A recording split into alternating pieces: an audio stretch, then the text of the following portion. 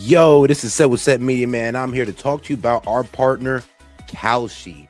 Kalshi is the largest legal prediction market in the United States with over 1 million users. It's available in all 50 states. They are a real money market, people trading on what they think will happen. You can build a position and trade in and out of almost any prediction you think. Kalshi facilitates trade between people kind of like the stock market. There's no limiting your trades just because you're winning. Kalshi will pay you interest on your position. So if you make a long-term trade, you can earn a return even before the market is resolved. If you want to try out Kalshi, go ahead and give them a try, guys, at my link, kalshi.com/setmedia. Get $20 when you trade 20, so it's 20 for 20, guys. Once again, that's kalshi.com/setmedia. Go ahead and use my code setmedia to get $20 when you trade 20. Let's go ahead and take a look here at Kalshi, because like I said, it is a trading market where you can put in your prediction and you can go ahead and earn interest on that. You can make money off the knowledge that you know, and if you put $20 in, you get $20 back. So all right, guys, make sure to go check out my guy at Kalshi, because you can get in on good trades like who will Trump nominate as Fed chair, will Ali Khamenei be outed as the supreme leader, and will the US confirm that aliens exist before 2027. So if you want to get in on this action, once again, go ahead and go to my partners at Kalshi. Go ahead and use the link, or you can hit the QR code above and use Set Media to go ahead and get $20 when you trade 20. This is Set from Set Media, and shout out to Kalshi.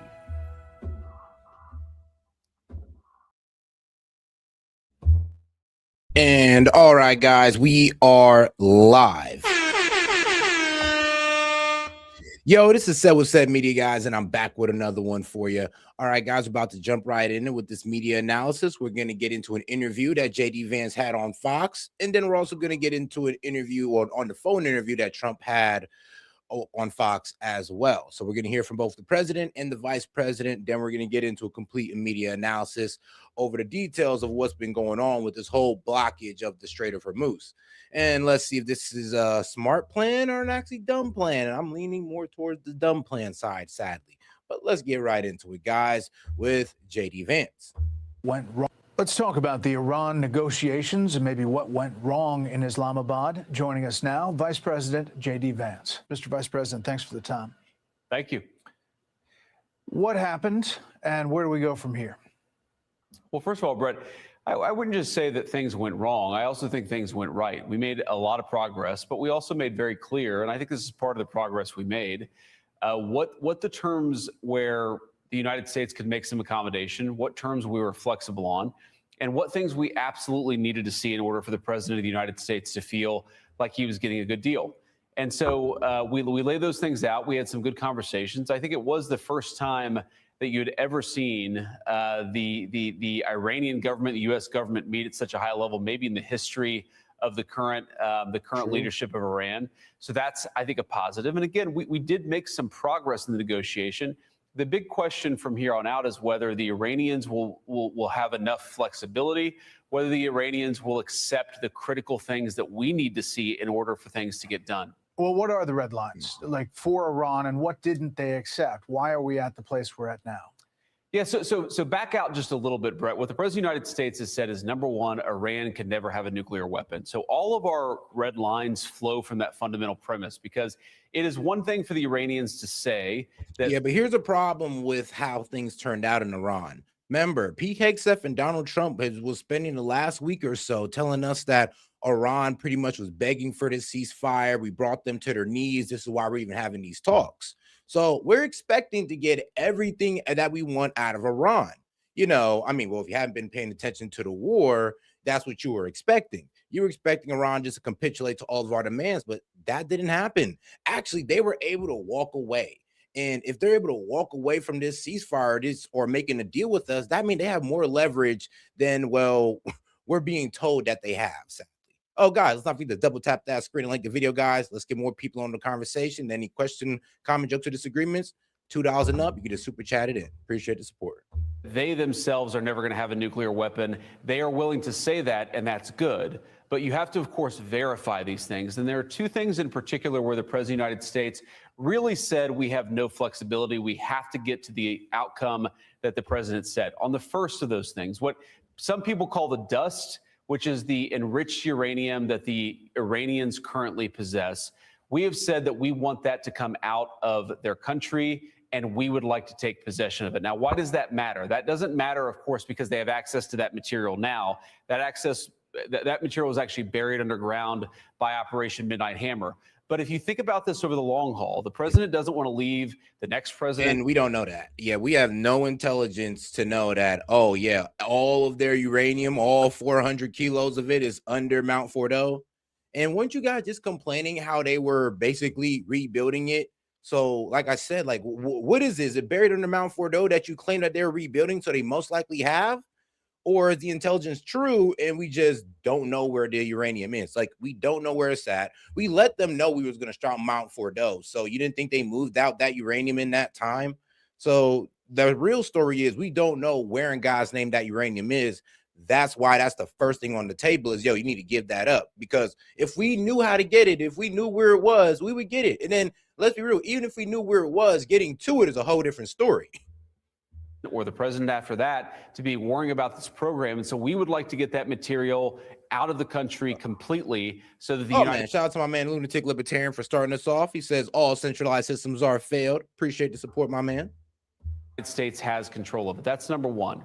And the second thing is that, again, to this point about verification, it's one thing for the Iranians to say that they're not going to have a nuclear weapon. It's another thing for us to put in place the mechanism to ensure that's not going to happen. Part of that is, of course, to ensure that they don't have the ability to enrich uranium, which is how they got so close to a nuclear weapon before. So those are really the two things where, frankly, the Iranians, I think, did make some progress. They moved in our direction, which is why I think we would say that we had some good signs, but they didn't move far enough. And so what we decided is, you know what, given that we don't... AKA, the Iranians was always willing to be at, well, a low enrichment. They was always willing to be at that 3.6 enrichment. We had them under the JCPOA. What they will not accept is zero enrichment. Yeah, they feel like, well, enrichment. What they're saying is they have their right to enrich uranium. They will not give up their rights to enrich uranium. They will go ahead and let the U.S. impose a restriction on their enrichment, but they will not allow the U.S. to take that away. So, and what we want is zero enrichment whatsoever. They're saying that they're not even going to give that to us, but they're willing to get into something similar to what the JCPOA was. And we're not even willing to do that with them. So both sides are having their maximalist demands. Therefore, no agreement can be met. I don't think this current team and this current timeline is going to be able to make a deal. Let them go back to Tehran. We're going to go back to Washington, and that's where we are today. So, guys, do me a favor and double tap that screen, like the video, guys. So let's get more people in on the conversation by double tapping that screen. If you got any questions, comments, jokes, or disagreements, you can just super chat that in. Appreciate the support, guys. Let's keep it going. Is there a next step? Are there more talks coming? Do they happen in Pakistan, and are you leading them? Well, it's an interesting question, Brett, and I think fundamentally it's a question that would be best put to the Iranians because the ball really is in their court. We've made clear where we're willing, again, to be accommodating, and we've made clear where we absolutely need to see the nuclear material come out of the country of Iran. Now, what's interesting, Brett, about this is that in the process of doing this negotiation, I do think that we acquired some knowledge about how the Iranians are negotiating. And this is ultimately why we left Pakistan, because what we figured out is that they were unable, I think the team that was there was unable to cut a deal, and they had to go back to Tehran either. Bro, it's so funny that JD Vance is saying that because actually that's what the Iranians were complaining about the U.S. is that, or JD Vance is like, well, every time it seems like we caught agreement, he had to go back and call Donald Trump. Confirmed. This has been confirmed by people in the negotiation room that JD Vance had to go back out and reach out to Trump 6 times. You want to know what Trump was doing while JD Vance was reaching out, to him about, the ceasefire deal? This man was attending a UFC fight. So, I mean, how serious could that have honestly been taken? But yes, he had to reach out to Trump 6 times to get any type of confirmation on if they could do this deal. Trump was moving the goalposts multiple times, like they did in the last couple of negotiations. And this is why they couldn't honestly get to a deal, because every time the Iranians seem to give us something that's workable and we go report it back to the president, well, now the goalpost has been moved and now they want something else. So yes, that was pretty much being reported. And this has been confirmed by both sides that JD Vance has to step out multiple times, 6 times exactly, and call the president every time Iran proposed an offer. AKA they weren't getting nowhere because the person who actually needed to be there was Trump, not JD Vance. He held no power from the supreme leader or somebody else and actually get approval to the terms that we had set. So again, whether we have further conversations, whether we ultimately get to a deal, I really think the ball is in the Iranian court because we put a lot on the table. We actually made very clear what our red lines were. We also made clear, Brett, that we actually would be very happy. The President of the United States has said he would be very happy if Iran was treated like a normal country, if it had a normal economy, if its people were able to prosper and thrive. But in order for Iran to be a normal country economically, it's going to have to be a normal country from the perspective of not pursuing a nuclear weapon, and it's going to have to be a normal country. I'm weak. So what? Normal countries don't have nuclear weapons? What are you saying? Like, so we're not a normal country? From not pursuing terrorism. And so there really is, I think, a grand deal to be had here. You pay for but terrorism it's up too. to the Iranians, I think, to take the next step. I hear you talking about the enriched uranium and the nuclear weapon and the inability for them to have. Oh, guys, we got about 400 y'all in here, man. Do me a favor and double tap that screen and like the video, guys. Let's get more people on the conversation by double tapping that screen. Appreciate the support, guys. Let's keep it going. One in the long term. I don't hear you mentioning fully reopen the Strait of Hormuz toll free. Is that one of the red lines? Well, it's one of the things we talked about, Brett, is that we need to see the Straits of Hormuz fully open. And this is frankly one of the things where the Iranians tried to move the goalposts during the negotiation. We made very clear that that's unacceptable. We came to the negotiation saying the United States, what we've given here is a ceasefire. We've stopped bombing the country. What we expect the Iranians to give up is a full reopening of the Straits of Hormuz. We have seen, as the president has said, some significant uptick in traffic coming through the Straits of Hormuz. That's good for the global economy. Yeah, but the only ships that are getting through are Chinese, Pakistani, and Russian. I mean, even the what was it? The 20 boats. They gifted me 20 boats. No, bro. They gifted Pakistan 20 boats by allowing their oil tankers to go through and get their oil. So no, that wasn't a gift to us. That was a gift to their homies over there in Pakistan. It's good for the United States of America as well, but we haven't seen that full reopening. So our expectation is that the Iranians are going to continue to make progress to opening the Straits of Hormuz. And if they don't, it's going to fundamentally change the negotiation that we have with them. You're not surprised. Yeah, well, here's the thing, though. I mean, now there's a double lock on the Strait of Hormuz. We're blocking it, and so is Iran.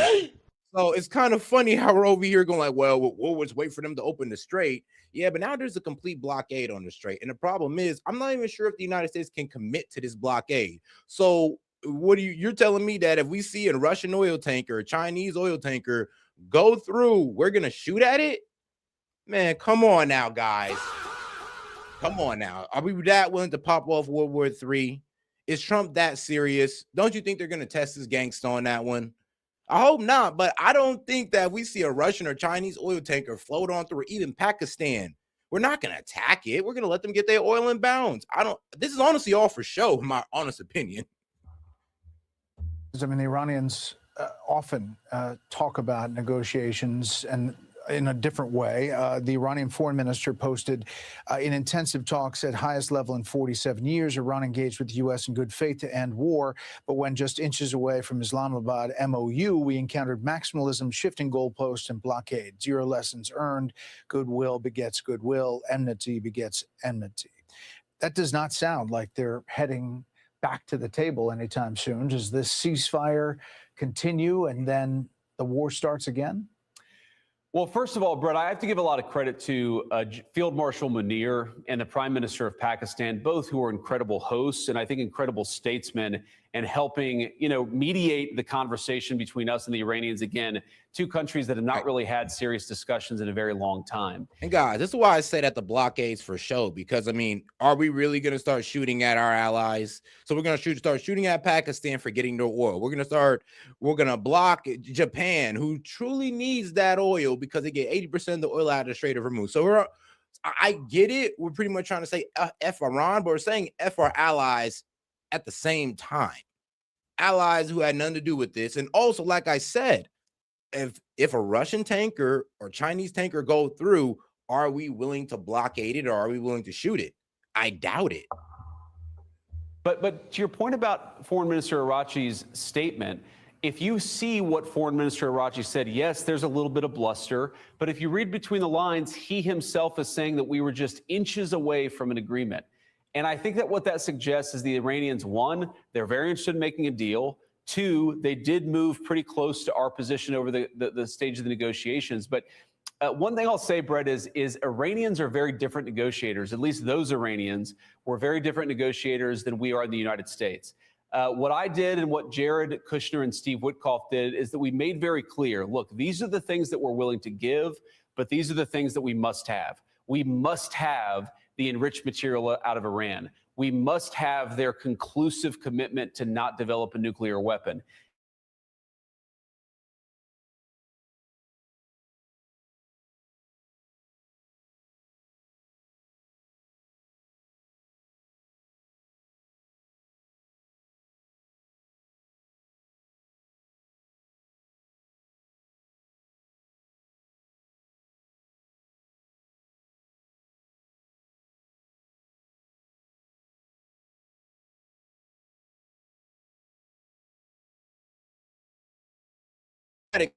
Put boots on the ground. A lot of people don't want that already. Want to tell us that they don't, because if they didn't, then we'd have got this ceasefire, well, 2 days ago. That if the Iranians are willing to meet us there, then this can be a very, very good deal for both countries. If they're not willing to meet us there, that's up to them. That's their decision. And really, ask what happens next. I think the Iranians are going to determine what happens next. As the President of the United States says, we have the cards. We have the military advantage. We now have additional economic pressure that we're applying on them through the blockade that we've imposed on their oil coming out of the Straits of Hormuz. So we have a lot of cards. We have the leverage, and we're going to see what the Iranians do with that. And so that's how the blockade works. U.S. Navy Iranian-flagged vessels going to through the Strait of Hormuz? Not just Iranian-flagged vessels, Brett, but any vessel that we know is going to Iranian ports or has come from Iranian ports.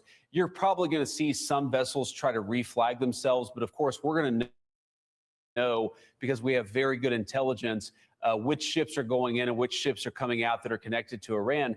But Brett, here's the very interesting thing about all this is that the only thing the Iranians have been able to do, they haven't, of course, beaten us militarily. The case when it comes to weapons of war, what they have done is engage in this act of economic terrorism against the entire world. They basically threatened. Yes, they got the global economy by the nuts. And we can't open it basically without putting boots on the ground. We can't get close to their ports without facing a drone or missile threat. So, yeah, what's the goal here when you're blocking down the Strait of Hormuz? Because, I mean, let's be honest. Let's be real here. Like, yeah, we're stopping Iran from getting their money, and that's cool. But now not even our allies can get anything. And they were working out deals with Iran like Japan to get their oil out because they truly need it. So now we even blocked Japan from doing that. And now we're making the energy crisis even worse, not better, but worse. And inflation already knocked up to 3.3%, up almost a whole percentage point. Gas is up almost actually up a whole $1. So this is going to make things worse when it comes to the fuel economy. And I'm sorry, but oil is a global commodity. So you don't just measure it for how much oil we have in America for the price. You measure it for how much oil we have globally for the price. This is why no matter, even when Trump says, oh, we got our own oil, it don't matter. It doesn't matter. It's not priced by us having our own oil. That's moving through the Straits of Hormuz. Well, as the President of the United States showed, two can play at that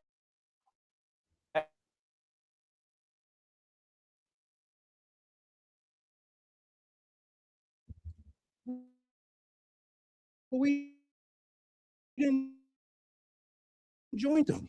Thrive and succeed. He has had his negotiation team put on the table a serious proposal. The ball is in Iran's court. Did we make progress? Yes, but we're going to find out from the Iranians whether we can make that ultimate bit of progress that gets us to a big deal.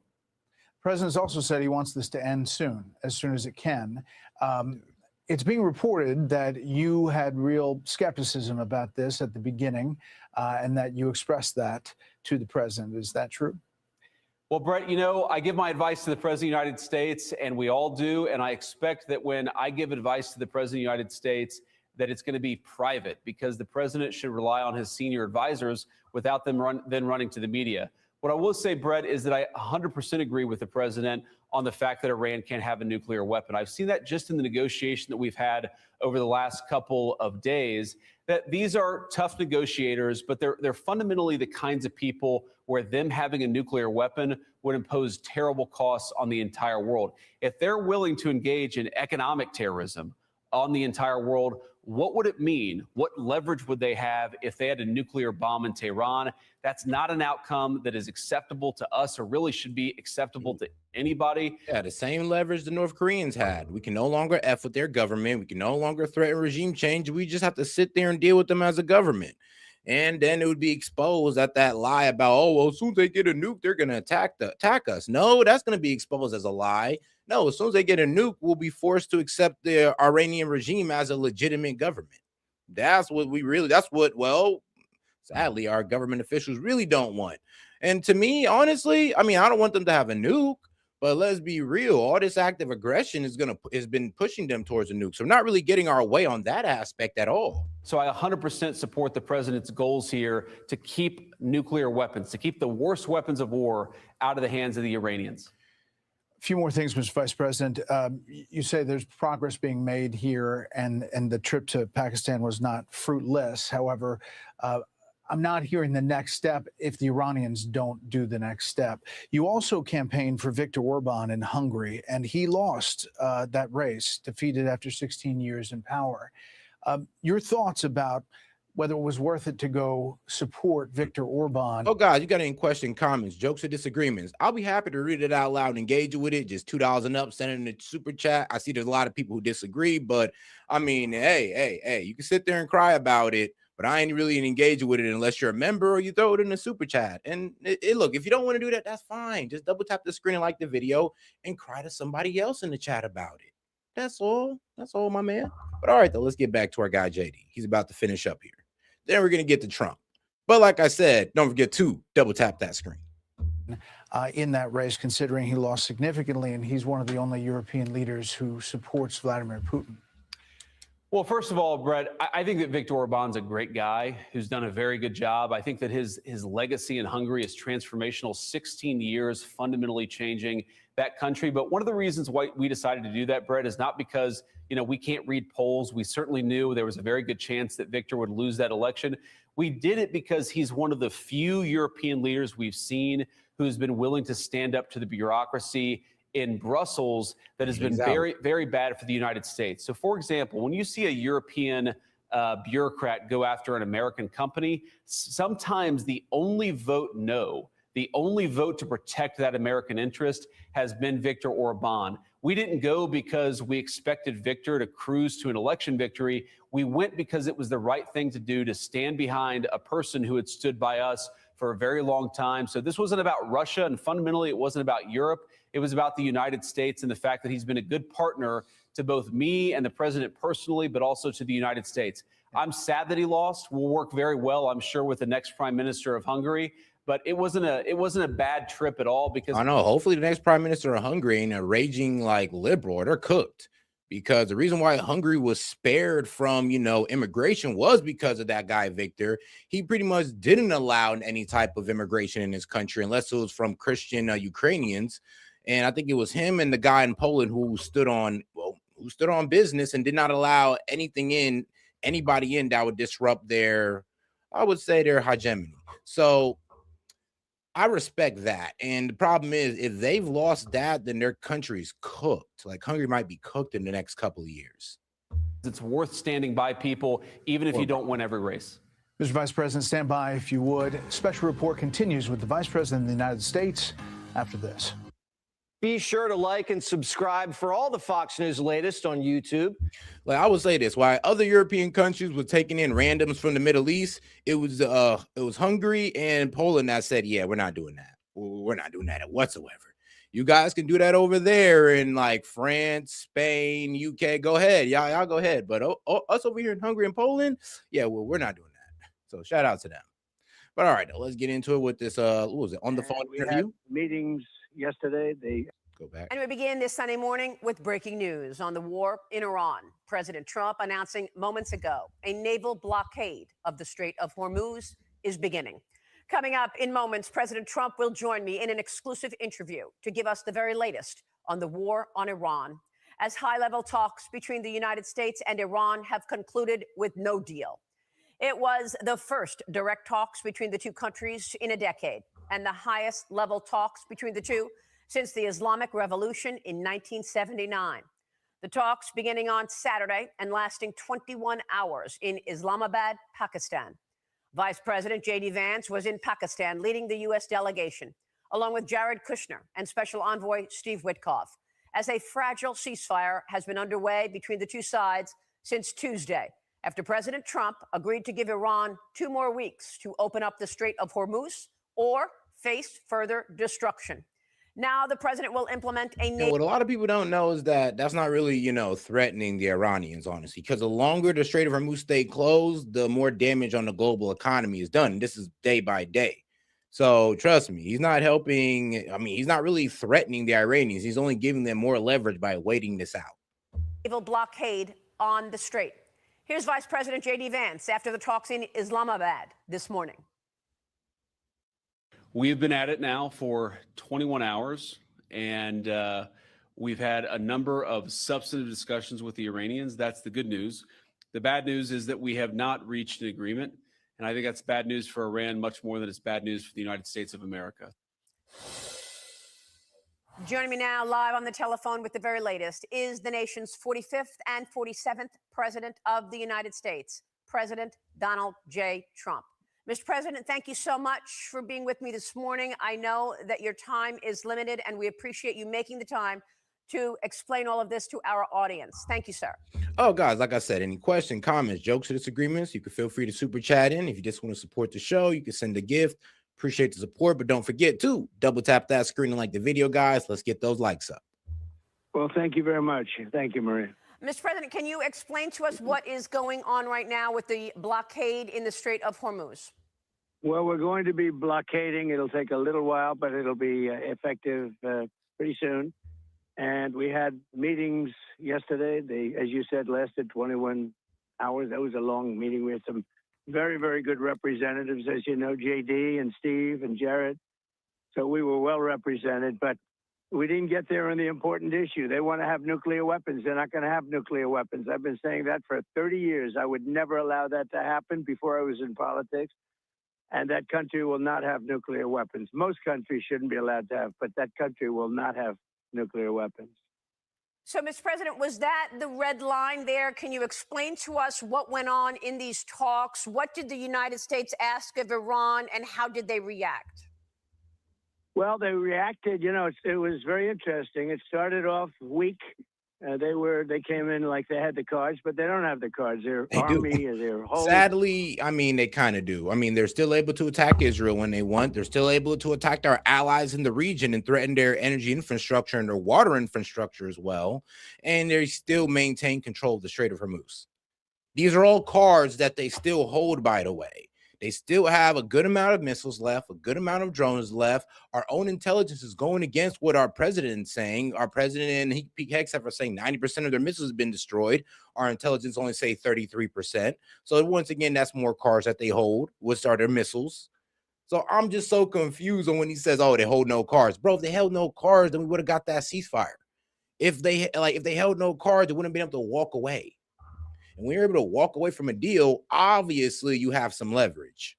Military is obliterated. The whole place is obliterated. And, you know, as you know, levels of leaders are gone. They're literally gone. Khomeini's gone. The whole thing is gone. The whole place is gone. They have one thing that they can do. They can say, well, gee, we're going to put a mine someplace just a mine. We'll drop 1 mine, 2 mines, 10 mines. And that will, if you have a ship that costs $1 billion, you say, well, I'd prefer not getting whacked by a mine, losing my ship or damaging it badly, at least. And so that's a little bit of a thing that they can do, and that it's military might and military power don't do it, but, it's extortion, and they're extorting the world. We don't get our oil from there. We have so much, and one thing you said, and I don't know if anybody heard it well. And here's the problem. It doesn't matter that we don't get much of our oil from there. The problem is oil is priced on a global metric, aka we're not priced on the amount of oil that we have here in America. We're priced on the amount of oil that's circulating in the world. AKA, if that 20% is missing, gas is just going to be more expensive. Even if we don't get gas out of that, even if we didn't get any gas out of that 20% that comes out of the global gas that comes out of the Strait of Hormuz, prices would still go up. Why? Because oil is priced on a global metric. Okay, it's a global commodity, and a lot of people don't understand that part, sadly. But we have boats pouring up to the United States. They'll be filling them up, and they'll be leaving, and they're going to be packed with the best oil you can get. Light, sweet crude. They're going to have the best oil that you can get. But so that's interesting, and it's great because we have a lot of oil. We don't get any. I mean, literally last year was 1%. We did that as a favor. We don't need the Strait. But other countries do. And I will tell you, while we're on the subject, we're very disappointed with... Yeah, other countries do. Like I said, I mean, India, Japan, Pakistan, all these guys get around 50 to 80% of their oil out of the Strait of Hormuz. And that's how they keep their economy, their society afloat through that oil. The fact that we cut that off is going to make things, I mean, honestly, more expensive for them. Harder. Life is going to be harder on them. And let's be real, if we're still getting products out of these countries, then those products are also going to be more expensive coming over here. Oh, and then for those of you guys said, well, they're just going to reroute. Yeah, it's a longer route. Whatever route Trump's proposing is going to be twice as more expensive to do, and it's going to get passed down to us. Yes, the transit fees of not being able to use the Strait of Hormuz will be passed down to us. And I'm not sure why people don't understand that. They know, very, very disappointed that they didn't come. Now they want to come and they want to help with the Strait, and it won't take long to clean it out. So we're going to clean out the Strait, and they'll be able to use the Strait in not too long a distance. But we had a very intensive negotiation, and toward the end it got very friendly, and we got just about every point we needed, except for the fact that they refused to give up their nuclear ambition. And that's the only point, frankly, to me, that was the most important point by far. And I want to ask you about that, and I will get to NATO as well. But, Mr. President, you wrote on Truth Social this morning saying that we will begin the process of blockading any and all ships trying to enter or leave the Strait of Hormuz. All right, guys, man, let's get to 100 likes by double tapping that screen and liking the video, man. We got over 600 y'all in here. We only got 64 likes. So let's make sure we are double tapping that screen and liking the video. And any question, comment, jokes, or disagreements, I'll be happy to read it out loud and engage with it. Just $2 and up. Help us reach the goal so we can go ahead and open up the call-in line and have some of you guys up here.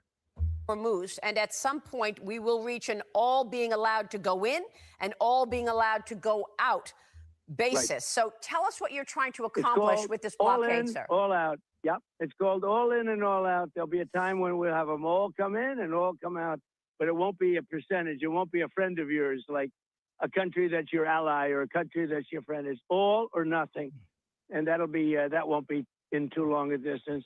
No, we're just bringing the ships up. We got a lot of ships, so we're bringing them up. We think that numerous countries are going to be helping us with this also, but we're putting on a complete blockade. We're not going to let Iran make money on selling oil to people that they like and not people that they don't like or whatever it is. It's going to be all or none, and that's the way it is. Are you stupid? And it'll be, you saw what we did with Venezuela.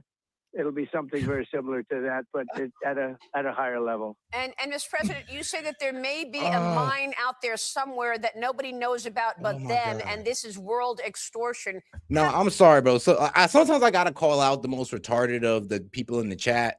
Like this guy right here who pretty much says that we're letting everyone through the strait except Iran. Bro, are you retarded? No, I mean, actually, know what? I'm not even gonna say you retarded. You just don't know geography to make a statement like that. Do I need to bring up a map of the Middle East for you people to understand like how this blockade doesn't really do anything for us? You know what? I got you, because apparently y'all don't know where the Strait of Hormuz is to be making such a retarded statement like that. This is the Strait of Hormuz, right here. And let me go ahead and mainstream it for my people who are watching horizontally. So this is the Strait of Hormuz right here. And this is Iran over here. So, and this is what they're controlling. No ships can pass through here because Iran got three things that they're able to control the Strait of Hormuz with. One, the mines that US says they're clearing out, but that doesn't really matter because that's not the biggest threat. It would be their drones and their missiles that they could fire into the Strait of Hormuz that they most likely got over here, shelved up over here along the port somewhere. So yeah, moving out the mines out of the Strait of Hormuz, that's not going to make these ships feel comfortable because the drones and the missiles could still go there. So guess what? And even the US ships, they can't go through the Strait of Hormuz because they'll be getting attacked by missiles and drones, and they know this. So they're not here just pretty much allowing any ship they want to go through. The American ships are more like over here in the Strait of Oman, more like down there.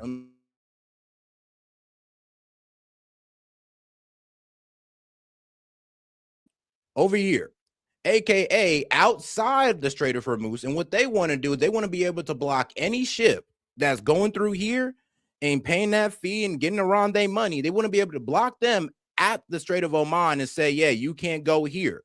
So this is where we're blockading at, and this is where they're blockading at. Like, what do you mean? We have no control over the Strait of Hormuz. Right now, we're just stopping people in the Gulf of Oman, pretty much telling them to turn their ass around and stay right there.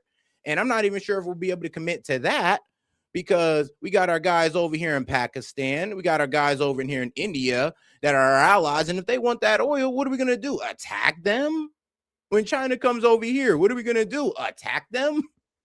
Like, think about how crazy this sounds. Now that I gave you this geographical lesson. All right, guys, make sure you double tap the screen and like the video, guys. Sorry, I had to do it for the slow people in the chat. How will the United States ensure that the mines are removed in the Strait of Hormuz?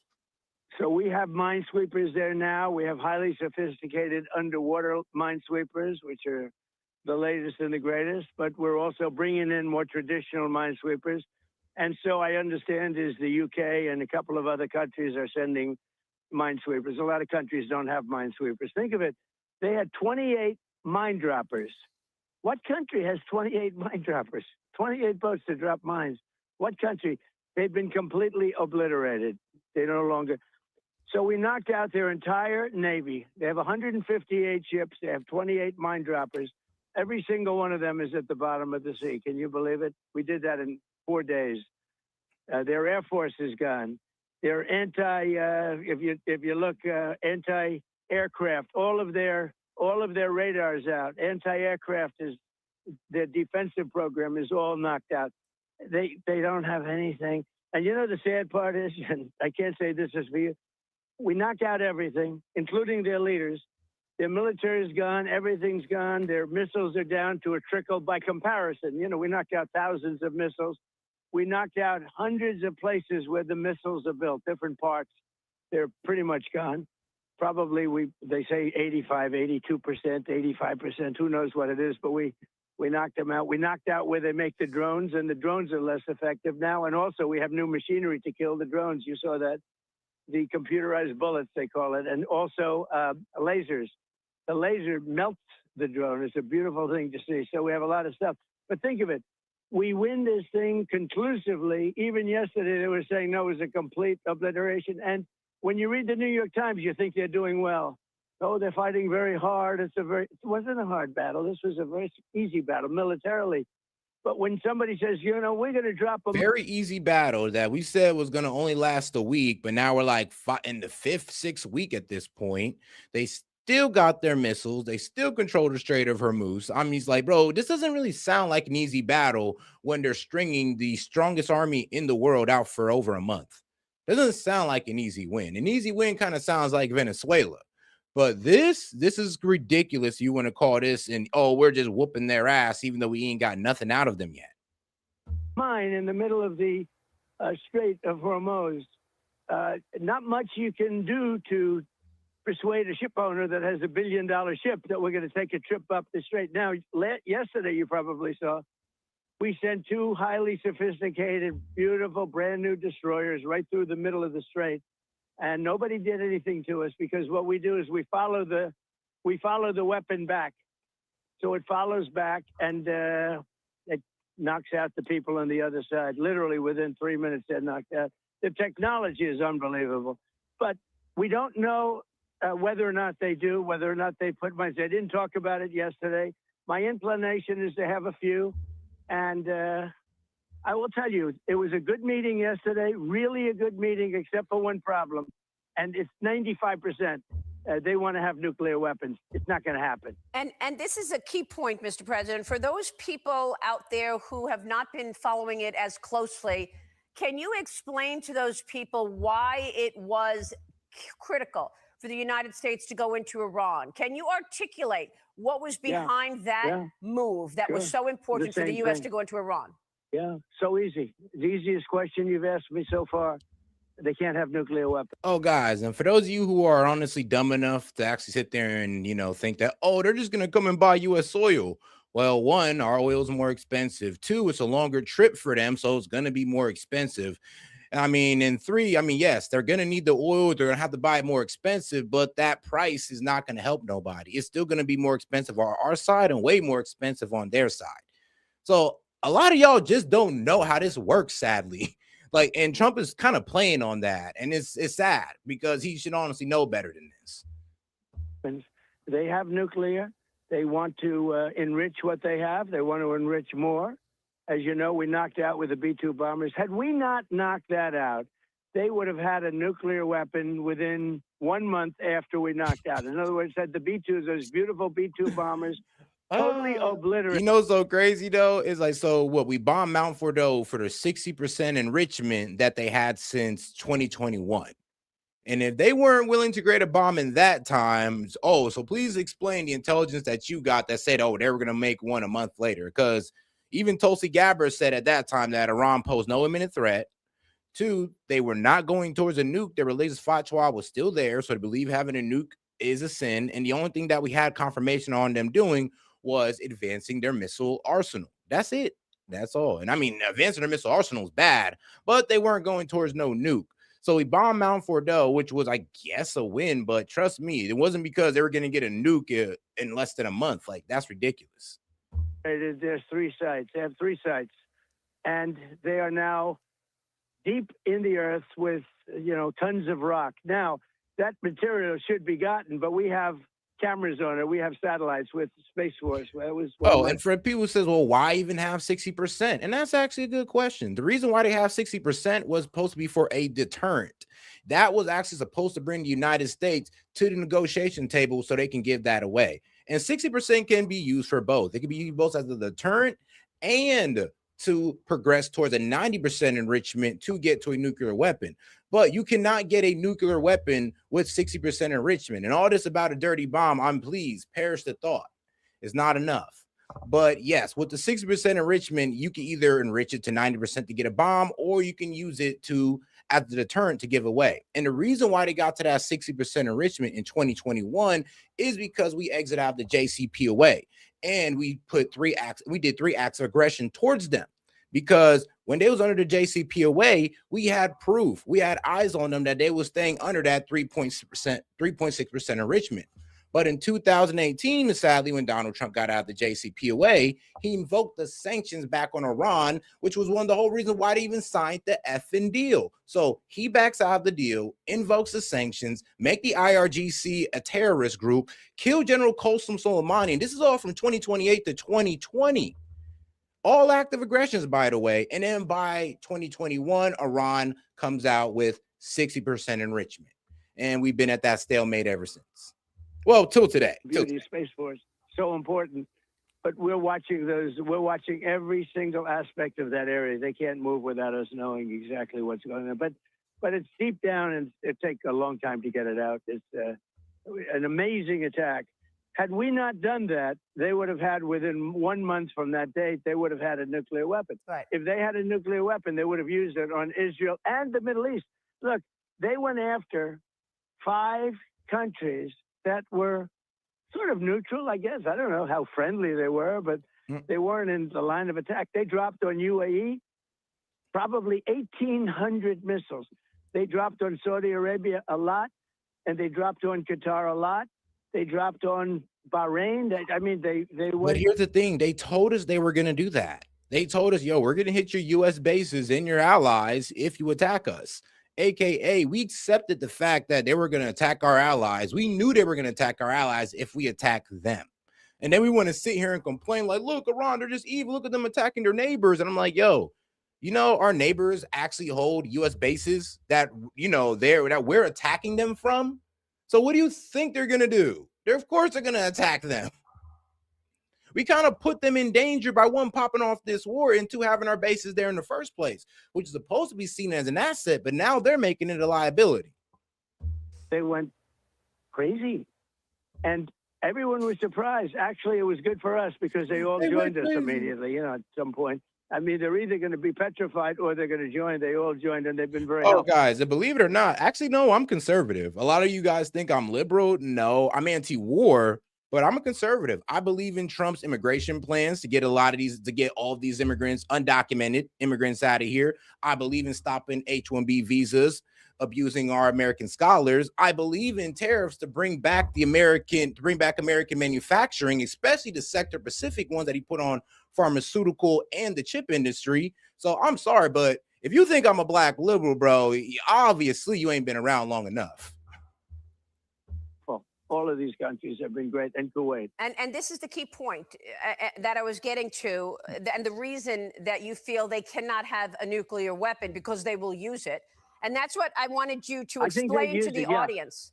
Yeah, I think they would use it. And they'd start with Israel, and one weapon would, you know, do damage like nobody's ever seen. Wipe it out, conceivably, big one. Now, wipe it out. They don't need more than one. And then they go after the Middle East, and then they'd eventually come here, okay? And we're not letting them come here, and we're not going to let them.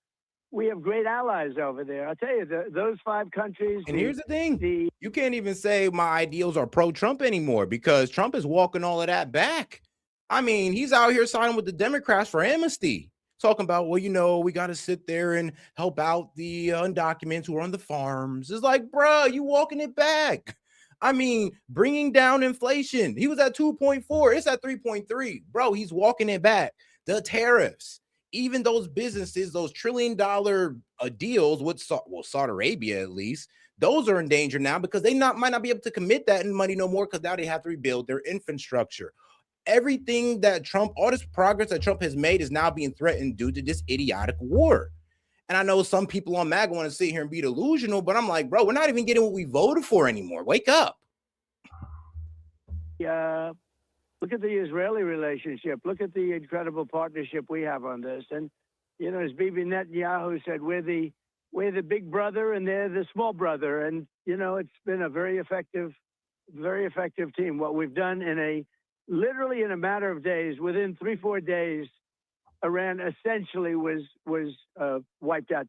And it's so sad, though, when the press says they're fighting bravely. They're not fighting bravely. They have no anti-aircraft. We fly over there. Yeah, but here's a problem. One, their missiles are actually proving to be just enough to actually strike our aircrafts. And 2, bro, we're talking about an Air Force that was from the 60s and a Navy from the 70s. Bro, we're bragging like we took out a modern day Air Force. We didn't. We took out an Air Force that is 3 to 4 decades old. We took out a Navy that's about 3 to 4 decades old in military tech. So when he says that, that is not a flex. The most advanced thing about Iran is their missiles and drones. This is why one of the main things we're talking about is to water down their missiles, because that's the main threat that they have, is their missiles, including those hypersonic ones and the cluster missiles that we found out about, well, a couple weeks ago. Who'da knew? Who'da knew? At will, can take out anything we want. as you know, last week I said we're going to strongly consider knocking out their power plant. Hey, shout out to my man Trailer Shift for the $10. He ain't had too much to say. He just wanted to show some support, bro, and I appreciate that. Shout out to you. Let me go ahead and give you a shout out real quick. And guys, don't forget to double tap that screen and like the video. If you have any question, comment, jokes, or disagreements, you can go ahead and super chat it in, or you don't even got to say nothing. You can just support the stream like my man right here. Shout out to my man Trailer Shift. And the rest of their bridges. We took down their big bridge, but we just did that because we were having good discussions, and they go to the press. They're very good with public relations, much better with public relations than they are at fighting. They go to the press, and they say, President Trump said it's okay for us to have a nuclear weapon, when I never even spoke to him. And by the way, that would be the only thing I would never say to them. And they know that. Right. And then the New York Times, which is a fake paper. It's just a fake. You just believe the opposite. It's so sad. I don't know. I can't even believe Trump when he like judges these news industries no more, these news agencies. Because I mean, bro, you was ready to believe CNN 100% approval rating. You was ready to believe that. Actually, you boast about that, but then you also call CNN fake news whenever they give you bad reporting. It's like, all right, bro. All right, whatever. When you look at CNN, the New York Times, ABC fake news, NBC fake news, when you look at this stuff, it's so sad to see it. I mean, they report things that they know are false. It's almost treasonous, actually, if you want to really know the truth. It's almost treasonous. But if you're reading the New York Times exclusively, and their circulation, by the way, is way down. Yeah. It's way down. I'm proud to report that. But if you're reading the New York Times exclusively, you would say that they are doing great in the war. Mr. President, They're doing terribly. I want to ask you about that. The only thing they have is the ability to say, well, we may have some mines. And if you have a ship, who wants to take a chance? You're not going to take a chance. Mr. President, I want to ask you about that because you put out a tweet and it really gripped the nation a week ago when we were all waiting and watching for the United States' next move should the Iranians not open the Strait of Hormuz. Hey, somebody did ask a good question in the chat, though. Somebody said, what, from now on, you're telling me that only drones and missiles matter? And actually, yes. Actually, drones have changed the entire way we do warfare. Like, if you haven't been looking at Ukraine and Russia, everybody's been saying, like, yo, these drones are a game changer. They're almost making aircrafts obsolete at a certain point. And we spent this whole time building up our aircrafts and ships and all this good stuff when we probably should have been focusing on those drones, to be honest.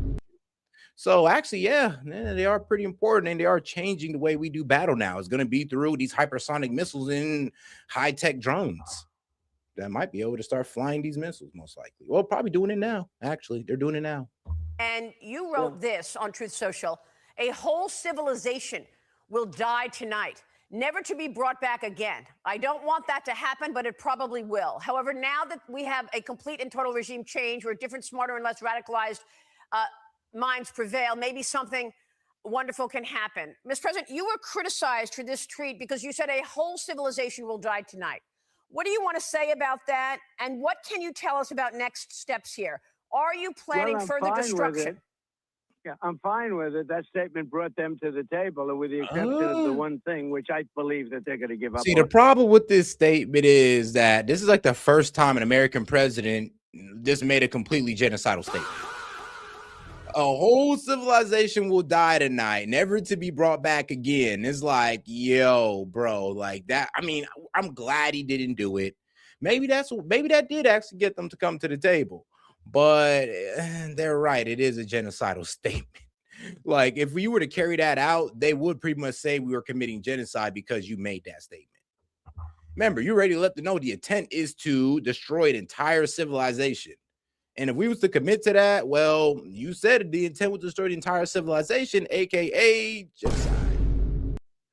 Boy, I'm glad he didn't do that, though. I believe they're going to give up on that pretty soon, to be honest, because it's not going to work. We actually thought we had them, and then all of a sudden they said, no, we want. So, but I believe, no. And when I say that, but remember, what have they said to us? For years, I've had to listen to them say, death to America, right? They say death to America, death to Israel, America, the state. Yeah, but I'm sorry, though. If you get mad at that, then you just don't know history. And you actually never really heard from the Iranian people. Because one, when they say death to America, They're talking about our government that constantly interferes in the Middle East and has brought nothing but destruction and mayhem to their country. And if you don't believe me, I mean Operation Ajax. And if you don't know what Operation Ajax is, it's a CIA-led operation to where just because they voted in a president that wanted to give them a better deal on their oil, we're talking about Iran, by the way, a president who they voted in a president who wanted to give them a better deal on their oil. And because we didn't want to let them have a better deal on their oil, we popped off Operation Ajax, got him in there, put in the Shah, who's, well, you know, the whole king that they're axing, that you guys claim they're axing back for, but that lets me know you guys don't know history, because the Shah was an authoritarian. The Shah has secret police. The Shah was also cracking down on the Iranian people as well until they and selling out their resources to the US. Like, bro. So they actually rose up against the Shah that we put in, by the way, that we interfered in their politics after they voted for somebody else. We said, F what they talk about. We put in our own guy. And you don't think that's going to breed any type of hatred for us? But all right, if that's not enough for you, do you know that we actually funded Saddam, gave that man the green light into attacking Iran? Yes, in the Iran-Iraq war, yeah, we were helping them out with we was helping Saddam out with the Gulf states, of course. They pitched in to take out Iran. The CIA helped Saddam get gas weapons to gas the Iranians. And they know that we did this. You don't think you thought they forgot? And you wonder why they yelled death to America. Well, now you know, because a lot of y'all people don't know because you don't know history. Well, guess what? I just filled it in for you. And if that was you and a government did that to you, how would you feel towards that government? And be real now. Be real about it. Don't sit there and act like a bitch now. Don't bitch down now. We will destroy America. Death to America. Now, does anybody ever complain to you when they say that? I think that's a big step worse. Death to America. So they're allowed to say death to America. And what I'm referring to is when I talk about civilization, it'll be much different because their military will be totally gone. It's pretty much gone now. But their military, look at their leadership. We have had regime change because the people we dealt with yesterday were, frankly, very smart, very sharp, very good, very good. I think they were smarter than the people from before, Khomeini and that group. Because look what it got them. Look what all of their antics were spending they spent all their money on weapons. We've destroyed most of those weapons. Mm-hmm. But you know, when I say about a civilization, it really has changed. It really has. But think of it. They're allowed to say death to America, death to this, death to, and I make one statement, they say, oh, such a big deal. Let me tell you know, after the history I just described, with the fact that this man just threatened to end their entire civilization, I mean, what do you expect these people to think of us? Like, I really want y'all to use y'all common sense. After the history I just explained, what do you think? What do you think they're going to think about us, guys? Like, are you serious? Hey, that statement got them to the bargaining table, and they haven't left. They haven't left the bargaining table. I predict they walked away. Back yes, they did. Everything we want. Iran released a statement, said they're ready to resume fighting. It's like, yeah, they walked away. We gave them our maximum demands. They looked us in our eye and said we're good. Like, we got enough cars to walk away from this deal, and they did so. So I'm sorry, Trump, but what you're saying does not match reality. And I wish it did. I really wish it did, but it don't. And I told my people, I want everything. I don't want 90%. I don't want 95%. I told them I want everything. Well, and what they have no cards, Maria. Yep. They have no cards. Their Navy is gone. Their Air Force is gone. Totally gone. Mm-hmm. They have nothing. They have no ships. 158 ships are at the bottom of the sea. Good ones. New. The Soleimani, they had one called the Soleimani, was taken out by one of our Tigers. Even she's lost. She's like, look, you can sit here. I'm telling you, I know she's lost because anybody who's listening to this man right now is like, bro, you're saying all this Navy and Air Force stuff, but if that's such a big deal, then why did they walk away from a ceasefire that you told us that they were begging for? Like, you got to explain that. You can't keep talking around it. Stop treating the American people like they're stupid, like they got TikTok brain or something. We remember what the F you guys were telling us. And now it's not matching up with reality. You want to go over the old talking points like, well, we destroyed their Navy. We destroyed their Air Force. Yeah, from the 60s and 70s, bro. That's not a big deal, to be honest with you. They're exerting their force through missiles and drones. Sharks by one of our rapidly moving submarines. It's amazing. Our military is so good. Do you know our military is a 94% approval rating now? Well, Congress has a 14%. The media has a 12%. When I started, the media had a 92% approval rating. Now they're down to 14%. Wow. And I'm very proud of it because they're very dishonest. Mr. President, I see what just took place in terms of our NATO allies pushing back and not supporting you and the United States. And I see what has happened with our Gulf Why should allies in the Middle East who do not want a bully in the Middle East any longer. Are you expecting those Gulf allies to help you in this blockade in the Strait of Hormuz? Oh, yeah. What sure. other countries are going to join? I'm be real with you. They're talking big, but it wouldn't be in their best interest. It really wouldn't be. I mean, look, man, you got to understand when it comes to Iran, they're kind of working a bit unfairly here. Let's go back to the map here, right? Because you look, Saudi Arabia, Qatar, UAE over here. Let me just go ahead and close up a little bit more on them. Yeah, the problem with this is that, look, one, you got Yemen over here. These guys over here in Yemen, this is where the Houthis are.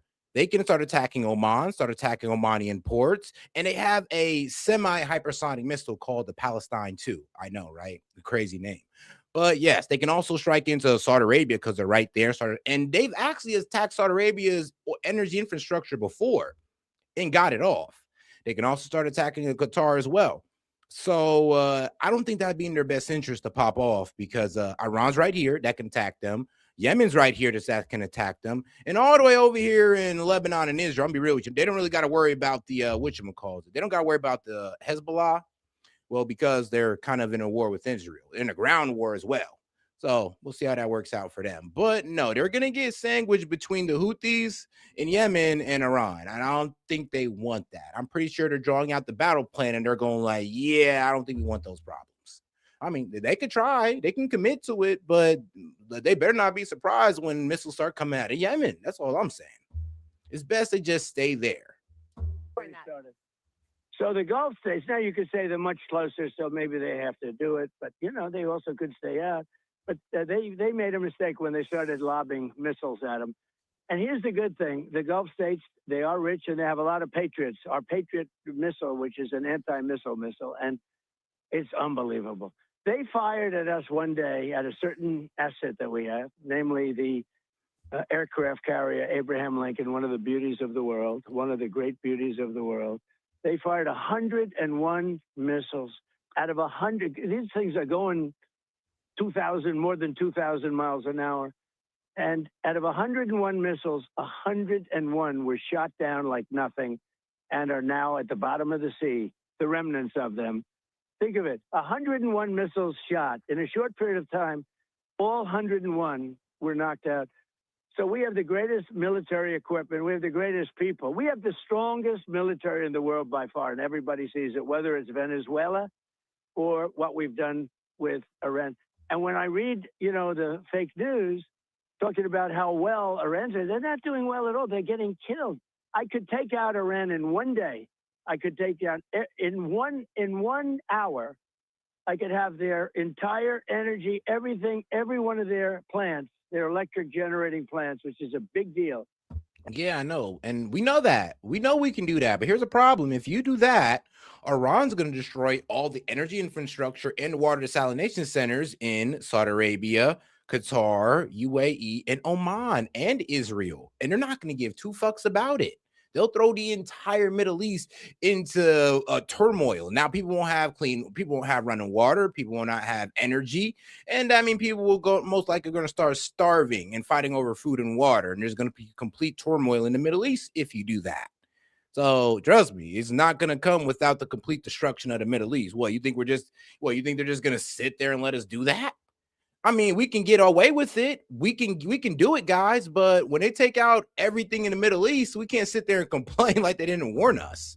And that's just the scary reality of what Trump is saying, because it's like, yo, you know, if you commit to this, they're going to start destroying all water and energy infrastructure throughout the entire Middle East indiscriminately. They're not going to start. They're not picking favorites. I hate to do it because if I do it, it takes you 10 years to rebuild. They'll never be able to rebuild it. And the other thing you take out are the bridges. I took out one just to show them because they went public with a statement that wasn't true. They admitted it. I say, I'm going to take out a bridge. And I took out a bridge. And that was the end of that. Now they've been really behaving quite well. But in one half of a day, they wouldn't have one bridge standing. They wouldn't have one electric generating plant standing. And they're back in the Stone Ages. I'd rather not do that. But I do believe they're going to come to the table on this because nobody can be so stupid as to say that we want to have nuclear weapons and they have no cards. They have no cards whatsoever. So if they do not give up that effort, is that the plan? Will you further destruct Iran? Yeah, I will. If they don't give that plan up, yeah. I'm not in huge hurry. What we want to do is we'll open up the strait. But the ships are coming up to the United States. Let's talk about that. I've been inviting everybody. It's pretty good. Let's talk about that, Mr. President, because you referred to a post that hundreds of super tankers are headed to the Gulf of America to buy oil and gas from the U.S. What can you tell us about that, sir?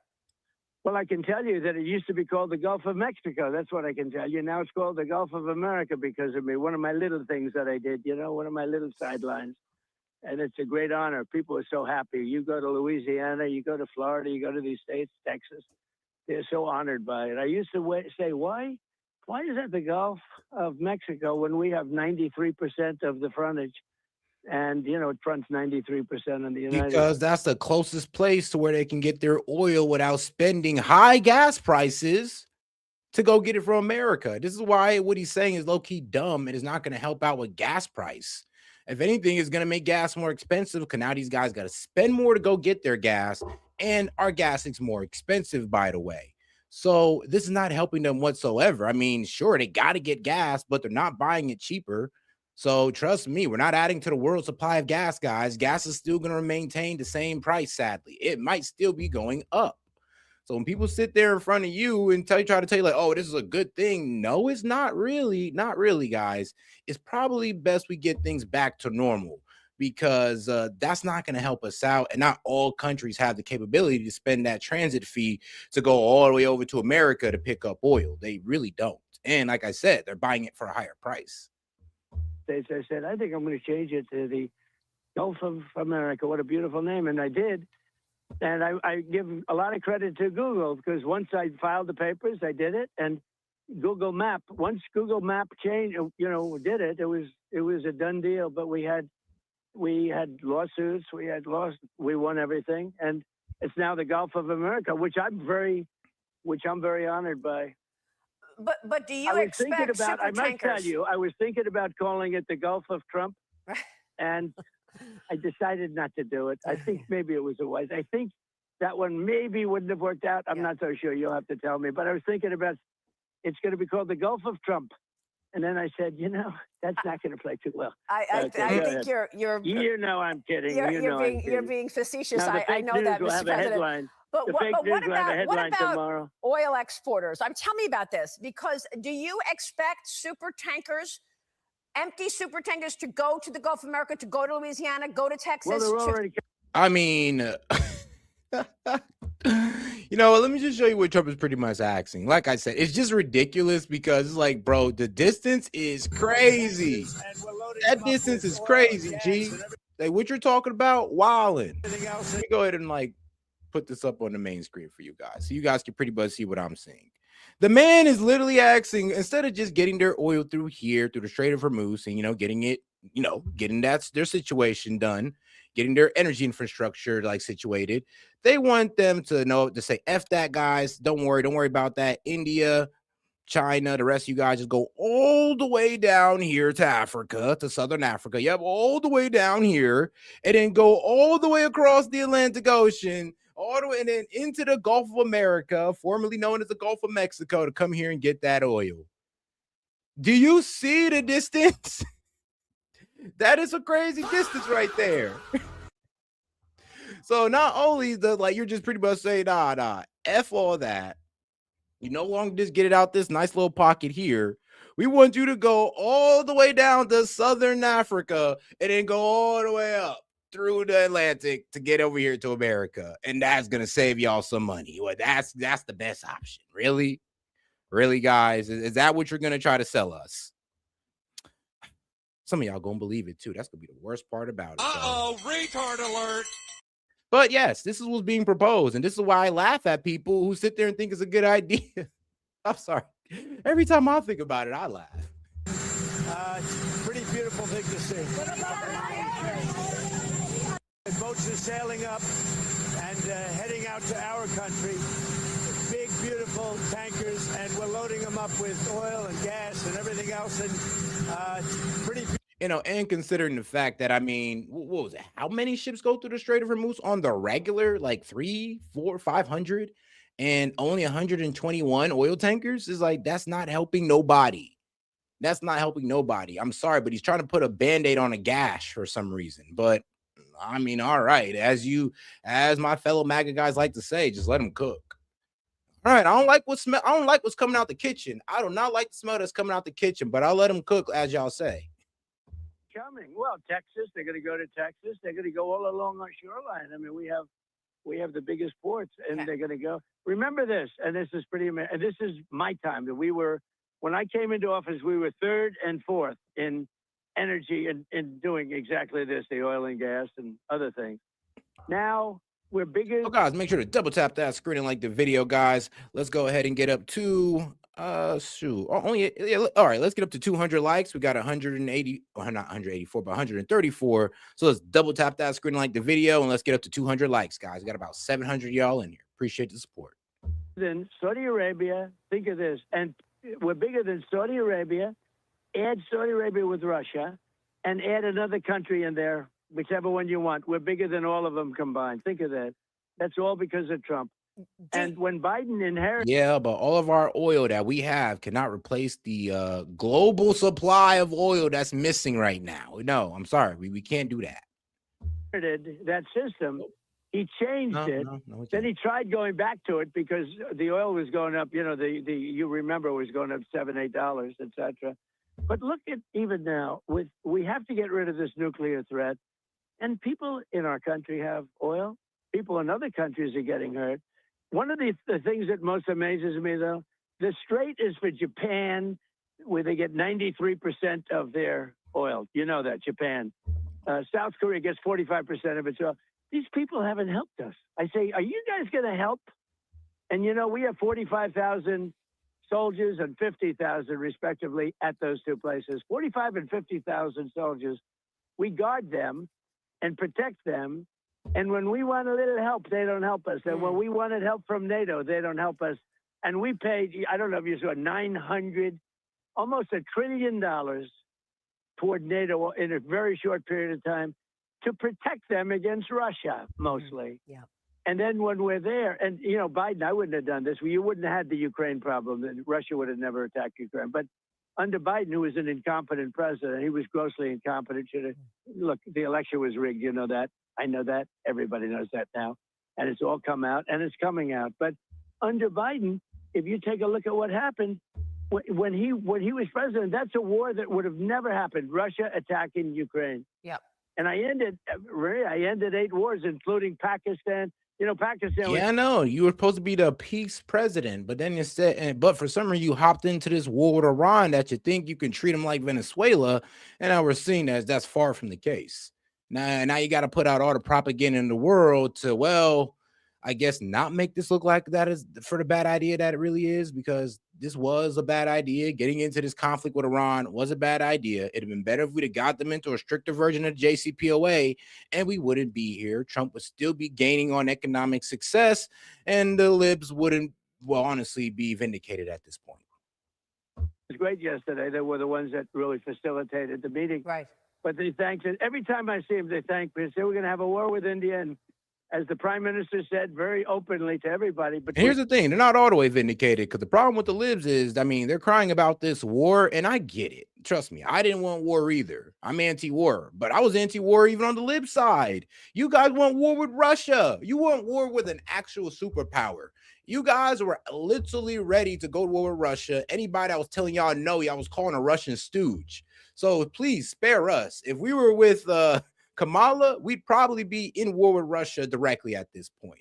So I'm sorry, but like I said, one of the main reasons I didn't even vote for the Democrats in the last election was because they was pushing towards war with Russia. And I'm sorry, but if I knew Trump was going to war with Iran and you just told me to take a pick, I think I'd go to war with a country that's not a nuclear power. But I don't know, for some reason the Dems went in war with a nuclear power. So let's not pretend that any side was any better. What kills us over here on the right, on MAGA right now, is that we voted for no new wars. For some reason, this new war popped off. It was pissing me off even more is how there's guys in my camp that's sitting there acting like he never said that. Like I said, it's like they forgot what they stood for, and now it's about who they stand for. Who they stand for is Trump and not American values, not what they voted for, which were no new wars, a better economy, and all this good stuff. And it's kind of seemed like they walked that all back just to support Trump no matter what he does. And I mean, I ain't vote for that. I voted for a better America, not America ran by Trump, for Trump, by Trump, and always will be loyal to Trump. I did not vote for that. In 30 to 50 million people would have been killed. And I got it ended. I said, if you guys are going to have a war, we're not going to do any trading with you. Well, and believe it or not, I got it ended because of tariffs, Mr. which President, the Supreme Court was not nice to me about. is this all going to be enough? The blockade in the Strait, the opening up capacity in the United States is this going to be enough to lower the price of oil and gas, sir? Well, it's going to be. I mean, so it's people said I voted for this. You know how retarded you sound? So you voted to get what? Higher gas prices? Like, really? You voted for a worse job market? Because this is what this war is doing. Inflation's going up along with gas prices. The job market is not doing so well anymore. The Dow is no longer at 50,000, as Pam Bondi likes to say. So you pretty much voted to walk back progress? Like, is that really what you're saying? Like I said, man, some of y'all are just... some of y'all really drunk the Kool-Aid. I mean, you took the full picture, you drunk it, and you ain't leave no more Kool-Aid for anybody else. That's how lost you are. Eventually, it's going to be lower. No, it might not happen initially, but it's going to go down. When this is all over, look, the stock market, the Dow hit 50,000. It was supposed to be in 4 or 5 years. They said it won't happen during his term, but it'll be maybe 4 or 5 years. It hit 50,000 in my first year. You know it better than anybody. You cover it better than anybody. Not anymore. The S&P hit 7,000 in my first year. Before my first year, you know that. And I said to myself, "Oh, here we go. I got to stop this country from having a nuclear weapon. You want to see a stock market go down? Let a couple of nuclear bombs be dropped on us, or frankly, any place else, and you'll see a stock market that goes down." So the stock market has not gone down very much at all. Gone down a little bit, much less than I thought. And frankly, the gas hasn't gone up as much as I thought. But regardless, even if it did, we have to stop this group of people from having. And again, it was worse. I mean, the market recovered, but bro, gas, yeah, national average is at $4 now, bro. Because Khomeini was a total, radical. I'll be nice, maniac. He was a maniac, and you can't let them have a nuclear weapon. Right. So I just have. What's so funny about him saying Khomeini's a maniac? Khomeini was the one who put in the religious fatwa saying that they would not have a nuclear weapon. So the maniac is a guy pretty much creating a religious law forbidding the country to have a nuclear weapon. That's our maniac, guys. Okay, bro. Okay. The greatest economy ever. Everything's going along, and I say, I'm sorry. I tell my economic advisors, they say, I'm sorry, fellas. We're in great shape. We have to go and take a little journey down to Iran, and we have to stop them from having a nuclear weapon. They all said, we agree. So do you believe the price of oil and gas will be lower before the midterm elections? I hope so. I mean, I think so. It could be, or the same, or maybe a little bit higher, but it should be around the same. I think this won't be that much longer. They're wiped out, man. They're wiped out. And bro, just ready to accept the L at this point. He's just like, F it, bro. He's like, look, I'm pretty sure when Trump ran into this war, like, come on, bro. You just got to say F gas prices at that point. Like, obviously, Trump cares about this war more than gas prices. He cares more about this war more than the affordability of the American people. Shit, he cares more about this war than providing child care to the American people. And he said this out loud, sadly. So it's just like, got MAGA. What are we doing? like I said, like remember what you voted for, not like, bro, remember what you stand for, not who. Because sadly, y'all just tagging on to Trump just because it's Trump and not for what he stands for. Because this is crazy. You don't get a fair shake. You don't get, we need a free and fair press in this country. And I don't even know why people would do that. Why would they say how wonderful they're doing militarily? They're doing so well. They're totally, the country is wiped out. We lost one airplane and we captured the two pilots. How about we saved those two pilots? Unbelievable. Which no other country has the capability of doing. Usually when that happens, countries wave goodbye. They say, lots of luck, because you're going deep into, and we went 7 hours into, it was a 7-hour flight. Yes. To go in and get them. We had one of the roughest areas, one of the most dangerous areas in the world, and we got both of them. It was incredible. But extraordinary. We got both of them. And thank God that for our military, and I know that you rebuilt the military. Now, Mr. President, before you go, it was you who did the maximum campaign against Iran in your first term. Right. Is it going to be back to the maximum campaign? You deemed them the leading sponsor of terrorism. And I have to ask you about all of these efforts and the impact on China, what you've done in Venezuela, Iran, even your comments about Cuba. Where does that put China as you approach this meeting with Xi Jinping next month? Sure. Well, in the maximum campaign, you can't do any more maximum. We've wiped out their whole country, essentially. The only thing left, really, is their water, which would be very devastating to hit. I would hate to do it. But it's their water, their desalinization plants, their electric generating plants, which are very easy to hit. We could hit them. We could have them all down. And I mean, down like you couldn't have electricity for 10 years because it takes you 10 years to build those plants. You know what's so tough about this? Let's go over to the oil market real quick, right? Let's get into Brent crude, because this is honestly important. This is how like most oil is priced around the world, Brent crude. Because the problem with this is that when you go here to, what was it, February 28th, when the war started, what was that? $72. $72, guys. This is what oil was trading at before the war, at $60 to $70. I think the highest point back then was what? $77, and that was last year in June 19th. Oh, and when was that? Oh, the 12-day war. So, yeah, it wasn't even that bad back then. Now we're over here, bro, at an average of 70, and boom, 80, boom, 90. And this is why it being at 90 is not even a good thing, because before this war, it was at 71, basically. Well, let me see, get more accurately right here. Well, yeah, $72 on the day of the war. This is why it being at 90 and people brag, well, at least not at 100. Motherfucker, we need it at 70. Are you serious? Like, go look at the charts before. That's what we needed at for gas prices to go back to normal, for gas prices to continue to fall. It needs to go back to that 60, 70 region. And if we don't get it back to that, we're going to continuously see high gas prices. I hope you know this. All right. From scratch. You'd never. Oh, guys, make sure let's get to 200 likes by double tapping that screen and liking the video, guys. Appreciate the support, by the way, or smash that like button, depending on where you're watching. If you have any question, comment, jokes, or disagreements, feel free to send it in the super chat. I'll be happy to read it out loud and engage with it. Just $2 and up. All right, guys, let's go.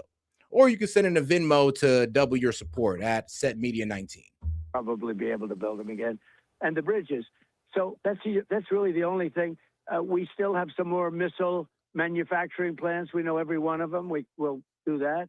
We still have other things. But when you talk about maximum, I think, outside of those few things that are remaining, I think I pretty much maxed out. You are very, very violent and vicious. I don't want to have you against me. I'll tell you what you said. I think we pretty much maxed out, other than those few items. Then we still have some plants left. We had another week left to knock out the rest of the plants, but we were knocking them out fast. As far as China is concerned, China can send their ships to us. China can send their ships to Venezuela. We told them, buy from Venezuela. We have a lot of overcapacity. We'd sell them, and we'll probably sell it for even less money. I have a very good relationship. Oh, guys, and for those people who want to cry, I mean, oh my God, this is like the dumbest argument ever. My man, it was almost $10 a gallon under Biden. You're tripping, bro. Are you retarded, bro? Did you forget what you voted for Donald Trump for in the first place? For lower gas. which is going to translate to lower prices across the board. So it's funny how you can't even hold your side accountable enough to see that you're walking backwards on that, to see that inflation is going up, gas went up by the complete dollar, and you're over here sitting like this is a good thing, like this is what you voted for. Are you dumb? Like, come on now. Like, y'all guys got to have a little bit of like critical thinking here. And I just completely showed you how gas prices will continuously go up if we're staying in this $90 region. And there's a lot of people in the chat who's confused thinking that $90 region is good. With President Xi of China, we work together very well. They're paying us substantial money, as you know. We've never got money before. You know, I listened to this Gordon Chang. He has no idea what he's talking about. We have been very tough on China, tough but fair. And, you know, it's an amazing place. But I have a very good relationship with China, and they've been doing you know, I put tremendous tariffs. I put 100% tariff on all Chinese cars coming in. And that's destroying Europe. They're destroying Europe because they're taking away so much business from Mercedes and BMW, et cetera. And we don't have any Chinese cars in our country because they would have destroyed General Motors, Ford. They would have destroyed these companies if they did it. So I put 100% tariff on. And in all fairness to Biden, he allowed it to stay on, which is shocking to me. Right. It's one of the things, it's about the only thing he did good, but he allowed it to stay. So we don't have the problem that they have. You know, they're having tremendous economic problems in Europe because they're being just swamped with these Chinese cars. We don't have any. But Mr. President, just to be clear, you said the other day that any country that supports Iran and sends military equipment to Iran will face a 50% tariff if they try That's to bring correct. products. Did you refer to China? Did you mean China? Yes, and other people, but yes, Yep. China too. So China, Japan, Pakistan, all of our allies, he's threatening with a 50% tariff if they go get oil out of Iran. And like I said, so I was right. We weren't going to strike them. We don't really have too much of a way of enforcing it because, bro, India, Pakistan are going to look at, bro, like, screw you. I got people that need this energy, dog, and I don't have the funds to go get it from you. So screw you. You can go ahead and put your 50% on, and I'm going to go get my oil because my people need this oil because we're going through an energy crisis right now. And if you don't know, yes, that's exactly what's going on. And because you're over here sitting pretty in America, don't think that shit ain't getting wild around the world. Check this out. The world was warned this could happen, and now it actually is. The Philippines just became the first country in the entire world to declare a state of emergency because of fuel shortages linked to the war in the Middle East. This is because a staggering 98% of the fuel that the Philippines imports needs to pass through the Gulf region. And it's not just them. The whole world is now facing its biggest restrictions on fuel since COVID. Slovenia just became the first EU state to begin fuel rationing, so you can now only buy 50 liters max of fuel per day. Meanwhile, the IEA has now advised their 32 member countries, which include the likes of Australia, Germany, Japan, France, and the UK, to implement various fuel-saving measures, including even lowering their highway speeds by 10 kilometers an hour. China have temporarily banned fuel exports to protect their domestic supplies. Australia are facing what's described as a national crisis, where hundreds of their petrol stations are running dry from panic buying and shortages. South Korea have begun considering work-from-home policies and have also introduced price limits for fuel for the first time in decades, along with other countries like Croatia, Hungary, Brazil, and Thailand. Cuba are really struggling this week with numerous countrywide power cuts only made worse by the fuel shortages. Japan will begin their biggest ever release of oil from their strategic reserves this week. And as for the United States, well, Trump was asked about the Strait of Hormuz, and he said this. We don't need it. We have a lot of oil. We're the #1 producer anywhere in the world ×2. So you honestly think these countries are going to keep going through this on the fear of a 50% tariff? Yeah, everybody's going to start looking at Trump like, bro, go screw yourself. I got to get this oil, regardless if you're going to put a 50% tariff on me, because it ain't about to be on that oil. I'll tell you that. So yeah, like that's what I'm saying. This blockade's a bad idea, and all we're doing is honestly putting pressure on our own allies.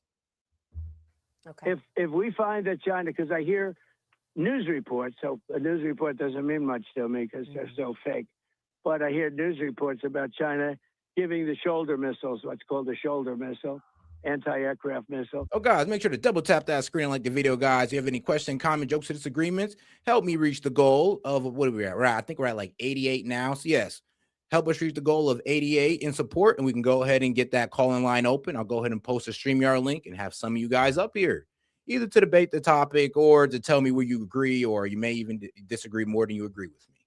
But, all right. But if not, let's make sure we are double tapping that screen. I doubt they would do that, because I have a relationship, and I think they wouldn't do that. But maybe they did a little bit at the beginning, but I don't think they would anymore. No. But if we catch them doing that, they get a 50% tariff, which is that's a staggering amount. And did you want to say anything about our NATO allies in terms of what comes next for them, given that, I mean, is it time for them to call Iran the leading state sponsor of terrorism? And what are you going to do, because they did not help in this effort? Wait, Mark, come on, Mark. You're smarter than that. You're smarter than that. No, I'm not happy. Bro, that's what BRICS is doing to pretty much try to de-dollarize. So no, I'm just reporting and telling you guys what's going on. Because you don't like what you're hearing, you're framing that as me being happy or me supporting Iran, when I'm literally just telling you what's going on. But for some reason, people want to be in an echo chamber. I mean, Mark, I ain't gonna lie, you're kind of the best example of that. If you're not hearing what you want to hear, bro, you're just out here crashing out. Well, NATO is shameful. I mean, I didn't go wild at it. We didn't need any help. I would actually say, if you want to help, great. If you don't want to help, that's okay. And they say, oh, well, we'd rather. See, and that's what's so funny. And that's the funniest part. You don't understand. Donald Trump won this. How? Please tell me. The Strait of Hormuz is still being controlled by Iran. Even if America got a blockade on it, we don't really got a real threat on the blockade. We're not going to start blowing ships out the water. What? China's going to go ahead and get their oil. Like what? Pakistan's going to go ahead and get their oil, and what? You're just going to threaten them with a 50% tariff? You think they give a damn when it comes to their energy infrastructure? That's what you got to think about. Oh yeah, they're still able to fire their missiles into Israel and our Gulf neighbors. They still, and yes, trust me, they can blow up the energy infrastructure and make things 10 times worse for everybody. They can still do that, by the way. So I'm sorry, but what do you mean about that Trump won? Because, I mean, he said that we won, but we're still fighting. I mean, it's kind of funny to sit there and say you won a war that you're still fighting.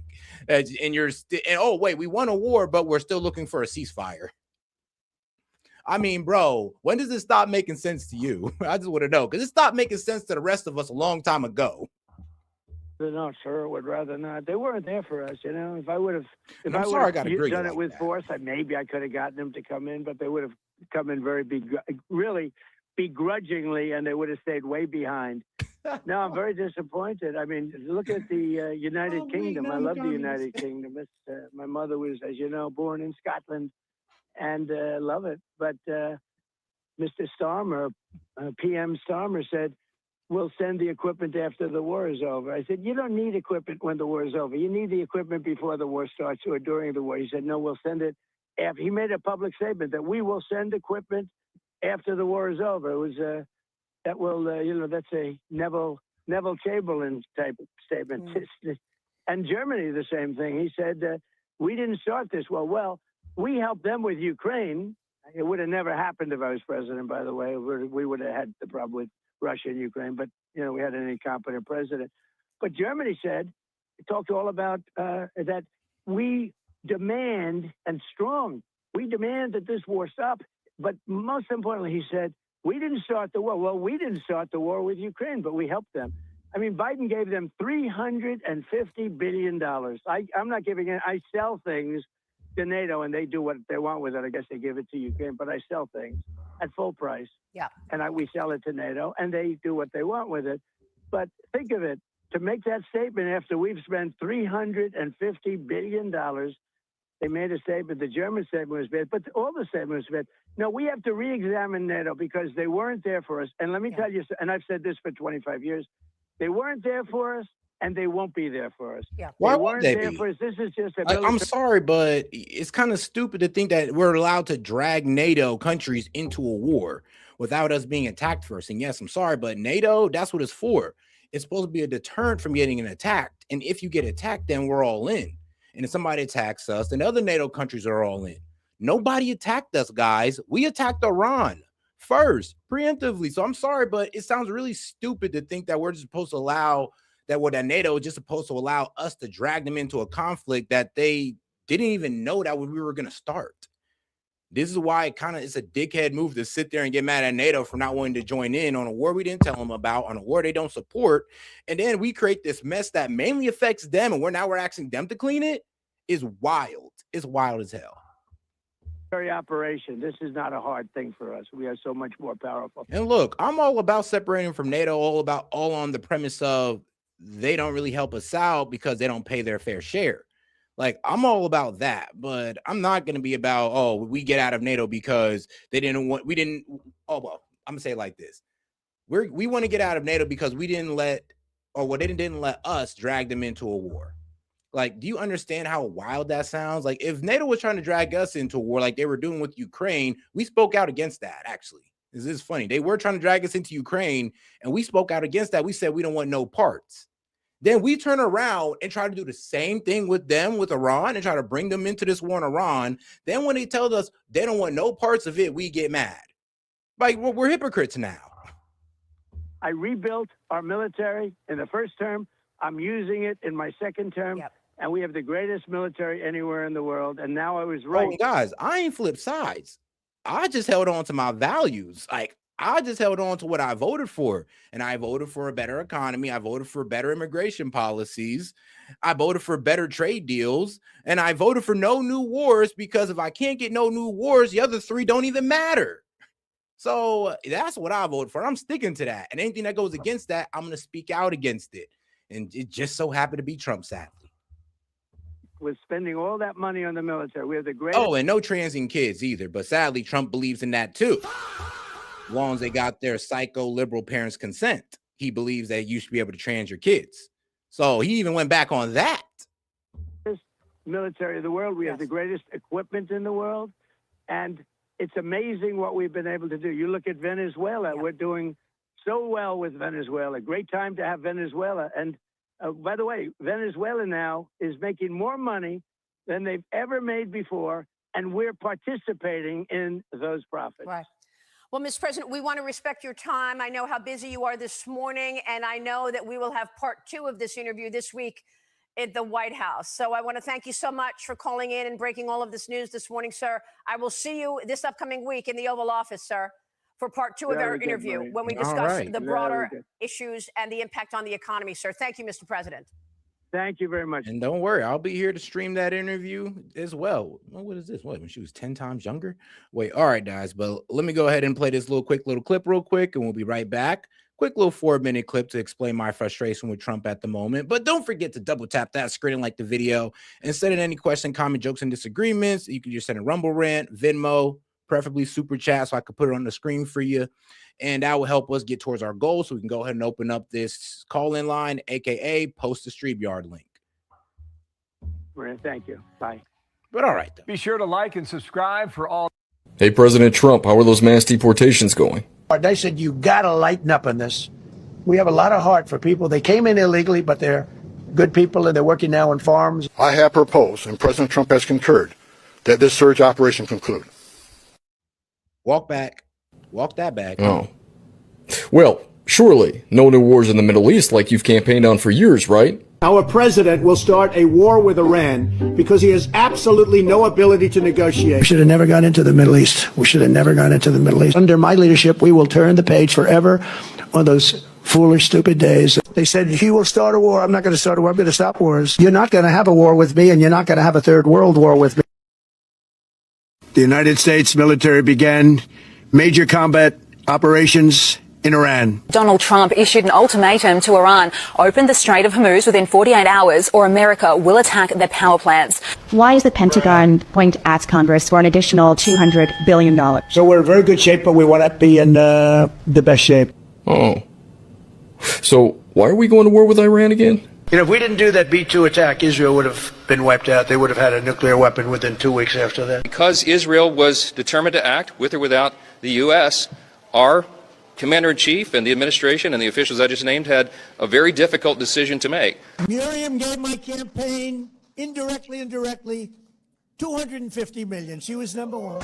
Miriam and Sheldon would come into the office. I think they had more trips to the White House than anybody else I can think of. But they were very responsible for so much, including getting me thinking about Golan Heights. Oh. Well, I'm sure there will be zero repercussions for this war, and it's probably only going to go on for like a week, right? As we head into week 4 of this war. As gas prices climb across the country, President Trump pressured allies to help secure safe passage through the Strait of Hormuz. A major shipping route for oil has effectively been shut down amid this war, sending shockwaves through the markets, with gas jumping nationwide from an average of $2.92 in Kansas to more than $5 a gallon in California. Look, gas prices are up, and we know they're up, and we know that people are hurting because of it. Well, at least we as the MAGA movement still collectively agree that child transitioning is wrong, right? Only if your parents. Only if your parents. Okay. How about those Epstein files?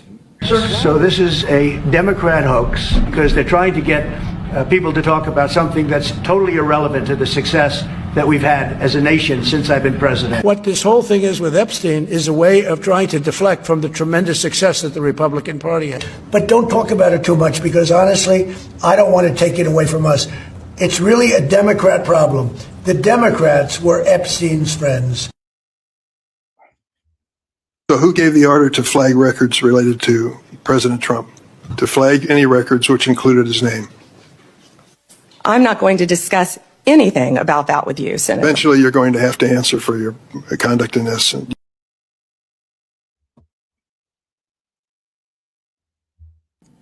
Oh. Well, it kind of seems to me like the Republican president has slowly transitioned into a Democrat president. Hey, MAGA, why are we voting for these people again?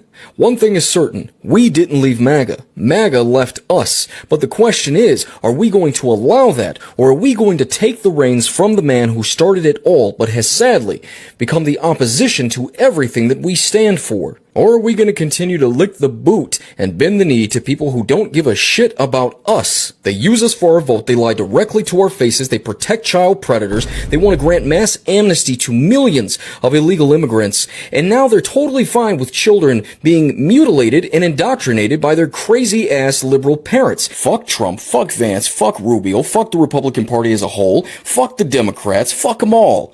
This is not the shit that we signed up for. Wake the fuck up.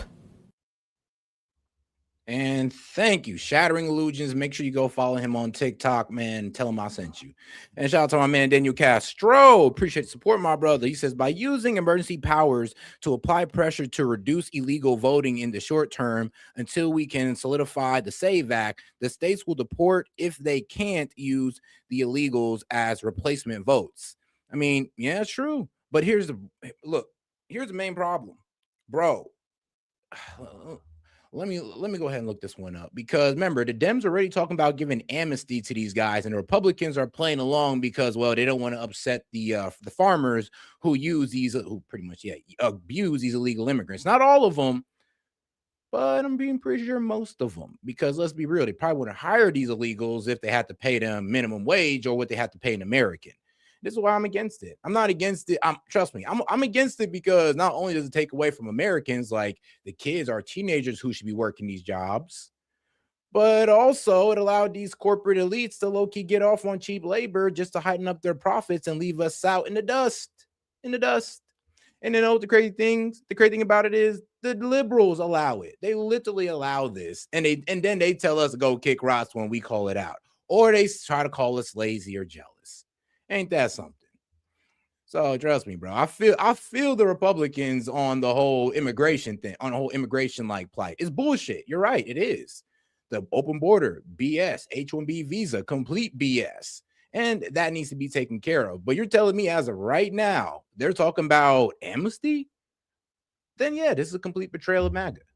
But all right, guys, let's get right into it. U.S. blockade. Can Iran survive in the Strait of Hormuz? Let's get into it. Shout out to AI Telly. U.S. enforce a blockade on top of an Iranian blockade in the Strait of Hormuz. Instead of risking massive aircraft carriers in such narrow waters, the Navy would rely on guided missile destroyers. They'd likely position one. Oh, and for the dumbass who said, dude, these are jobs Americans won't do and never do. Actually, no, Americans did work on farms back in the day.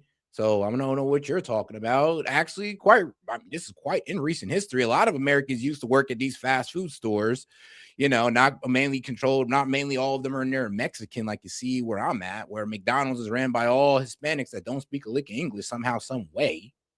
But no. Back in the day, we did that. We did all the jobs that the illegals do today. The problem is that we let the illegals do it because it's cheaper, and we let the corporate elites trick us into thinking that that's, well, in our best interest. In the north, just like we let them trick us, that cheap phones in China are in our best interest, when really it's not. Having everything made in China is in our best interest. And I think we woke up to that illusion with Trump, but for some reason you guys are walking right back into it. The center and keep a third on standby as backup. But here is the major problem. Iran wouldn't just fight with missiles. They use sea mines. In this scenario, they could drop them all over the strait, with some even drifting into the waters of neighboring. Well, let me start this over real quick so you guys can get the full image here. And guys, make sure to double tap that screen and like the video, guys. Appreciate the support, by the way. Let's get more people on the conversation by double tapping that screen and smashing the like button. And I believe we're at like 70 now. So let me make sure and check. So how exactly would the U.S. enforce a blockade on top of an Iranian blockade in the Strait of Hormuz? Instead of risking massive aircraft carriers in such narrow waters, the Navy would rely on guided missile destroyers. They'd likely position one in the north, one in the center, and keep a third on standby as backup. But here is the major problem. Iran wouldn't just fight with missiles. They use sea mines. In this scenario, they could drop them all over the strait, with some even drifting into the waters of neighboring Arab countries. So how do you remove these sea mines? The answer is the literal combat ship. These vessels can launch unmanned surface vehicles to sweep the area. And when surface drones can't reach the deep minefields, the Navy launched the knife fish. This robotic submarine dives straight into the danger zone to hunt and identify buried mines, detonating them safely using magnetic and acoustic signals. But the danger isn't over. Iran still commands a small swarms of fast Mosquito boats capable of threatening massive U.S. warships. To counter this swarm, the U.S. can launch fast attack Apache helicopters to chase down and neutralize the boats with its 30mm chain gun. What would happen if the United States military was ordered to completely lock down the Strait of Hormuz? The answer is simple but brutal. It wouldn't be a swift, clean victory. It would be the most complex, grueling, and high-risk naval operation since World War II. How does the U.S. establish the front line? The answer lies in Phase 1, the picket line and the quiet hunters. The tip of the spear wouldn't be a massive aircraft carrier. Those are simply too valuable and vulnerable to sit inside a narrow, 21-mile-wide strait. Instead, the U.S. would rely on a wolf pack of 4 to 6 Arleigh Burke-class guided missile destroyers. The destroyers would position themselves in a layered patrol box, one ship watching the northern approach near the Iranian coast, one covering the deep channel in the center, and the third hanging back as a rapid response reserve. Their collective radar coverage creates an invisible dome over the strait. Nothing flies, nothing sails, and nothing launches from shore without being seen within seconds. But what happens beneath the waves? The answer is the Virginia-class attack submarine, patrolling silently at 400 feet. She carries heavyweight Mark 48 torpedoes capable of snapping surface ships in half. To the IRGC, she is completely invisible. Her job is to handle the nightmare scenario. If Iran's Kilo-class submarines attempt to break the blockade or relay mines in the deep channel, she kills them before they ever surface. But what about the mines? Will they be a problem for the U.S. destroyers? The answer is absolutely yes. This brings us to Phase 2, the robotic minesweepers. Here is where Hollywood imagination fails. A blockade's greatest threat is not always incoming missiles. It's contact mines and influence mines, cheap, patient, and highly lethal devices. Iran has dropped these all over the Strait of Hormuz, and many have even drifted away to neighboring Arab states. So how does the U.S. clear these hidden killers? The answer is the Independence-class littoral combat ship LCS. These ships operate on a completely different philosophy. They are not minesweepers in the traditional sense. They are robotic motherships designed to sit safely outside the minefield while their drones do the work. The process is strictly calculated: detect, localize, classify, identify, and neutralize. This is step 1. The first machine off the littoral combat ship's stern ramp is the Common Unmanned Surface Vehicle. It is a 39-foot unmanned boat that operates on the surface, towing sonar equipment behind it like a long, patient finger tracing the seafloor. Here comes step 2. while the common unmanned surface vehicle crawls across the surface? The answer is the MH-60 Seahawk. This helicopter launches from the LCS flight deck and begins scanning the exact same patch of water from 100 feet above, looking for floating threats. Neither the common unmanned surface vehicle nor the Seahawk can go deep. So what dives into the minefield itself? The answer is the Knifefish unmanned underwater vehicle. The Knifefish goes where no human sailor should, directly into the danger zone. It provides the commander with enhanced hunting capabilities, detecting and identifying buried mines even in highly cluttered underwater environments. To finish the job, the Navy utilizes unmanned surface vessel to drag the unmanned influence sweep system through the water. This brilliant device tricks bottom influence mines into detonating harmlessly by mimicking the magnetic and acoustic sounds of a massive warship. But what happens when Iran unleashes its mosquito attack boats? The answer comes in Phase 3, air power. Imagine 24 fast attack craft blasting out of Bandar Abbas Harbor at 40 knots. They carry rocket-propelled grenades, heavy machine guns, and possibly C-800 and 2 anti-ship missiles. They are widely dispersed to make targeting a nightmare. Realizing the swarm is too large for the ships to handle alone, who does the Air Force call? The answer is the A-10 Thunderbolt II. Though usually famous for killing tanks, the A-10 is absolutely devastating against small boats. Flying low and relatively slow, the pilots have excellent visibility. But the A-10 doesn't start with its gun. The opening move is the AGM-65 Maverick missile, a precision electro-optical or infrared guided weapon that the pilot steers directly onto a boat's engine compartment using a screen in the cockpit. Once they get closer, the A-10 unleashes its primary weapon, the massive 30mm GAU-8 Avenger cannon. Firing depleted uranium rounds, it can tear a fiberglass speedboat to shreds in a 1-second burst. The psychological impact of the A-10's signature roar alone is a massive deterrent. Then comes Phase 4, the Apache, death at sea level. While the A-10 operates at medium altitude, the Boeing AW-64E Apache Guardian works right down in the threat envelope, low, fast, and ruthless. Army aviation Apache units would operate from the decks of U.S. Navy amphibious assault ships in the Gulf. Interestingly, the Apache wasn't originally designed for overwater operations. The Apache's weapon of choice against IRGC swarm boats is the AGM-114 Hellfire Romeo missile, a laser-guided precision strike weapon that can be ripple-fired in rapid sequence. These helicopters are fast and can chase down enemy fast attack boats at blistering speed. The Apache also carries a 30mm and 230 chain gun, slower than the A-10's cannon but highly accurate, and 70mm Hydra rockets, which can be fired in salvos against groups of lightly armored craft. But here's the thing, these attacks happen to everyday people too. All it takes is a spam email, a jump call, or an online breach of your personal data. This data doesn't just result in spam and scam attempts. It can also affect your insurance rates and ultimately will lead into a loan denial just when you might need credit. Incogni helps protect your privacy by regularly scanning and preventing data brokers from re-uploading your information. You'll also get a clear, real-time dashboard to track the status of your data. All right, hold on. As an add-on with Incogni off on an annual plan used to address the escalating situation. First, let's look at the choke point. At its narrowest, the strait is only about 39 kilometers or 21 nautical miles wide. This northern coastline belongs to Iran and is highly mountainous. This provides natural camouflage and deep, fortified bunkers for missile launchers. Plus, Iran controls a string of islands like Keshem, Larak, and Abu Musa. Think of these not as islands, but as heavily armed, stationary small anti-missiles defense system parked right on the edge of the shipping routes. And those routes, they are incredibly tight. Because the waters are shallow and filled with reefs, supertankers are confined to a strict traffic separation scheme.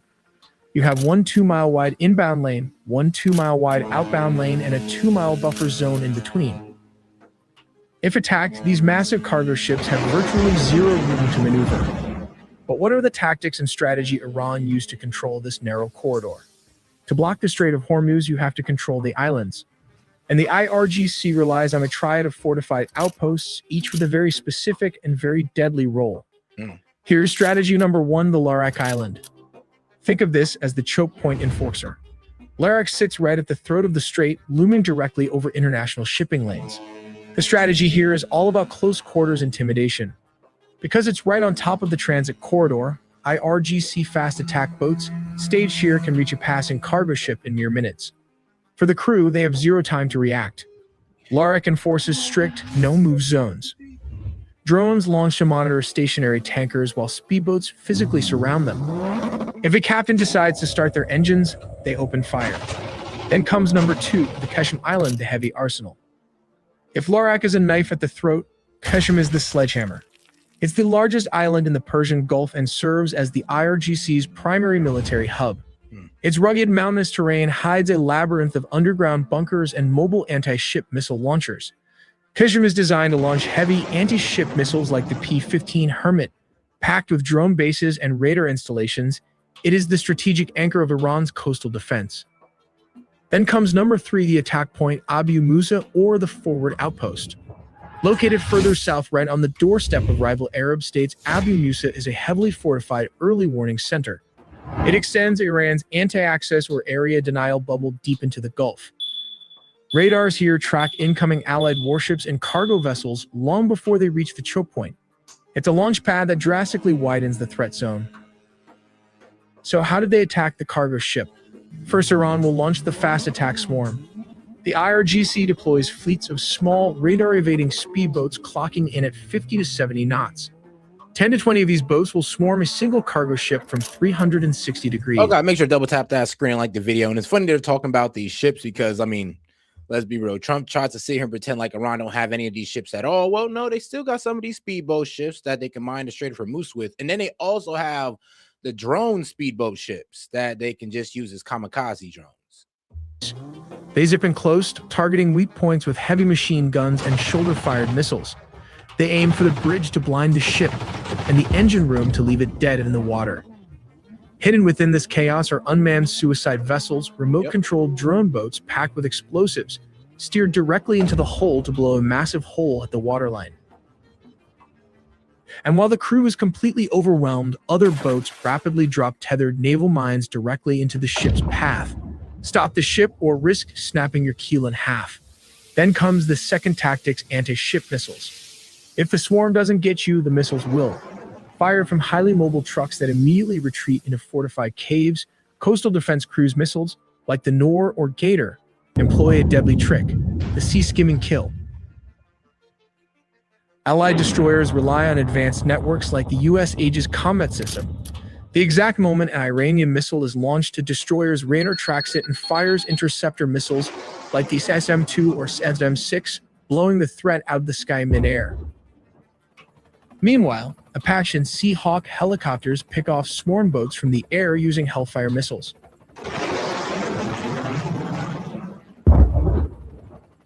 But at the end of the day, the ultimate countermeasure isn't defense. It's offense. The US and its allies keep an armada of surveillance drones monitoring the Iranian coastline in real time. If they detect mobile missile launchers rolling out of mountain bunkers or boats loading mines at port, Allied fighter jets and ship-launched Tomahawk missiles are tasked with destroying them before they can fire a single shot. Hidden deep inside underground bunkers, these Iranian P-15 anti-ship cruise missiles posed a massive threat to international shipping in the Strait of Hormuz. To neutralize the risk, U.S. forces dropped multiple 5,000-pound deep penetrator bombs on hardened coastal missile sites. The weapon they used is a GBU-72, a 5,000-pound precision-guided bomb fitted with a JDAM kit. These huge munitions can smash through 160 feet of earth or 20 feet of solid, reinforced concrete. Once they break through, they trigger a massive explosion that completely wipes out the underground structure. We make original videos from scratch and animated by humans, so please subscribe to not miss a beat. And here's the thing, though. It's going to be a dogfight, pretty much. To open up the Strait of Hormuz is going to be a dogfight with Iran. That will win. That will win eventually. But how much are we willing to lose? And can we assure passage through the Strait of Hormuz? No, not at all, actually. We can have a fight out there that we're winning, but we won't be able to assure passage through the Strait of Hormuz because, as you see, they have, well, the kamikaze speedboats. They still got their speedboats. They still got missiles. They still have drones. Do you see why nobody wants to go through the Strait of Hormuz? So even when Trump talks about clearing drones, that's just like, well, sadly, 1 out of 4 problems. I said 1 out of 3, but I forgot the suicide speedboat. So 1 out of 4 problems that we got to deal with and drag it out with them over. But all right, though. let's get back to our guys over here at Fox News. All right, now 10:30. Have been watching us. We've been waiting for this window. It is open. And a moment ago, President Trump posting this on Truth Social, writing the following: Iran's Navy is laying at the bottom of the sea, completely obliterated 158 ships. What we have not hit are their small number of what they call fast attack ships, because we did not consider them much of a threat. Warning, if any of these ships come anywhere close to our blockade, they will be immediately eliminated using the same system of kill that we use against the drug dealers on boats at sea. And if you didn't hear from Donald Trump, we just got done listening to his interview on Fox News. He said that no, he's not going to be eliminating them. He's pretty much going to be, putting a 50% tariff. Now, I mean, if it's an Iranian ship, I'm pretty sure he won't hesitate to eliminate that. But any other country ship, yeah, I doubt he's going to do it. If anything, he's going to put a 50% tariff on them as they get their oil. It is quick and brutal. P.S. 98.2% of drugs coming to the U.S. by ocean or sea. I mean, here's the thing, though. Who is this man threatening with a 50% tariff? Like, it can't be Russia and China because they don't care, honestly. Like, let's just keep it real. You have stopped. Thank you for your attention to this matter. So that was posted a moment ago. From the region, we go live to Tel Aviv in the Middle East, and Trey Inks to get the view from there today. Trey, hello. Yeah, hey, Bill, good morning. The U.S. blockade of Iranian ports is now in effect. The region waits to see how and if the Iranians will respond. U.S. Central Command giving some new details on this blockade, saying the blockade will be enforced impartially against vessels of all nations entering. And guys, we're like $78 away from opening up the call-in line or putting out the call-in link for StreamYard. Like I said, any question, comment, jokes, or disagreements, feel free to super chat it in. $2 and up, help us get closer to the goal, and great way to engage. If not, go ahead and double tap that screen like the video, guys. Let's try to get the 300 likes. Or departing Iranian ports and coastal areas, including all Iranian ports on the Arabian Gulf and Gulf of Oman. CENTCOM forces will not impede freedom of navigation for vessels transiting the Strait of Hormuz to and from non-Iranian ports. This critical step by the United States comes after negotiations in Islamabad, Pakistan, finished without a deal. Reports indicate major gaps on the issues of strait control and uranium enrichment. Israeli Prime Minister Benjamin Netanyahu says he spoke with Vice President J.D. Vance after the talks. The explosion came from the American side, which could not tolerate the blatant violation of the agreement to enter negotiations by Iran.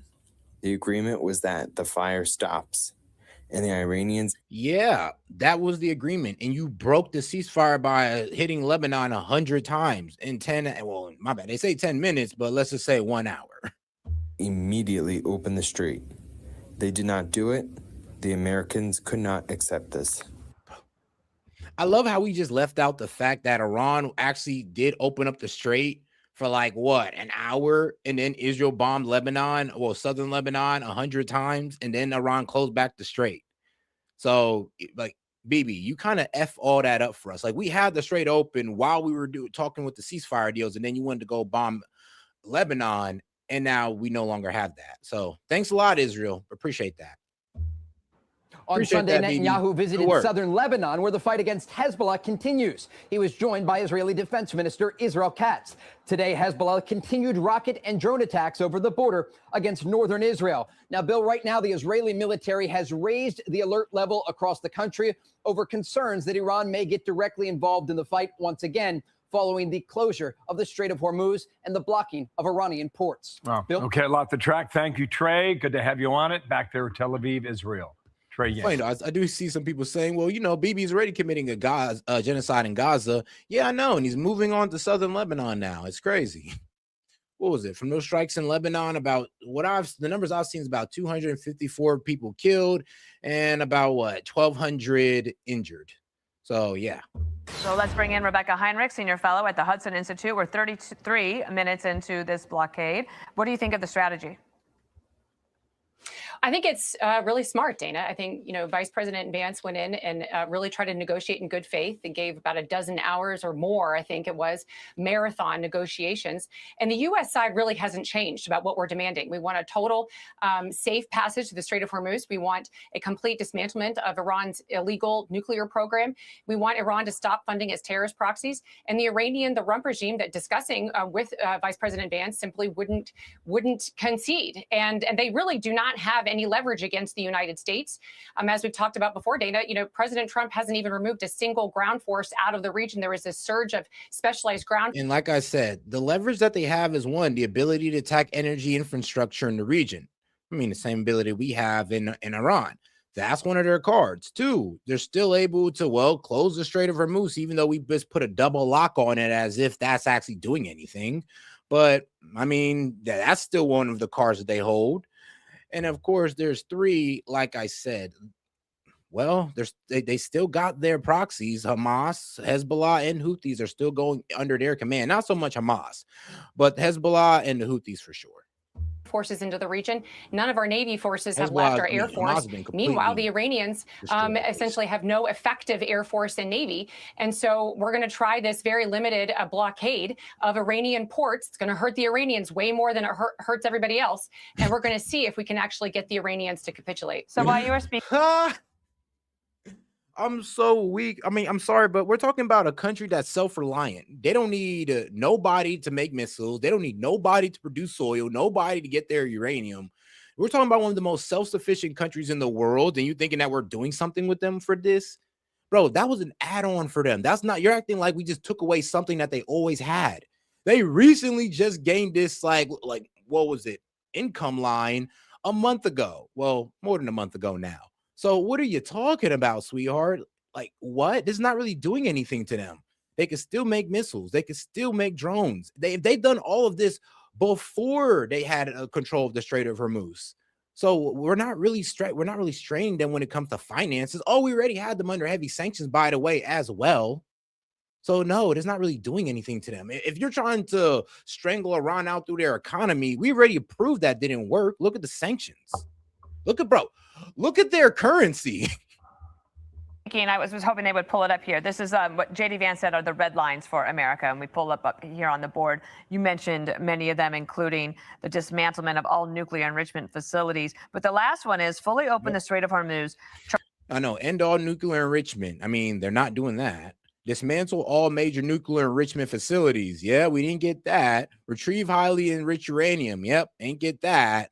Like, come on now, accept a broader peace and security and de-escalation framework that includes regional allies, which is hilarious because, I mean, regional allies. See, and this is what a lot of people don't understand, that when Iran said that included Hezbollah in Lebanon.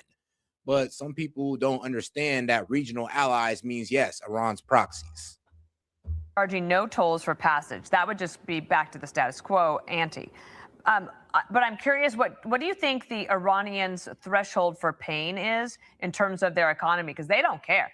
One of the reasons there was the protest beforehand is that the economy was in shambles. The people were up in arms. They were upset about it. And the Iranians said, we'll give you an additional $7 a month. Well, that's not going to cut it. So this is going to bring more economic pain to the Iranians. But will the regime actually feel that pain? No. So it's really important that we differentiate between the Iranian people and the Iran regime. So you're really right to do that, Dana. So any threats against things that would affect the Iranian people disproportionately than the Iran regime itself, it's not going to change the behavior of this rump regime. The only thing that's going to change the behavior of the rump regime, if anything at all, is threatening their life. So threatening the actual regime leaders, the IRGC, which the Israelis have been very... And they don't even care about that. Did you forget that we're dealing with Shia Muslims who see martyrdom as like the highest honor? These guys don't fear death. That's the problem with these guys. And we keep thinking that, oh, well, we killed a whole succession. That's regime change. No, it's not. We're dealing with like hardliners now. We destroyed all the moderates. We killed all the moderates. And now we're dealing with nothing but hardliners. So we're dealing with hardliners. They don't care about dying. So what's the threat here? And like I said, the only way to get a true regime change is to put boots on the ground and enforce it that way. effective at fully penetrating into this leadership. There's that, and then there's also just completely cutting off their ability to carry out any kind of attacks at all, which is what I think this blockade against these Iranian ports are going to do, because this is the lifeblood into funding the regime. And again, it's meant to change their behavior, to see if we can get this current rump regime to capitulate and essentially say, okay, we're going to cooperate and be more pragmatic. Or if this doesn't work, then I would suspect the United States is going to resume carrying out further attacks to create more pressure and pain against the regime to get more compliant leadership in place. Okay, and then we have 1 minute left. So Israel is continuing to target Hezbollah. This has also been an issue of contention in the negotiations. Watch here from Danny Donat. We have no beef with Lebanon. On the contrary, we want to see a sovereign Lebanon, and we have a mutual enemy that's fighting the sovereignty of Lebanon, which is Hezbollah. So yeah, well, sadly, the people of Lebanon don't see Hezbollah as a terrorist group. Actually, they see them as their only defense against Israel, because not even the Lebanese army is as formidable as Hezbollah when it comes to being a fighting force. So, I mean, you ask the people of Lebanon, and they see Hezbollah as, well, freedom fighters. But of course, you ask the Israelis, they're a terrorist group. And the reason why Hezbollah even exists is because Israel's constant invasion of Lebanon. Southern Lebanon, and they definitely have annexed and taken southern Lebanon before. This what created Hezbollah that drove Israel out of southern Lebanon. And there's been, well, beef ever since. But let's not forget, this beef started because Israel wanted to take southern Lebanon. We are welcoming I mean, literally creating the terrorists they complain about. Oh, let's not even talk about the fact that Israel funded Hamas. Let's not even talk about that. Like, they literally create the terrorists they complain about. The negotiations, but we know that the Lebanese government, they are very weak, and hopefully, they will have the courage to confront Hezbollah. So the Israelis are saying, we're not going to leave these terrorists on the border, but that is a bone of contention that the Iranians have because they support them. Which is really interesting because Iran has contended. Guys, make sure to double tap that screen and like the video, guys. Let's get more people in on the conversation by double tapping that screen or smashing that like button. Appreciate the support. And you got any question, comment, jokes, or disagreements? Like I said, we're 78 away from the call-in line. So appreciate the support, guys. All right, let's keep going. For years and years that they do not support Hezbollah, but clearly part of the U.S. goal in Epic Fury is for the Iran regime to stop supporting its proxies. Hezbollah has been one. Vice President Vance has been clear that was not a condition for the United States to implement our ceasefire. So Israel can continue to take out Hezbollah in Lebanon. And by the way, the Lebanese government has said that the Iranian ambassador there was persona non grata. So we need to separate Hezbollah from Lebanon. I would expect these attacks to continue again on the part of Israel aside, because they can't afford to let Hezbollah continue to exist there. Dana. Rebecca, love having you. Thank you so much for this morning. They don't want to let Hezbollah exist there because that's the only people stopping them from taking southern Lebanon. Like, quite literally.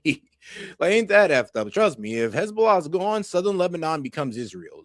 And that's literally what they want. And that's kind of what we want as well, because, Israel want to create that whole greater Israel project. We got Christian Zionists in America that want to help them do it. And I even send money for them to do so, which is wild. We're basically sending money, Christian Zionists, you're sending money over to Israel for them to break international law. Wild. But all right, though, let's get over here to this controversial thing that Trump did. This guy, bro, wildin'. He basically posted himself as Jesus, healing somebody? And then he said, well, I thought I was a doctor. Nick, bro, come on now. Who else touches people and heal them? Like, come on now. Who else? Like, I'm sorry, but that's only told about Jesus. You weren't there with the little earpiece on and a white suit, white jacket. No, you were there in the garments of Jesus touching somebody. And I don't know why somebody gave that to you. I don't know why they told you to post that. But I've been seeing this come down the pipeline, seeing that, Trump's spiritual advisor pretty much says saying no to Trump is saying no to Jesus. So this is expected. But let's get into it and let's see what PBD talking about. I want to see what they say because they're actually hardcore Christians. I mean, bro, so Christian, he hates Islam with a passion. Vinny Christian hates Islam with a passion. So I want to hear from these guys and what they say. Because, I mean, bro, what Trump pretty much did is what they be doing to Muhammad all the time. So I want to know. I just want to see what they say.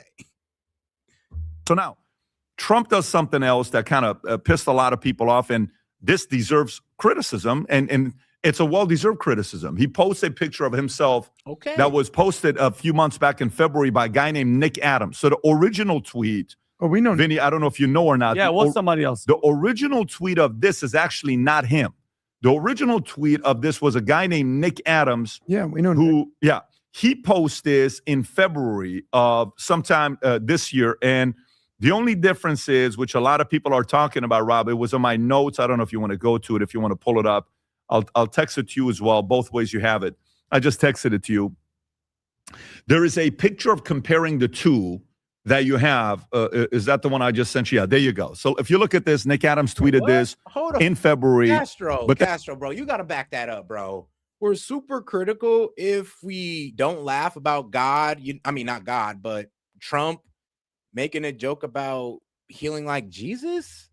I don't know, bro. I mean, I could take a joke, but I mean, you might want to ask your Christian brethren about that one. Because a lot of Christians that I know are had at their wits end with Trump, like, yo, what the fuck is this? You don't ever come at Jesus, ever like that.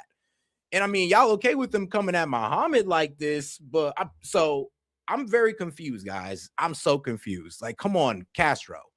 Don't you think this is a little bit of cope that you're even trying to say, oh, this is funny, this should be accepted? Or are you saying something else and I'm kind of mischaracterizing what you're saying? Because I think as a Christian, everybody should just be like, yeah, I ain't gonna lie, this is wrong. This is messed up. Trump should have never did this. Like, what the fuck? And something changed. Go to the right one, the one on the right. So this one has the, soldiers in the back, and then come back February 4th, and then you want to come back. America has been sick for a long time. President Trump is healing this nation. And then go to the new one that the president tweets. And so the president tweets this one. Who's that? Yeah, so the one in the middle, people are like, well, what is that? What is that person? So anyways, I'll pause here. Vinny, your thoughts on this? Well, I mean, okay, well, if I'm assuming, what is that? Is that the Antichrist? Is that a demon? Why of all the things that you change, you just change that thing? So there's questions. But listen, in Galatians chapter 6, verse 7, Pat, it says, God will not be mocked. Period. End of story. Full stop. I know we're talking about. I mean, sorry, Christians. And it says that, but y'all allow a lot of mockery of Jesus, especially when it comes to these movies. Like, bruh, y'all allow the craziest mockery of Jesus, which is this is where I kind of respect the Muslims on, because not only that they don't allow a mockery of Muhammad, Allah, or Jesus, by the way, if you say something crazy about Jesus and in these Muslim countries, bro, they will execute that. That is the Messiah. That is their Messiah, as in our God, that they hold to the highest honor. So it's kind of crazy how they defend Jesus' name. Muslims defend Jesus' name more than Christians. Man, we might need to talk about that as well. Flakes and Jews and all that stuff. But I mean, y'all ain't got to go out there and start beheading people. But man, at least stand up.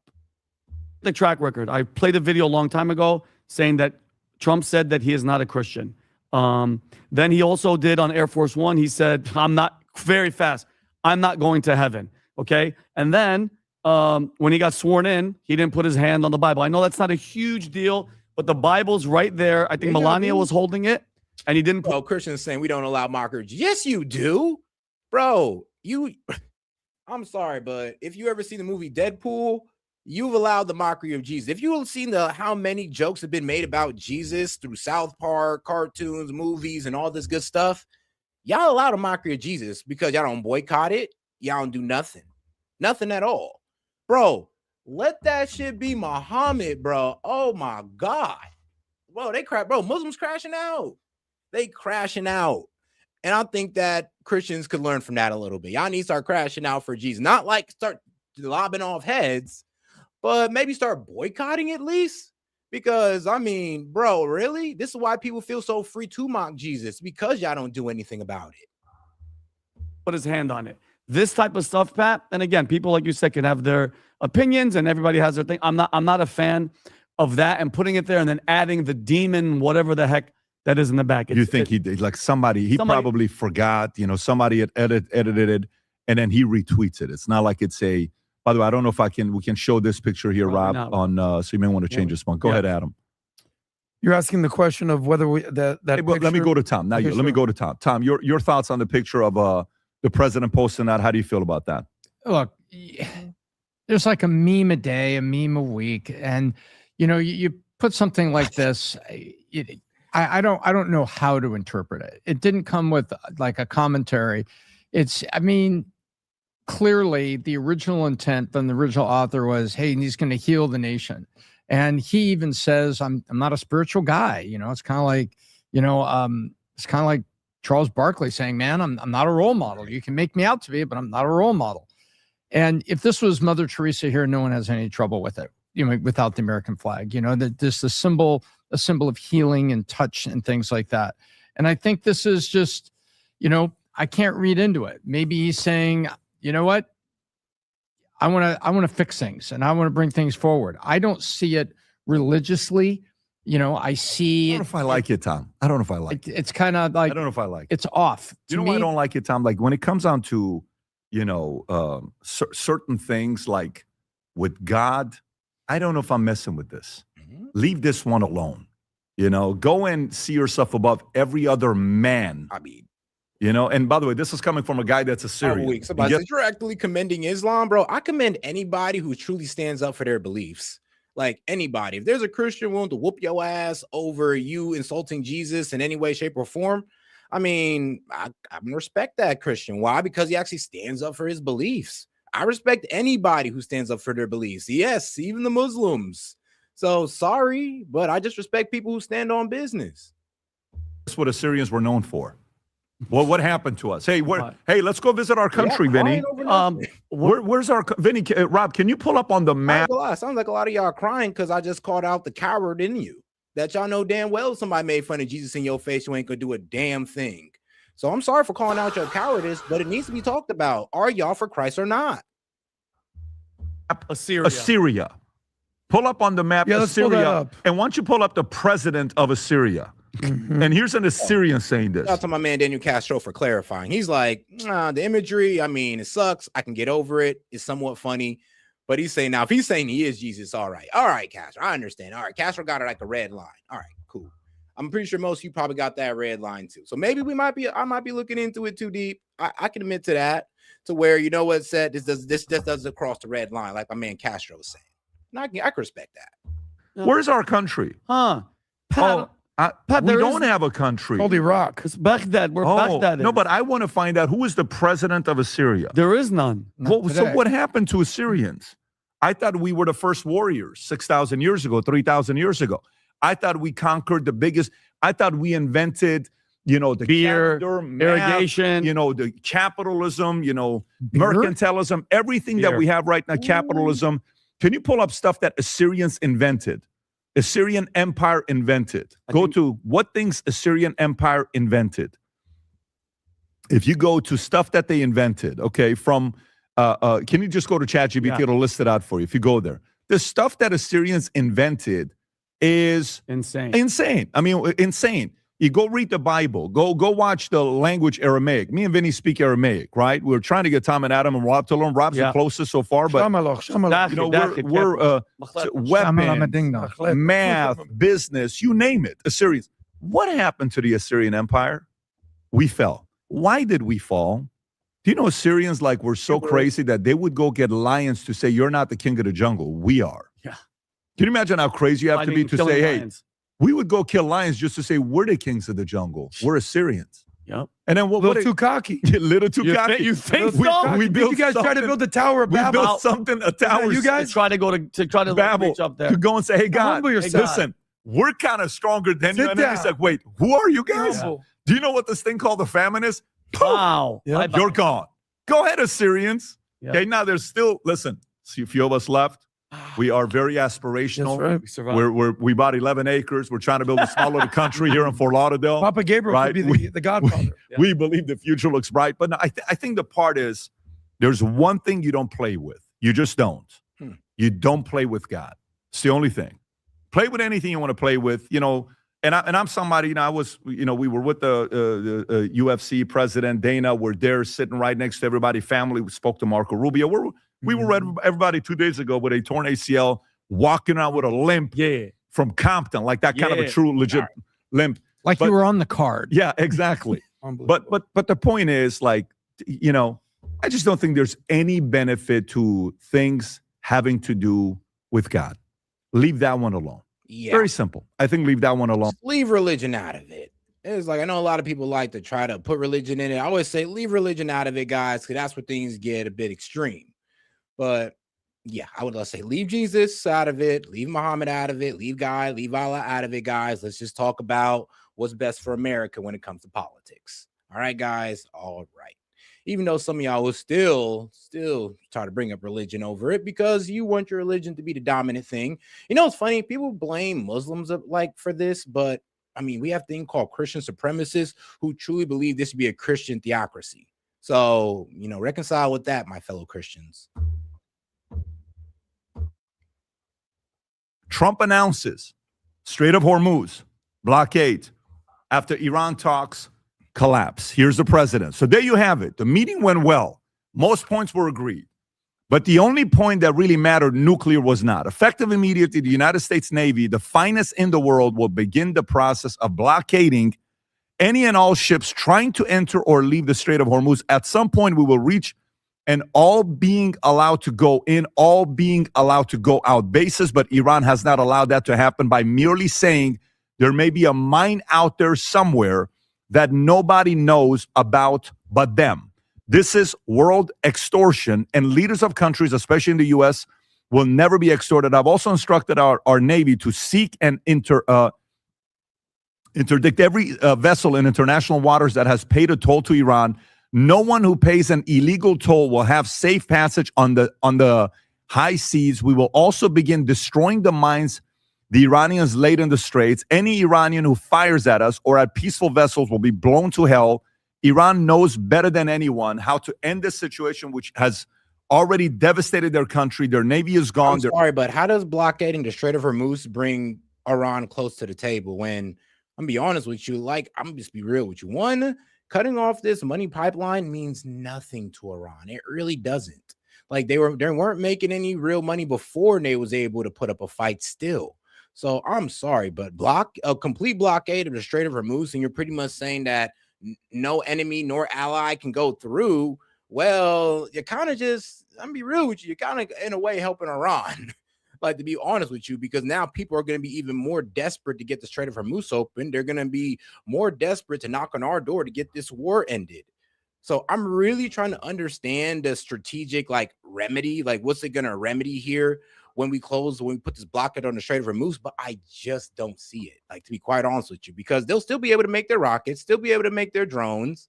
They'll still be able to control that section of the Strait of Hormuz along with their multiple islands. So what's been accomplished besides us just being able to flex in the Gulf of Oman? Air Force is gone. Their anti-aircraft and radar are useless. Khomeini, he probably meant to say Khamenei, and their leaders are dead. All because of their nuclear ambition. The blockade will begin shortly. Oh, no, and Castro, this can't hurt Russia because Russia has stopped exporting. They stopped exporting to save some of their own oil. So when it comes to their energy, this is not hurting them. China, well, yeah, I can see this hurting China, but not Russia. Russia, they're good. China on the oil side, I'm gonna be real with you, they're gonna test our gangster. They are. They're gonna ride through. They're gonna be like, what you gonna do? We getting our oil and we ride them back. I mean, I think that's actually what's going to happen. I could see it because what are we going to do? Blow up their vessel? No, we're not. Oh, we're going to add 50% tariff. Oh, okay. Let's not pretend like they weren't dealing with us at 100. Other countries will be involved with the blockade. Iran will not be allowed to profit of this illegal act of extortion. They want more, and they want money, and more importantly, they want nuclear. Additionally, and at an appropriate moment, we will fully be locked and loaded, and our military will finish up the little that is left of Iran. So that announcement is made. You look at oil prices right now, Rob, if you want to go to it real quick, just to kind of see where we are with it. As of right now, oil prices, maybe press a refresh. Is it live? 103.39. There you go, 103.39. It was at 105 in the morning. It went all the way up to 119. They're saying if this continues for another week or two, we could be looking at 140. Even if a little bit longer, we could be looking at 200, which is pretty wild to be thinking about. And J.D. Vance himself was out there, I believe, trying to negotiate with Iran. He even said that it went for 21 hours. And I think in an interview, Rob, if you have it, he says it's bad for Iran. It's not good for Iran after 21 hours of a negotiation that they had about the blockade. And the president came out and said something. Hopefully we'll find a clip to show you. But he came out and said,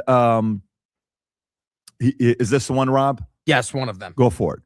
Mr. Vice President, how often did you communicate with President Trump throughout the negotiations? There were reports that there were multiple rounds, where there were breaks in between negotiations. How often did you communicate with the president throughout those rounds, and what was he saying as you were going through these negotiations that you said fell short? Yeah, obviously we were talking to the president consistently. I don't know. Oh, guys, and make sure to send any question, comment, jokes, or disagreements in the super chat so we can go ahead and get to the goal and open up these call-in lines. I see there's a lot of people in the chat that actually do want to come up and, I guess debate me on the topic or whatever, or even disagree with me and give their own information that I don't know. So let's make sure we can go ahead and hit that goal by super chatting in, guys. Or if not, go ahead and double tap that screen and like the video, and let's see if we can get the 300 likes. If we're not already, let's see if we can get the 400. How many times we talked to him? A half dozen times, a dozen times over the past 21 hours. We obviously also talked to Admiral Cooper, to Pete, to Marco, to the entire national security team. We talked to Scott Bessent a number of times. So look, we were constantly in communication with the team because we were negotiating in good faith. You can pause it right there, Tom. You can pause it right there, Rob. Okay, so Tom, what do you think about the blockade? So, to be real with you, no side was negotiating in good faith because both sides were giving their maximalist demands. And it was like a game in a certain point. Like there was JD Vance giving U.S. maximalist demands. Then there's the Iranian negotiators giving their maximalist demands, and they're both looking at each other like, one of us got to go ahead and give away here. Like there got to be a middle ground here. And there was no middle ground reached. I mean, J.D. Vance says the word a couple of times. He'd go back and check in with Trump. He did so 6 times, and it came back, and Trump would say, no, that's not good enough. That's not good enough. And then even Trump on the interview we just heard, he said that, well, I told J.D. I wanted 100%, not 90, not 80, 100%, which is unreasonable pretty much. I mean, pretty much he kind of set J.D. up to fail in those negotiations. Let's take a look at a map, so everybody can understand. Like I said, if it was about making sure Iran never gets a bomb, I mean, they kind of already did that for us in 2004. But since we're going to go ahead and refresh on this one, making sure that Iran can't get nuclear enrichment, well, that's something that they're just not willing to negotiate on. And they're willing to negotiate in a limitation on their enrichment, but not a full-on, you got to get rid of your enrichment or nuclear, their enrichment program. They're just not going to do it unless we can enforce it. Which is they're pretty much telling us to our face due to the failed ceasefire talks. It's like, you can't talk us out of it. You're going to have to force us out of it. Because over the weekend, that's it right there, Rob. Get that one. Left. No. That one. Okay. So take a look at this. On the lower side is Oman. The dark blue water is Oman. And there's the 2 old shipping lanes when the Strait of Hormuz was operating before the war. See it? One goes this way. Yo, Castro, bro. Like, we're hurting our allies too, right? Denying their allies fertilizing agents and missile-making chemicals like sodium. Bro, here's the thing. Iran, they got all that on their own. They're one of the most self-sufficient countries in the world like us. So they got all that on their own. And we're hurting their allies and our allies as well, bro. We can't just sit here and pretend like the only people being affected is them and their allies. No, our allies are getting affected too. Like Japan, India, and Pakistan. Those are like some of the biggest ones. Oh yeah, and the guys over there in Indonesia as well. They're feeling the pain too. So we can't just sit here and pretend like, all of this is happening only to Iran and their allies. No, we're shooting our own allies in the foot as well. One goes that way. Those are known as shipping lanes, and they keep 2 miles in between for bad weather, fog, all the kinds of things you want. So these boats go this way and that way. That's the way it was before.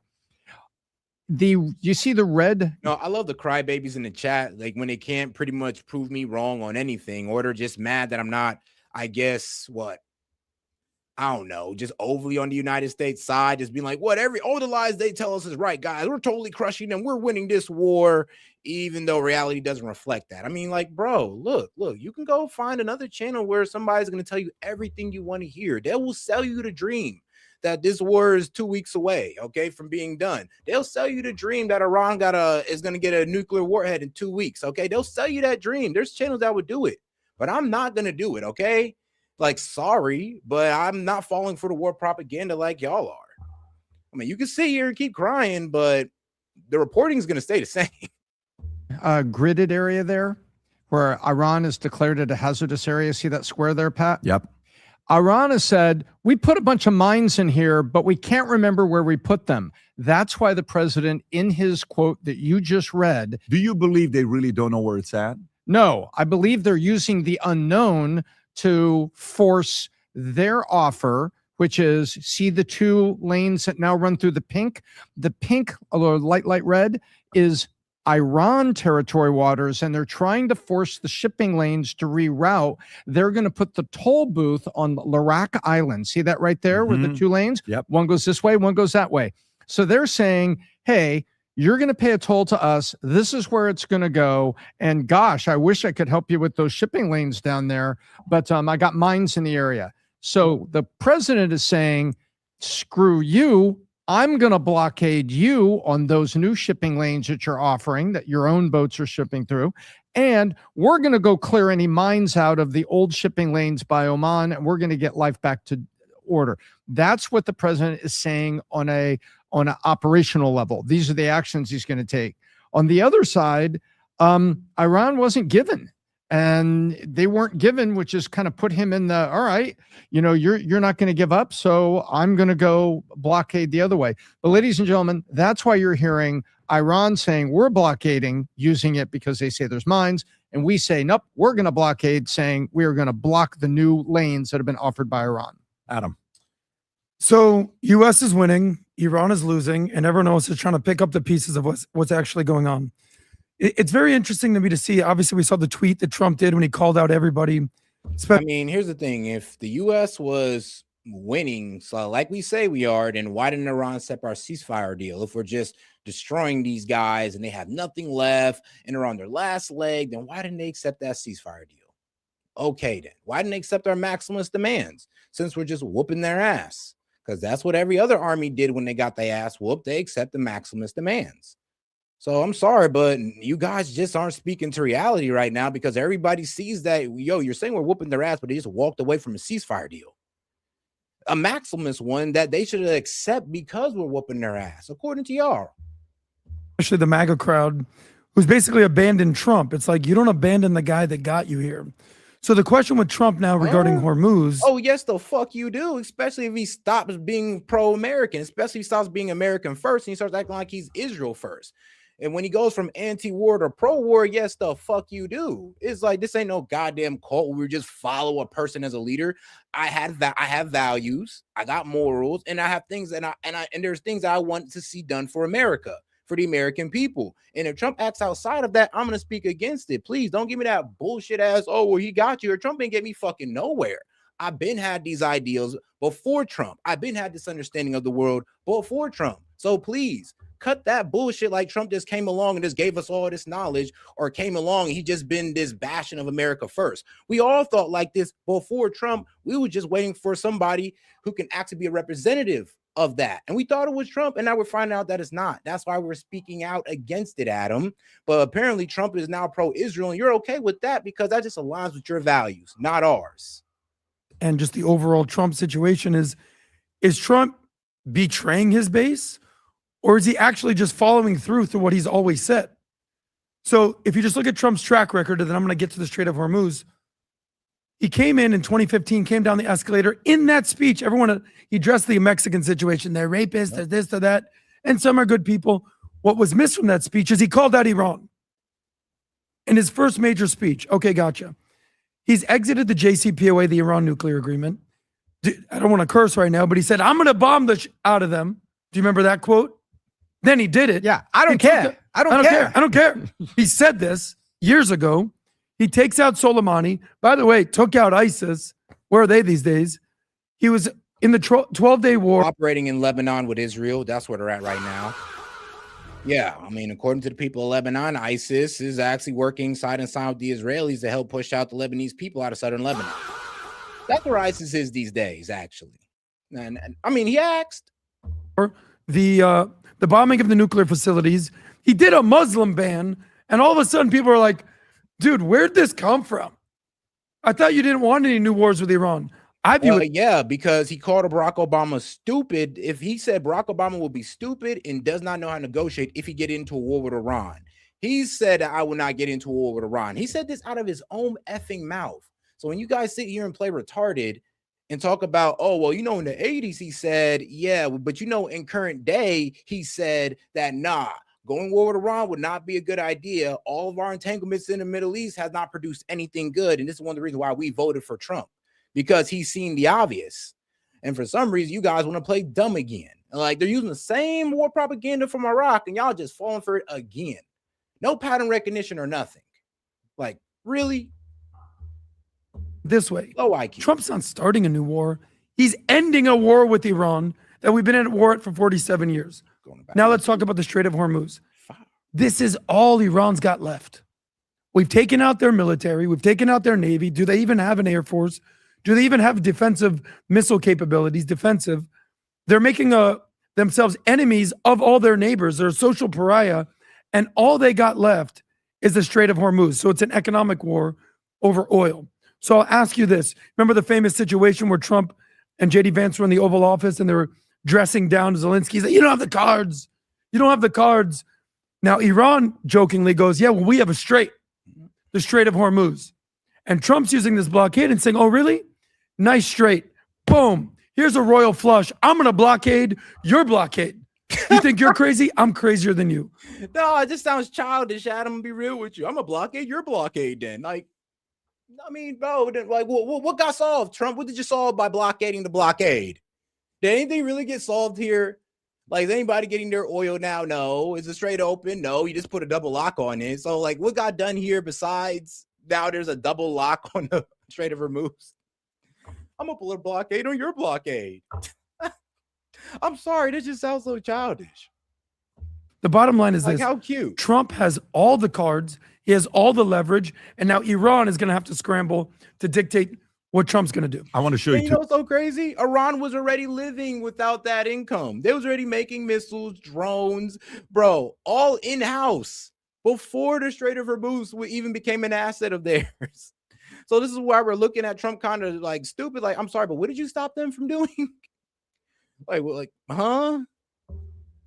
Like, oh, you stopped them from collecting a fee at the Strait of Hormuz? Like, you know, that's not stopping their missile capability, their drone capability, and it doesn't stop the fact that they control still that part of the strait. All you're doing is stopping the guys who are getting their oil from getting out.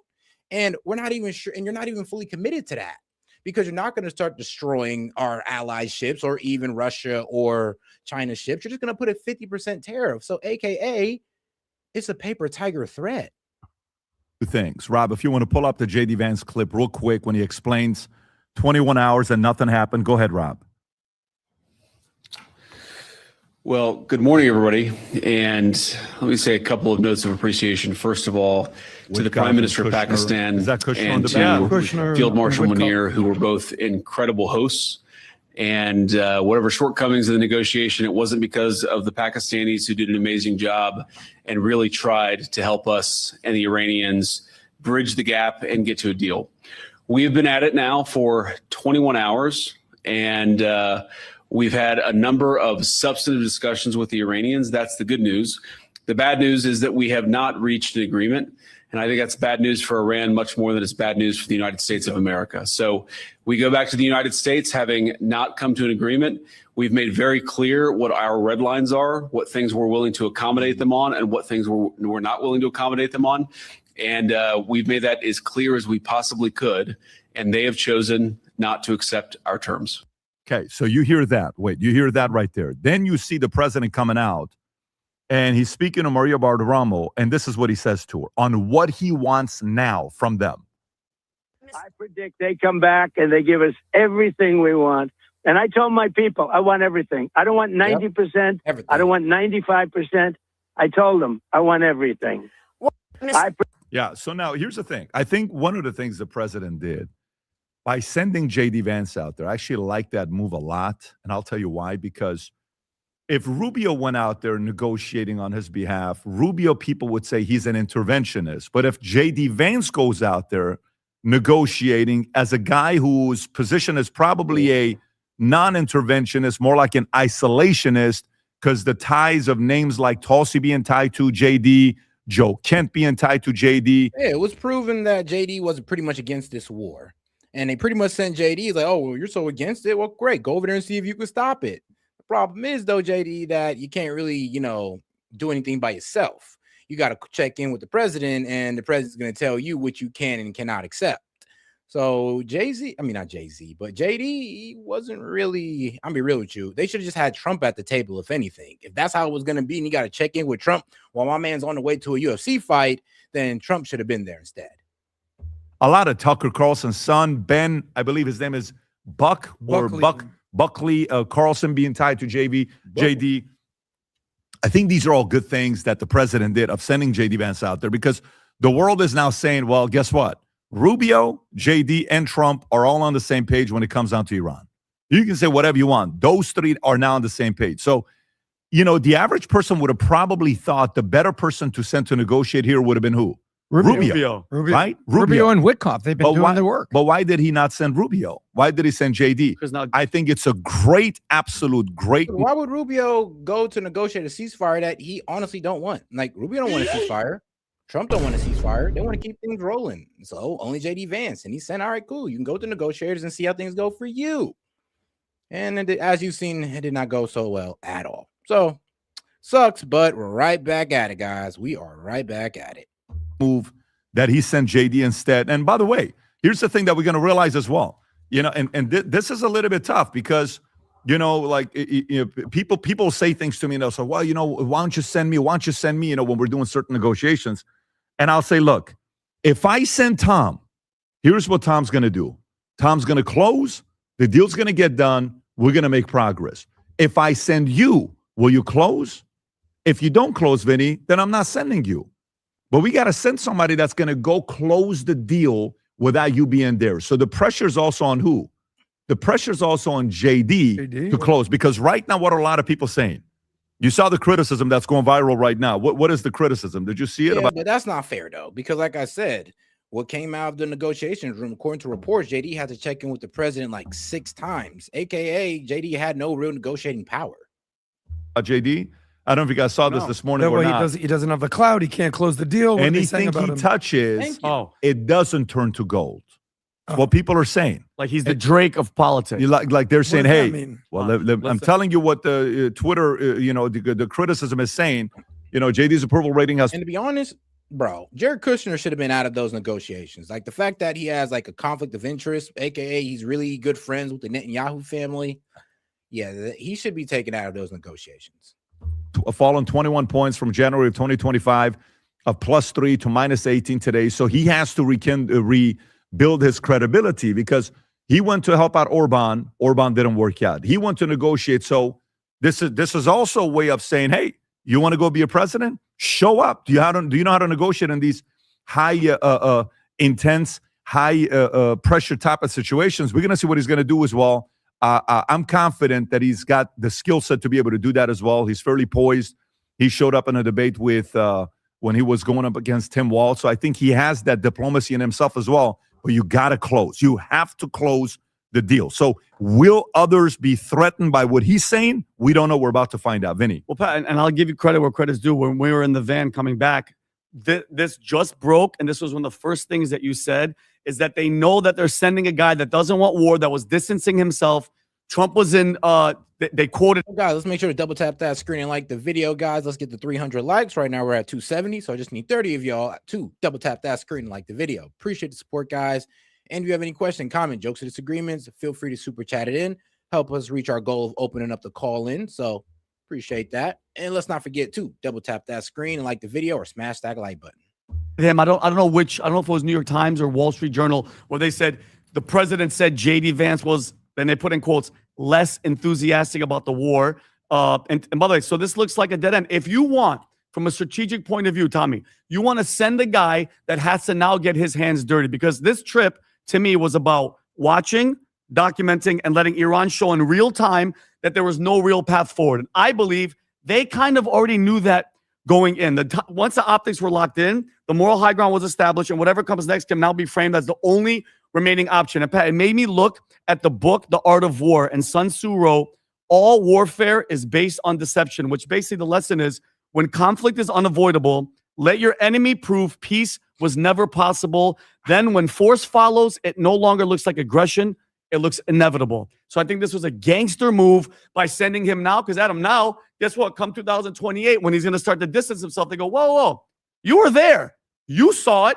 Iran's not trying to freaking negotiate at all, so you're in it with us. When we set out to create a shoe that blends comfort, function, and luxury, we had the choice to make it fast. We had the choice to make it cheap. We chose neither. Instead, we chose Tuscany. All right. Before they get into the whole shoe, let's go over here and get into Piers Morgan. Shout out to these guys. Guys, not forget to double tap that screen and like the video, guys. And don't forget to subscribe to the channel as well, guys. Go ahead and hit that icon above, especially if you've been watching for longer than at least 10, 20 minutes. Go ahead and hit that icon above and subscribe to the channel, guys. Appreciate the support. All right, let's go ahead and get right into it. We have a one-man rule, and the one man happens to be crazy.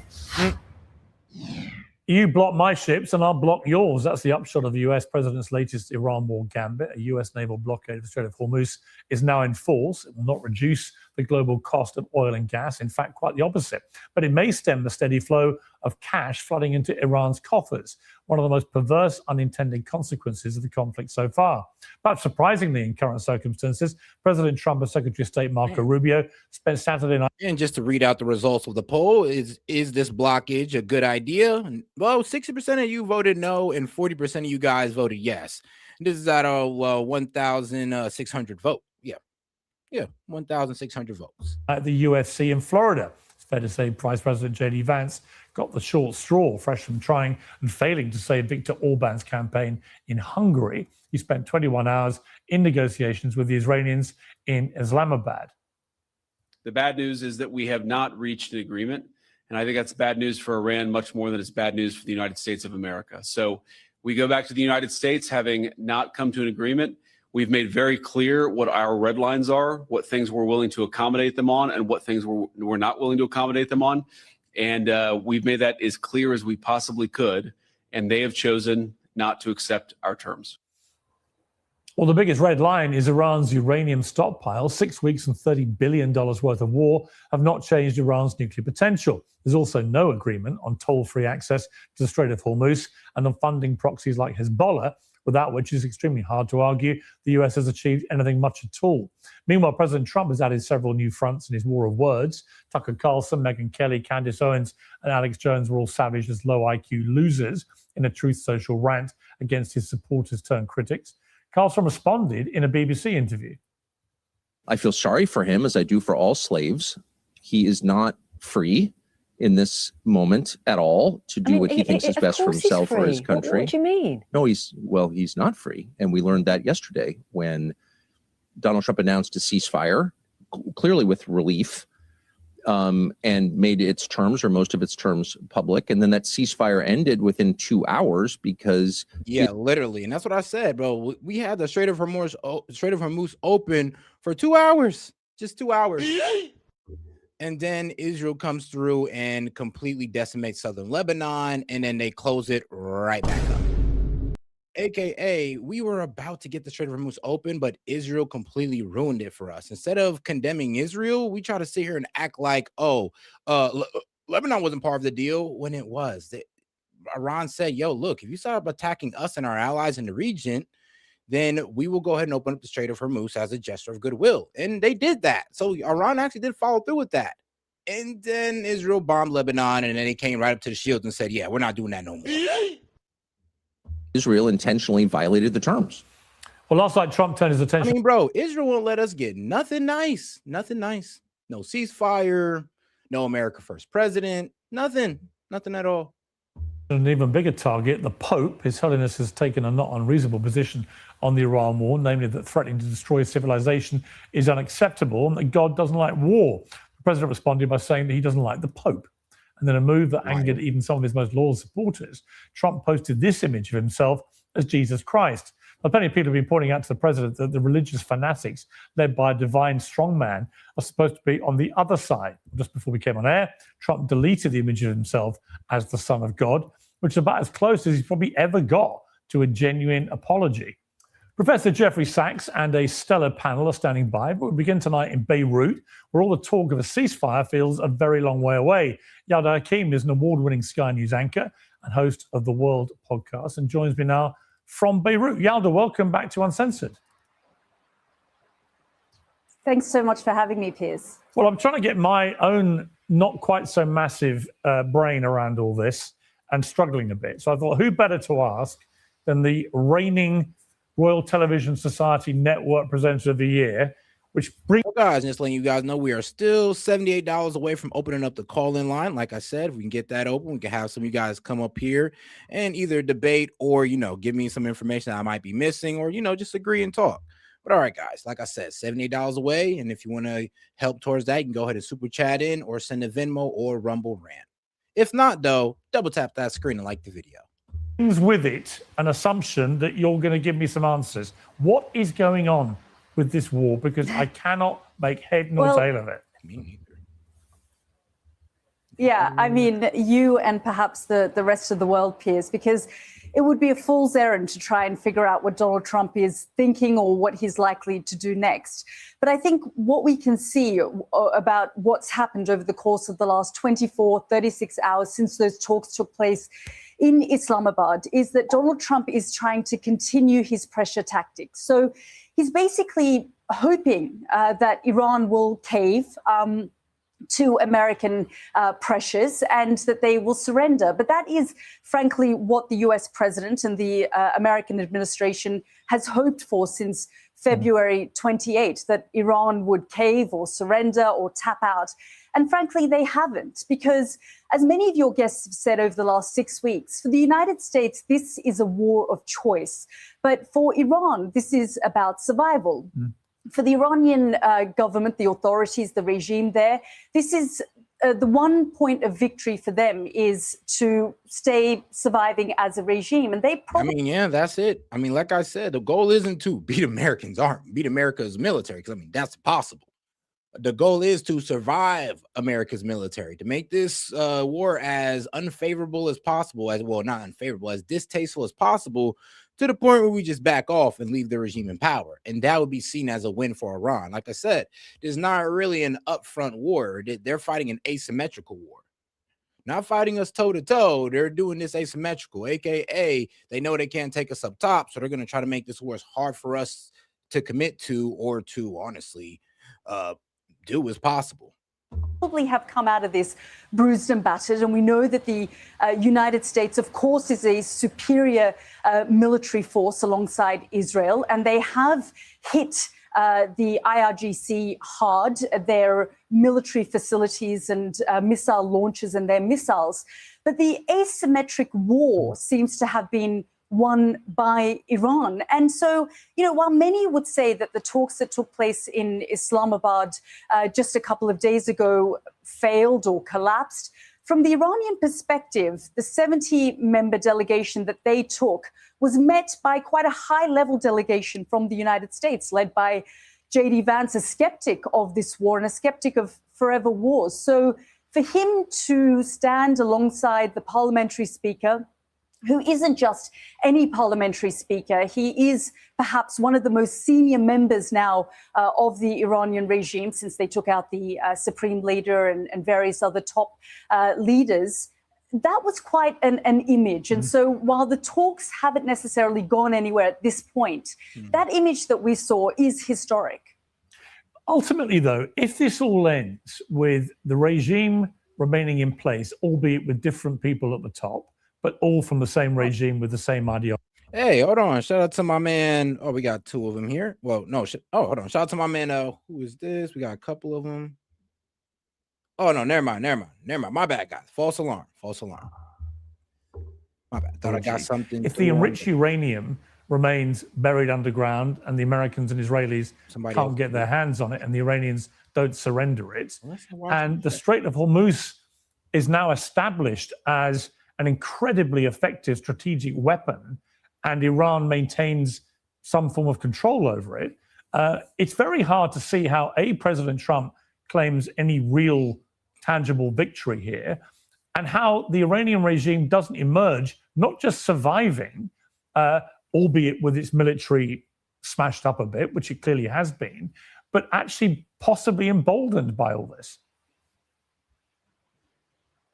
Yeah, I mean, Piers, we now live in a world where if the Americans and the Israelis do something that Iran doesn't like, they'll just close down the Strait of Hormuz again, and this was not the case 6 weeks ago when this war began. So they do now have something that's a huge leverage that's basically put huge pressure on the global economy. And so in many ways, they are already emboldened by what's happened. If you think about the negotiations that took place 6 weeks ago before this war began, and don't forget, the Iranians and the Americans were talking. There were nuclear talks 6 weeks ago. And then, of course, they say they were attacked, and they were attacked by America and Israel in the middle of those negotiations. Yep. They've now come out of this, like you say, smashed. But in many ways, they have the kind of leverage that Donald Trump is, frankly, pulling his hair out, saying, open the damn Strait of Hormuz. So what we saw in those negotiations that took place even Donald Trump is realizing that day by day, this gets worse. He's not going to tell the American people that, day by day, this gets worse for everybody in the world.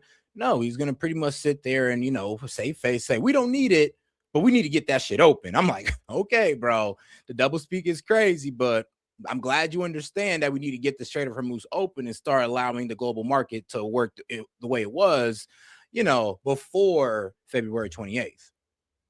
Islamabad was, although J.D. Vance came out and said it was about their nuclear program, they basically talked about money, ships and the uranium, because these are now the big talking points for the Americans. And they're trying to put pressure on the Iranians. But the Iranians, frankly, have all the time in the world. They're in no hurry here.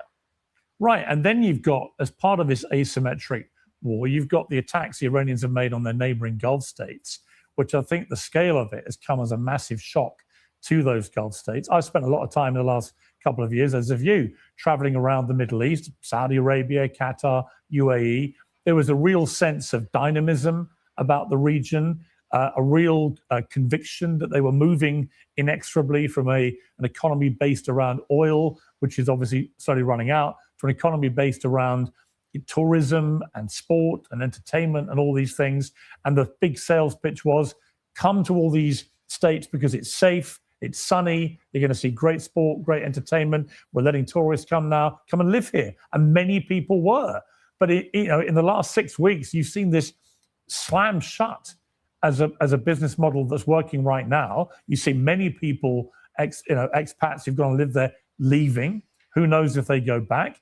Tourism is pretty well collapsing.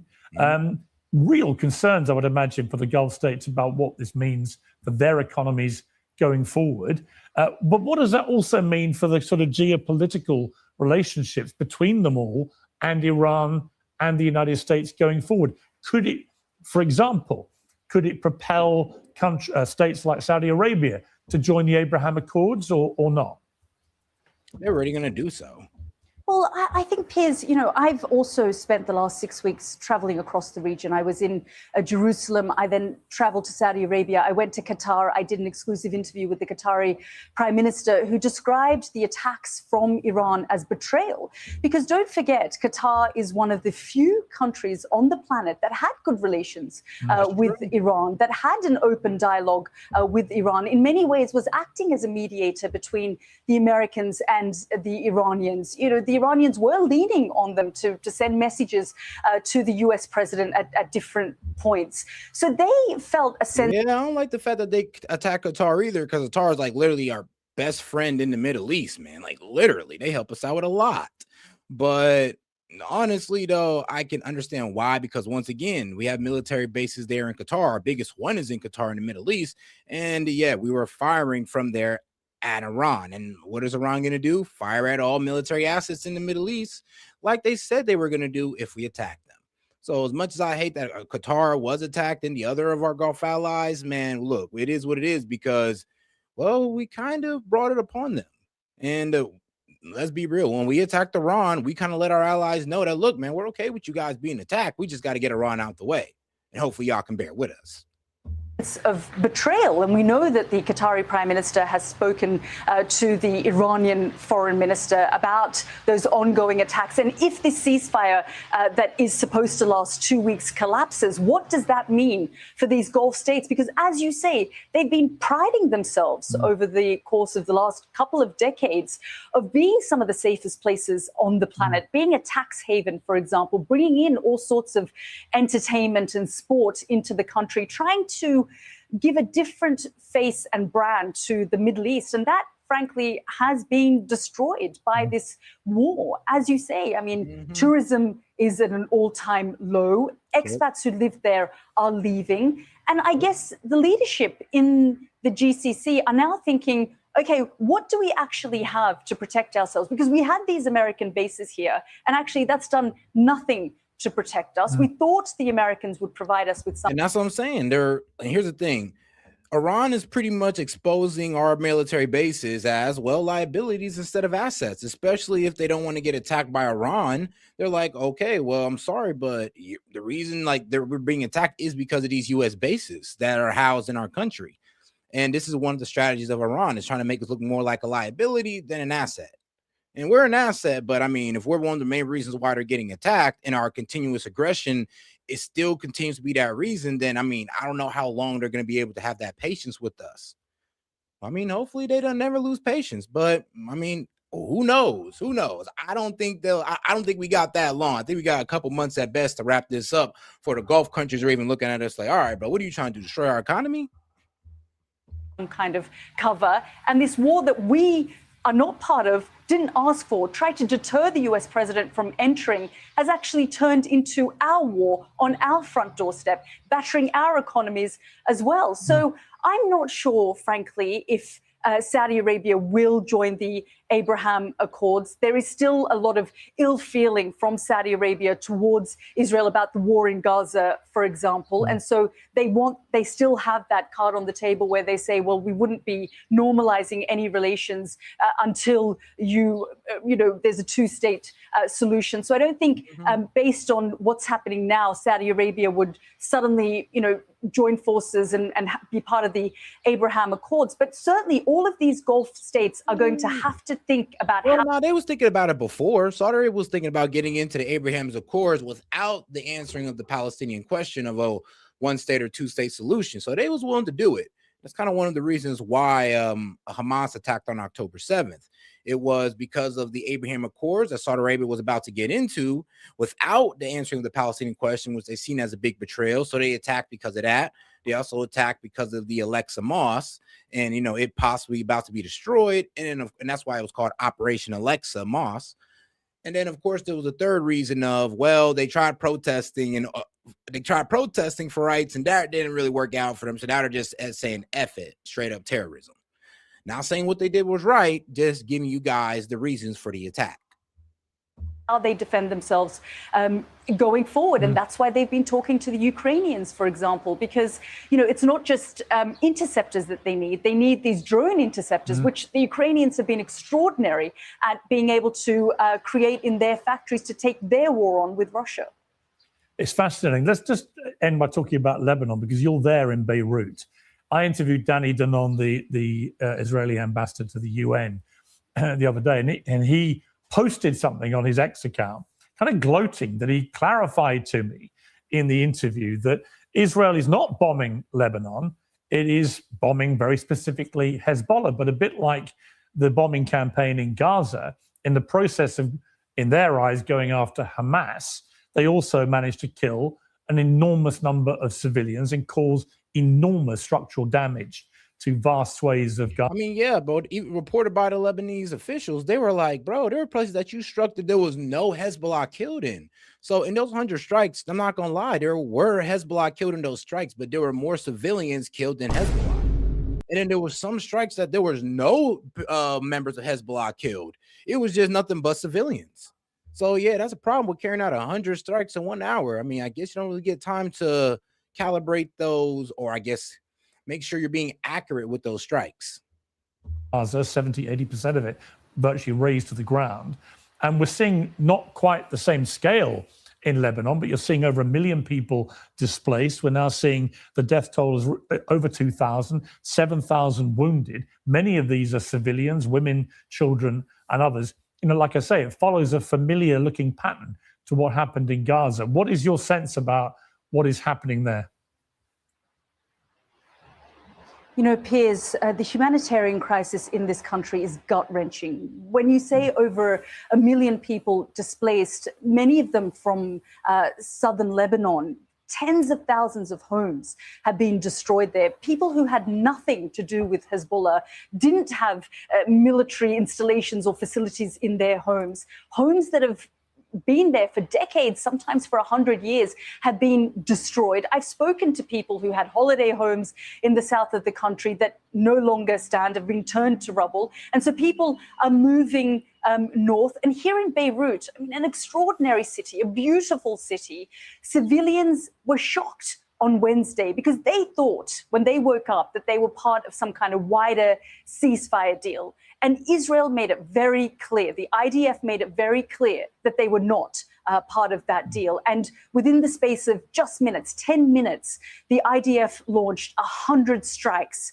across this country. Many of those strikes here in Beirut, not very far from where I'm currently standing. I interviewed a young girl, a 13-year-old girl who was just mucking about on Snapchat to her friends, going for a walk with her dad, really quite close to where I'm here in central Beirut. And suddenly, you know, she saw buildings collapse around her. She was minutes away from being killed as far as her mum was concerned. We know, according to the Lebanese Health Ministry, that 99 women and 33 children were killed during that bombing campaign on Wednesday. It's now known as Black Wednesday in this country. They had a national day of mourning. So civilians here are reeling. They were shocked. They've remain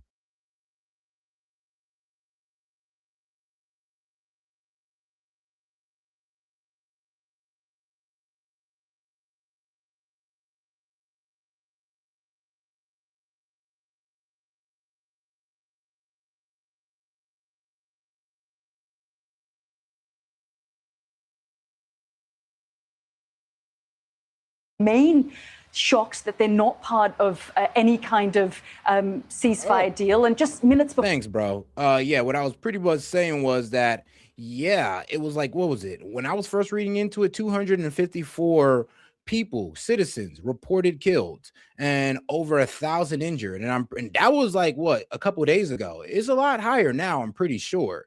And this was the strike that ended the ceasefire and made Iran close back the Strait of Hormuz that we had open for at least an hour. So I'm sorry, but yeah, this is out of line.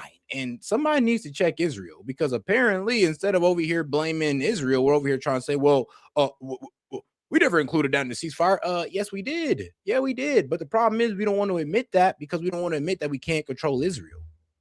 Before I came on air, Hezbollah launched about 10 drones onto Israeli sites and to target the IDF. And so the war here continues, but this country continues also to be bruised, battered, and left devastated by the growing death toll, which is over 2,000 people killed now. And as you say, when we say over 1 million people displaced, you know, we throw these numbers around, but that is a hell of a lot of people, a fifth of this country now, frankly, homeless. Yeah, I mean, the clip that you were talking about, this was this 13-year-old Naya Faki, I think her name is, who was filming a Snapchat video. Let's just take a quick look at that because it was riveting to watch.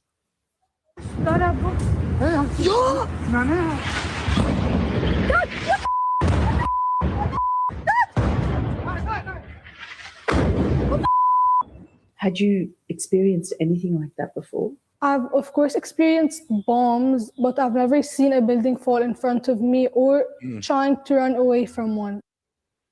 I mean, it just says it all, really. You know, I think they can claim as much as they like that they're only targeting Hezbollah, but the video speaks for itself, and that's happening all over Lebanon. Yalda, I've got to leave it there, but that was a fascinating update on it all. Thank you very much. I know, as much as Israel want to sit there and lie to you that they're only targeting Hezbollah, no, there's actually civilians. They're killing more civilians than Hezbollah. Just like we were trying to tell you how they're pretty much committing a genocide in Gaza, and they're killing more civilians in Gaza than Hamas. What did you try to tell us? Oh, no, you guys are, what are you, pro-Hamas? No, we're just telling you the truth of what's happening. And I mean, now people are accepting it. Now people accept that there are over 70,000 civilians dead, but Hamas is still out there running out and about. It's like, now y'all admit it. So what? Are you going to wait to the end result for the same, or are you going to call it out early for once? Thank you. Well, my panel's coming up in a few minutes, but joining me now is the renowned economist and global affairs expert, Professor Jeffrey Sachs. Professor Sachs, welcome back to Uncensored. Here's great to be with you. Thank you. Where are we with this war? What is going on? I mean, as I'm about to talk to you, Hillary Clinton has posted, Trump has become fully unhinged and we should talk about it. On MS Now this morning, she added, I read these posts like the majority of Americans, both shaking my head and really just feeling sick that we have a president who is such a disgrace. And this follows another barrage of slightly bonkers posts by Donald Trump, pretending to be Jesus and attacking the Pope and so on and so on. Very familiar pattern to 6 weeks now, this kind of thing, attacking NATO, attacking all the European countries, attacking conservative podcasters, pretty well looking like he's on a rampage of, I guess, trying to find people to blame for what many people now think is turning into an enormous mess. What is your reading of it? Well, it certainly is a disaster. It's a disaster of two people, Benjamin Netanyahu and Donald Trump. They are both mentally unstable as individuals, and they both lead ruthless governments. Both are waging war relentlessly, brutally. Guys, if you have any questions, comments, jokes, or disagreements, feel free to super chat it in, or you just want to support. Appreciate the support, guys. And let's not forget to double tap that screen and like the video, guys. We are at, let's see here, 322 likes. So let's see if we can go ahead and get to 400 by double tapping that screen and liking the video. All right, guys, let's get right into it with our guy, Jeffrey Sachs. Donald Trump has said things in the last few days that of a shocking nature that no president in American history has ever come close to uttering. And he's now attacked Pope Leo and posted a picture of himself as Jesus Christ. In other words, the man is mentally, this is one of the few times I agree with Hillary Clinton, I guess. The man is mentally unstable. And people are already making like, well, let's just say this. Some people already made their corrections. Like, guys, check this out. Like, check this out. Your reckoning has come. What is this?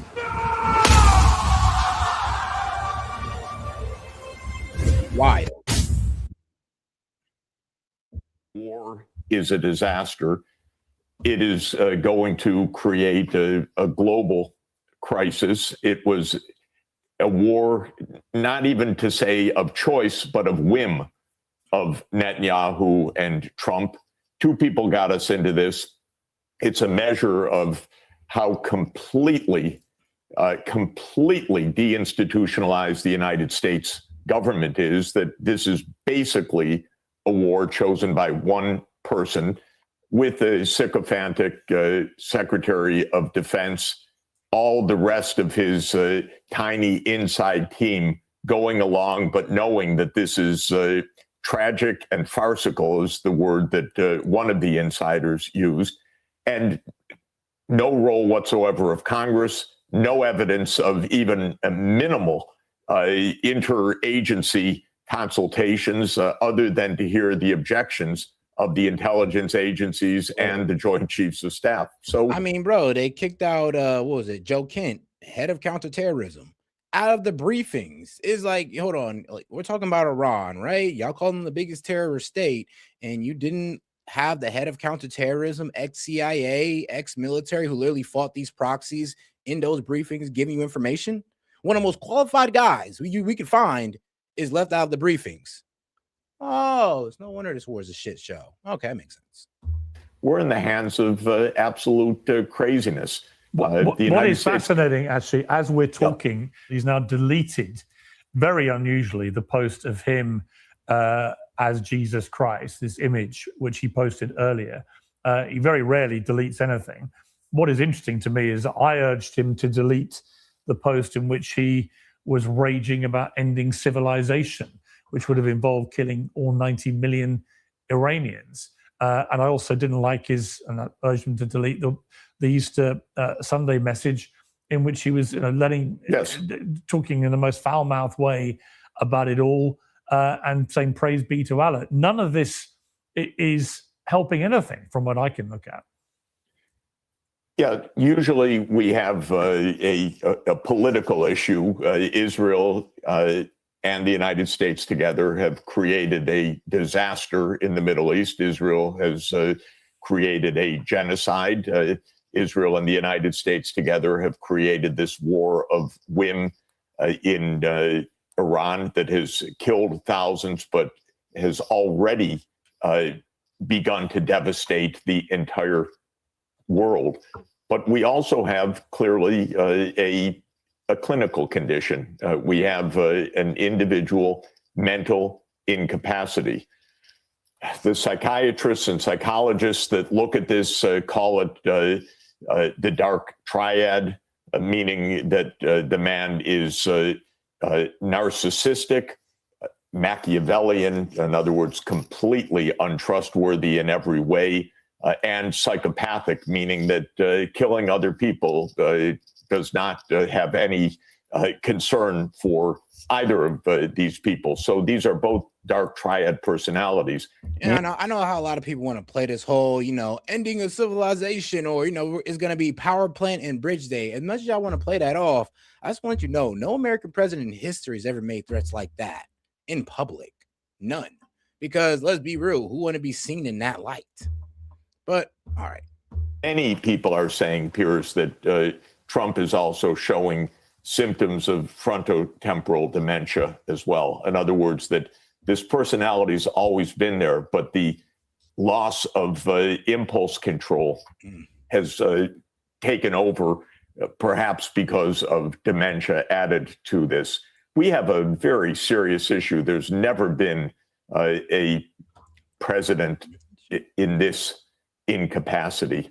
It's very dangerous, but I just want to emphasize, on top of this is a collapse of our governmental processes. There are no consultations with Congress. Congress, for all intents and purposes, doesn't exist. The National Security Council, for all intents and purposes, does not exist. The intelligence agencies, for all intents and purposes, do not exist. They advised against this. Yep. So we have our CIA was telling them no. Like, our intelligence was telling Trump, look, this is not a good idea. Israeli intelligence, the Mossad, was telling Trump, oh, this is a good idea and it's going to be easy and we should go along with it. And trust me, instead of listening to our own guys that our taxpayer money go into, the CIA, he listened to the Mossad, which pissed me off because it's just like, so hold on. Instead of listening to your fellow Americans, you're listening to a bunch of Israelis. I'm sorry, but I ain't got no hatred against Israelis, but I'm going to listen to my own over them every time. So, like, what the hell are you doing listening to the Israelis over Americans who actually serve America? You listen to Israelis who serve Israel, and you left out our CIA who serve America? Like, bro, what the F is wrong with you? But let's enjoy this quick little video pretty much explaining how those talks went down.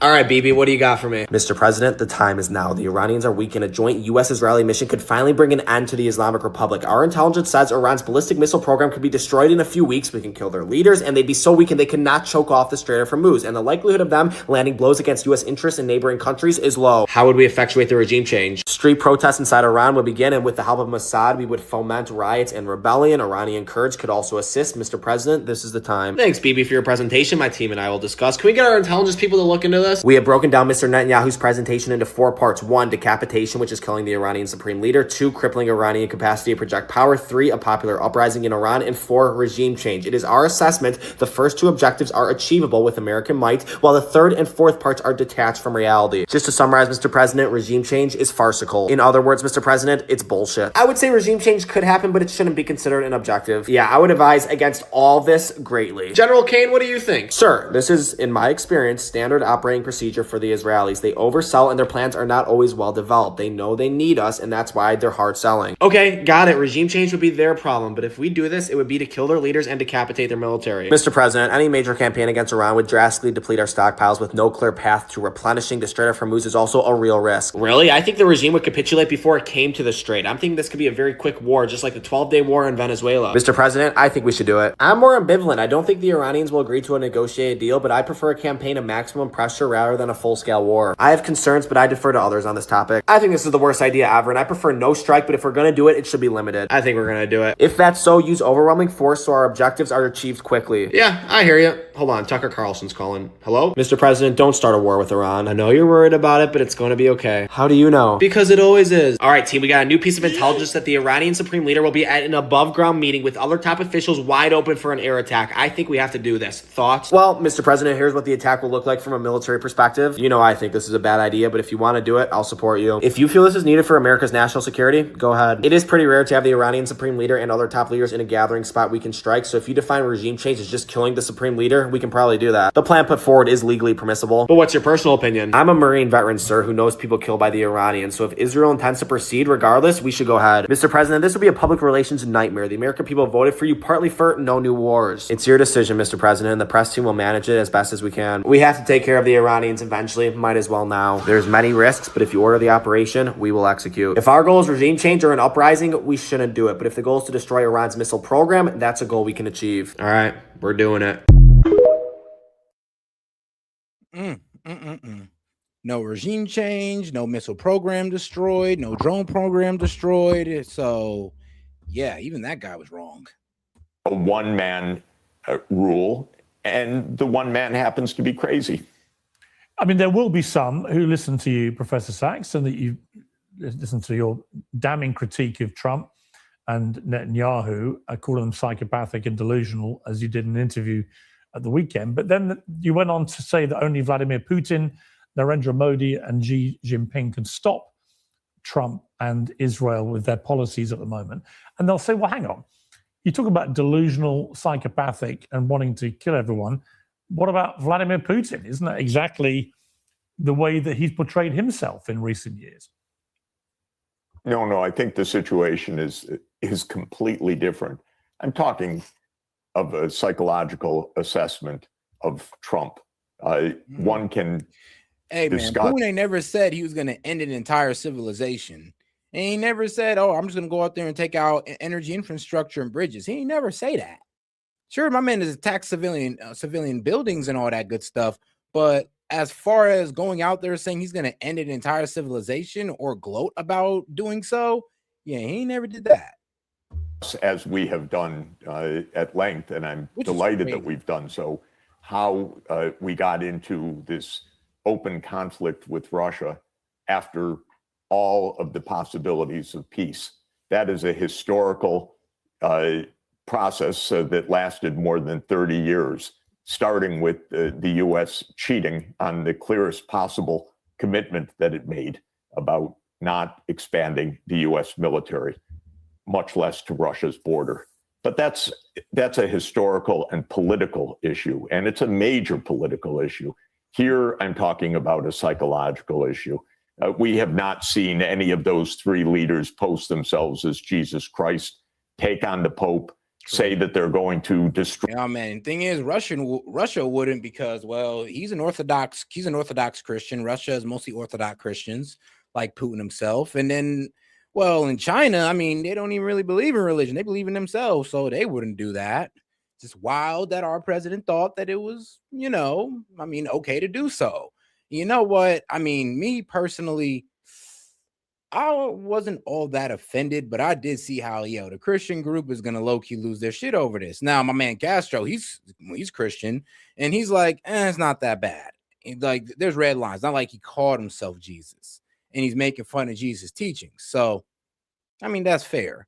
So as far as this is going, it doesn't seem like this is a big deal to MAGA, to be quite honest with you. So, I mean, it is what it is. Some people are going to take it more serious than others. Destroy a civilization by evening, or use the language that we can't even use, Piers, or maybe we can use. I don't know if we're allowed to say close the fuck. Nah, Vladimir Putin isn't my man. I'm just saying, though, I would hope that our president would hold himself to a higher standard than Vladimir Putin. That's all I'm saying. I would hope that we wouldn't be sitting here making comparisons between our president and Vladimir Putin looking more like the saint here. It's like, I would hope we would never have to come down to that, but sadly, here we are. Fucking straight, you crazy bastards, which the president of the United States wrote on Easter morning. This is something we should understand as being different. This is something absolutely distressing, because when we also understand the account of how these decisions have been made, they have been made by one person. Is it not true that on that point, Yes. I mean, there's going to be a lot of debate, obviously, after what Hillary Clinton has said, and others, there's going to be a lot of debate about whether Trump is suffering some kind of cognitive issues, and that will be what it is. We'll see how that plays out. Yeah. But is there, when you look at what Trump has done with Iran, I mean, I think I'm right in saying, I'm sure you'll know the answer to this, but since World War II, I don't think any American president has sought congressional approval for any military action, because they've never couched it as war. They've always couched it as a military action or whatever, which means they don't need to actually get pre-congressional approval. Is that the case? Well, just to say, we've had a huge deterioration of our democracy since 1947, when the CIA was established under the National Security Act. So I won't argue with you there. There have been many attempts to go to Congress and to go to the United Nations for approval, sometimes disregarded in the end. Sometimes Congress has voted approval, like the infamous Gulf of Tonkin resolution, in which Congress authorized the use of force in Vietnam on false pretenses. And similarly, after 9/11, there was a congressional authorization of the use of force. But we've never had a process as deinstitutionalized as the one we have right now, where we basically, even the deep state, let's put it that way, the CIA, the Joint Chiefs of Staff, the Armed Services Committees of Congress, they're not part of this decision making. We know actually the kind of tick-tock that of how this war took place because of an unusually clear and explicit inside account that the New York Times reported a few days ago. This was basically Netanyahu spinning a crazy story to Trump, and Trump buying it while the rest of the room was saying, "Are you kidding? This is farcical." But this man, I'm sorry, I don't know how well you know him or not, and basically, like, while Bibi was telling his story, everybody in Trump's administration was like, "Bro, this man can't be serious." I'm like, "Bro, you really try to tell us, oh, Iran's gonna fall in 4 days? Oh, they're just 2 weeks away from making a bomb." Like, dog, in your younger years, you were here saying the same exact crap. Like, I could see everybody in the administration low-key laughing at Bibi, like, "Bro, you're tripping. Like, you've been trying to do this for years. We're not listening to you now." And we have this anti-war president.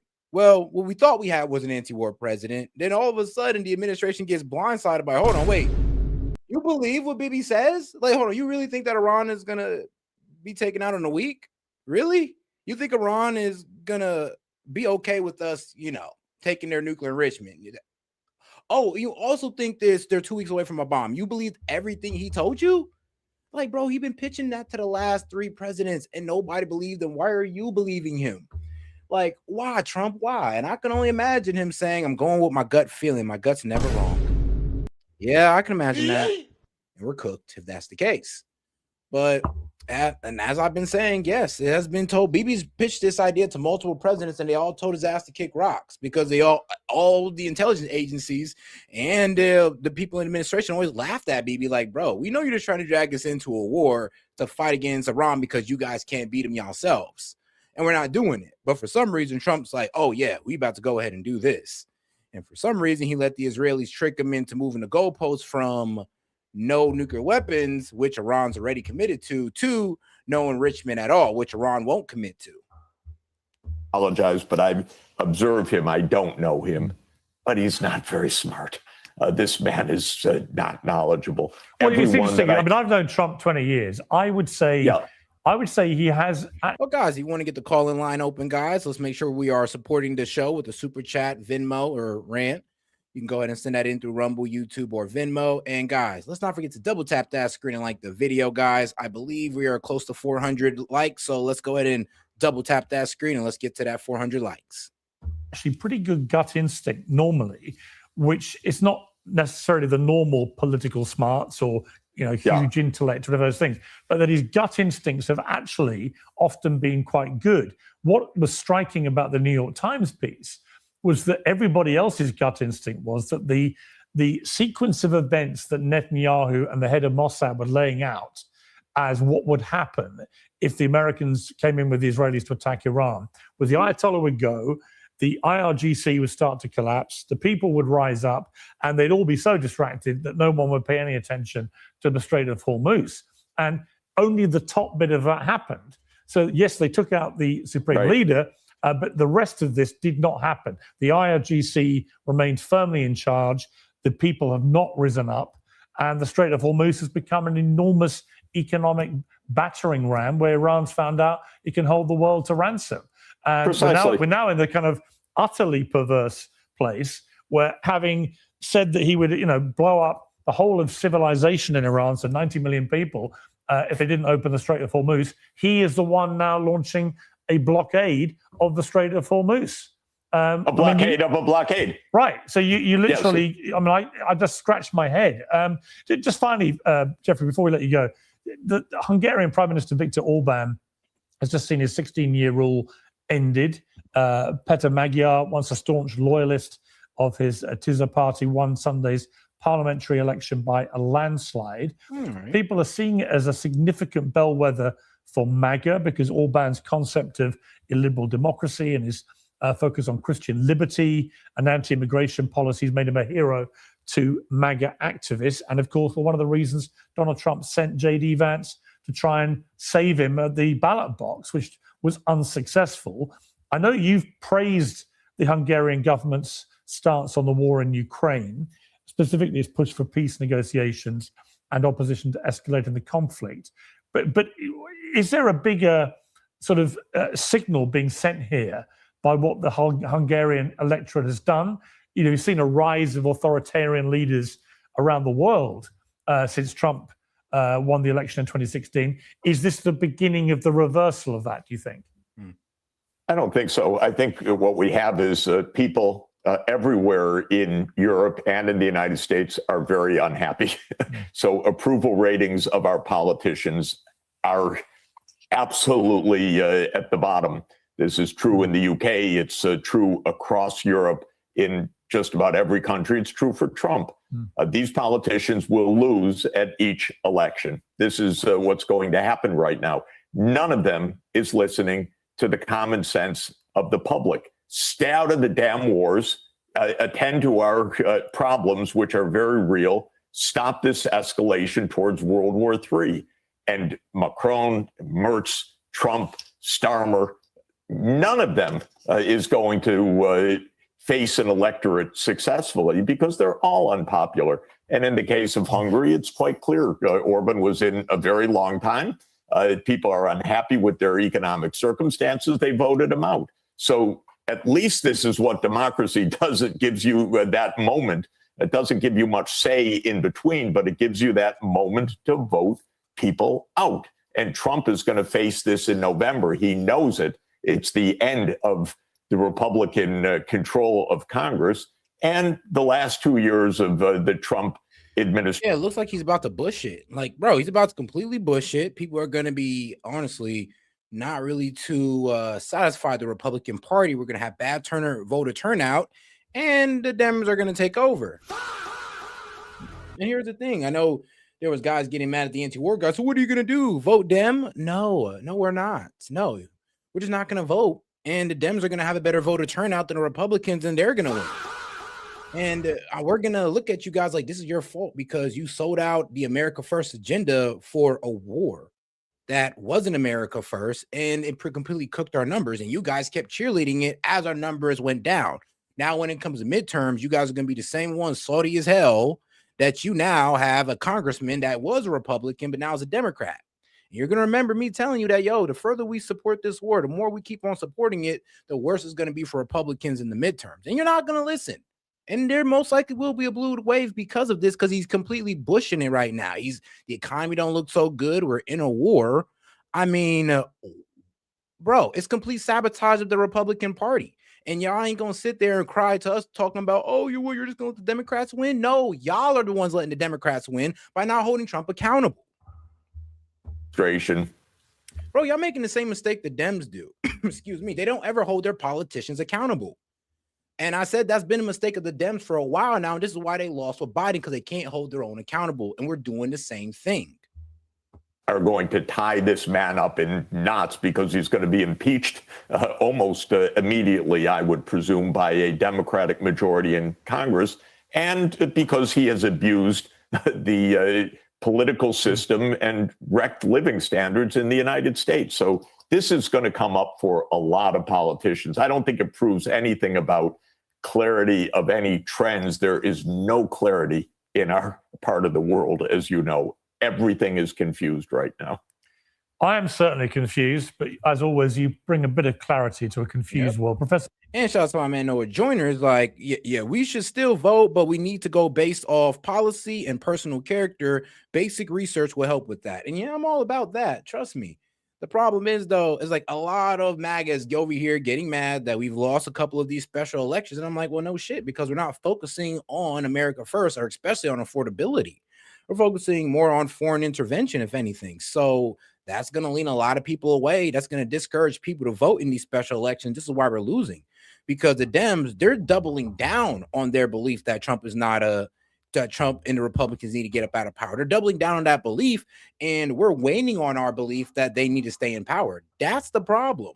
Even if some of us still go out there and vote just on the premise of fuck the Dems, it's not enough because too many unfulfilled promises. And if they're not fulfilled by midterms, yeah, the Republicans are going to see a terrible voter turnout, and they'll have nobody to blame but themselves.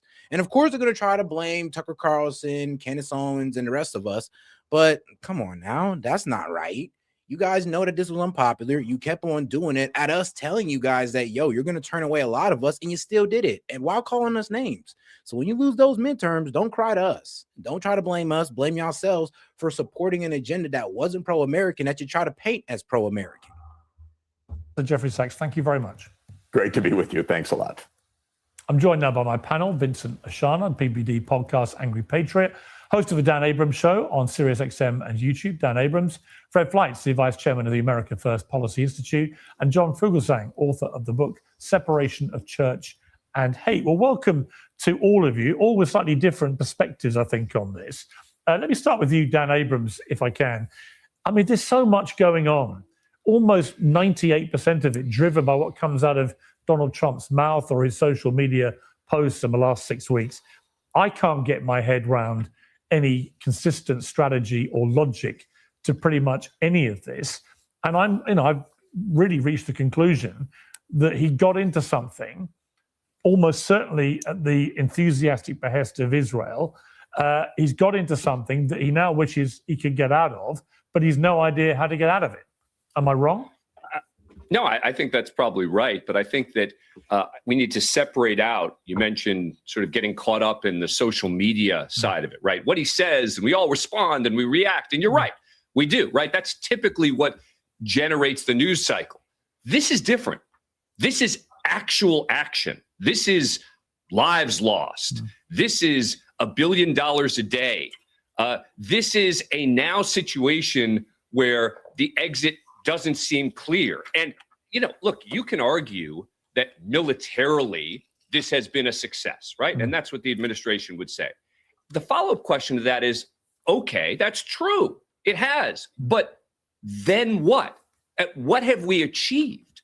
What were the goals that we were seeking here? And now Iran is standing up to the United States. I mean, think about that.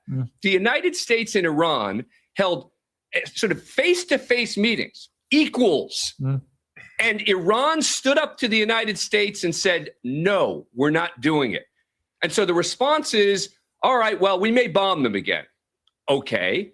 Now, look, the blockade actually kind of makes sense in terms of trying to put pressure on them, but there's nothing that indicates it's going to work. And that's the question that we have to focus on. What is the goal here? What is the end? What are we trying to achieve? Yeah, and I don't think we know. And I'm not sure President Trump knows. Vinny, welcome back to Uncensored. Great to have you back. Look, from where I'm looking, everything Dan said is correct. We were told, the New York Times did a big deep dive into this that revealed how Benjamin Netanyahu painted a picture of a sequence of events that would happen if the Americans joined Israel on this mission, and if they took out the Ayatollah, then the IRGC would be irrevocably damaged. Then the people would rise up, and they'd all be so distracted that no one would notice the Straits of Hormuz, and it would be irrelevant. None of that, apart from the first bit, has happened. The regime is clearly still firmly in place, albeit it's lost a few people, but they've been replaced by like-minded people. You've got the supreme leader being replaced by his son, for argument's sake, apparently wounded, but is alive and will be the new supreme leader. You have the people not uprising at all, not even rising up in the way they did in January when they were protesting. And the Strait of Hormuz has become... Well, I mean, sadly, Iran's busy publicly executing anybody who was, damaging property during those protests, who killed an officer, burned down the mosque. Those guys are all getting executed, sadly. This extraordinary economic battering ram being used by Iran to effectively... And let's be real. I mean, the CIA and Mossad was helping out with those protests, giving these guys guns, and it didn't work out for us. It just did not work out. I mean, I guess Iran got more support than I guess the regime got more support than we thought. We thought we can give a whole bunch of protesters guns and they take over. Instead, they end up getting mowed down themselves, along with innocent protesters and along with Iranian police. So, it didn't work out, guys. That did not work out. We hold the United States to ransom over literally a barrel or a few million barrels. Where's the win here, Vinny? Please. Well, thank you for having me back on, Piers. I'm happy to see that you're doing a little bit better and you're a little bit more mobile. Piers, I'm not gonna lie to you. It's the article you're talking about, the New York Times. I've read it multiple times. I've spoken about it, and you nailed it, Piers. The first two were decapitating the Ayatollah, crippling Iran's capacity. But then the two main ones, the regime change and the uprising from the people. And one of the best quotes in that meeting, John Ratcliffe said it was farcical. Marco Rubio said, in other words, sir, it's BS. I'm not going to say the word. And then the most important one by the chairman of Joint Chiefs of Staff, General Raisin Kane, he said, sir, this is, in my experience, standard operating procedure for the Israelis. They oversell, and their plans are not always well developed. They know they need us, and that's why they're hard selling. So, Piers, in that meeting, apparently, it was Bibi Netanyahu with Mossad on a Zoom call behind, and they pitched. Nobody was on board once Bibi left, but for some reason, the president went through with it. And having, my family's from Iran, Piers, as you know, we're Assyrian. And the people, we forgot about the people. What about the people? Now it's all about the oil. Now it's all about the Hormuz. And I just think Israel just, this is what Israel does. And at the same time, Piers, when we're basically, our troops, this all started, let's not forget, Marco Rubio on camera said, all right, he said, well, we didn't want to strike first, but since Israel was going to go and our assets, our soldiers, 13 of them, God rest their souls dead, they're going to be put in harm's way, so we got to go first, Piers. That really, really bothers me that he has that much control that since they're going to go, we got to go. And for a nation, Piers, which bothers me, you mentioned this, I believe, last week, a nation that the real disrespectful part about it is not only did they drag us into this war by saying they were going to attack Iran first, but under the fog of this war, they decided to go try and annex southern Lebanon. It's like, okay, so you were basically using us for your own agenda. All right. All know has nuclear weapons, but we all have to play this game like we don't know that they have nukes. Do you know how dangerous that is? The Non-Proliferation Treaty, they're not in it, Piers. If God forbid they use a nuke, we can't even point and say, hey, it was Israel, because technically they don't have it, Piers. I think the people in the president's ear, they're not giving him good information. They're kind of swaying him that they want to. And Jared Kushner is over there with Steve Witkoff. Jared Kushner, does he even have security clearance, Piers? He's married to Trump's daughter, and he's known Bibi Netanyahu, Jared Kushner's family. Thank you. Charles Kushner has known him since he was a child. So that's a little conflict of interest for me, Piers. And again, thank you. That's what I'm saying. I'm like, why is Jared Kushner even there? All the conflict of interest that he has, like, this should be completely unacceptable. And when there's American soldiers and our troops are at risk, I'm not a fan of it. Yeah, it gets very real very, very quickly. Oh, bro. Chad, hey, yo, what's going on, bro? But Chad, I got you. I actually got you on that one because the video is actually right here. Let's get right into this quick video real quick. Pretty much posted by InfoWars, because it pretty much goes with my man Chad saying that, yeah, not only did and I just found out about this, but not only did JD Vance have to report back to Trump while he was attending a UFC fight, but he was also had to report back to Benjamin Netanyahu. And it's like, are you serious? Our vice president has to report back to a junior in this war as if he's an equal. But y'all trying to say it's not about Israel. Okay, guys. Okay. Whatever. I spoke yesterday with Vice President J.D. Vance. He called me from his plane on the way back from Washington. He reported to me in detail, as the people of this administration do every day, on the development of the negotiations. In this case, the explosion in the negotiations, the explosion came from the American side, which was not willing to tolerate the blatant violation of the agreement to enter negotiations by Iran. Essentially, the agreement was that there would be a ceasefire and Iran would immediately open the crossings. They didn't do that. The Americans were not willing to accept it. He also conveyed to me that the central issue on the table from the perspective of President Trump and the United States is the removal of all enriched material and ensuring that there is no more enrichment in the coming years, and this could be for decades.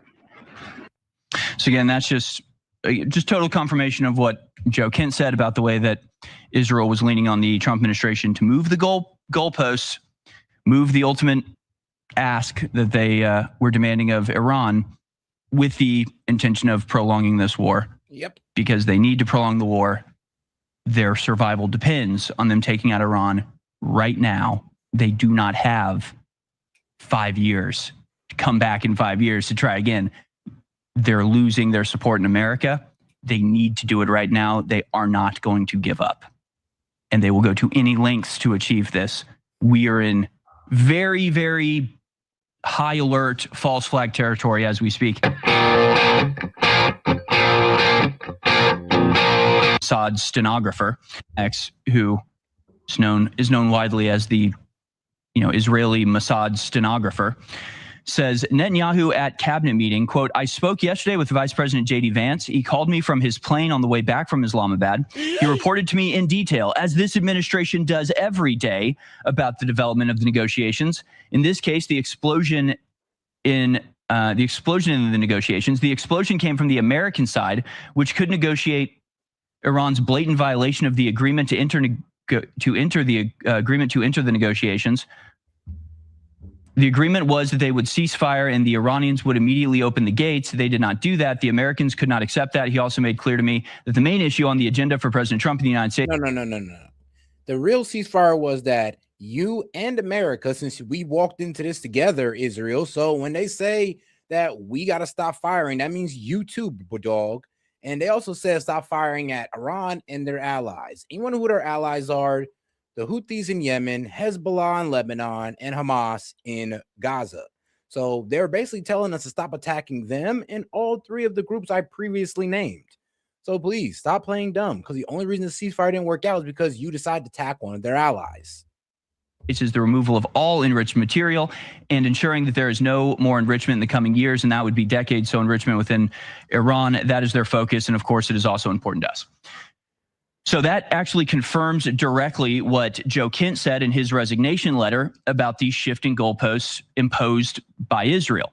That, and go watch his interview with me where we detailed this extensively, that forever the agreement had been no nuclear weapons, and that goalpost had been shifted to where the Iranians were telling the Trump administration any enrichment at all means that they're going for a nuclear weapon, so we have to go for zero enrichment. That was a change in policy, a change in demand from the Trump administration that the Iranians never said they'd agree to, and doesn't really make a lot of sense. So actually, Joe Kent responded to this statement from, the quote from Benjamin Netanyahu, saying upcoming negotiations will fail if we don't restrain the Israelis and stop giving them access to our decision-making. The Israelis push for zero uranium enrichment because they know it's a poison pill for Iran and will result in the war continuing. Iran has committed to not developing or obtaining nuclear weapons since 2003. A deal can be reached. I know. That's what I'm saying. If it was all about Iran not getting a nuclear weapon, I mean, Khomeini already gave that to us in 2004 with that religious fatwa that he put in, saying that getting a nuke is a sin against God. So they never went towards a nuke. But they haven't reached towards 60%.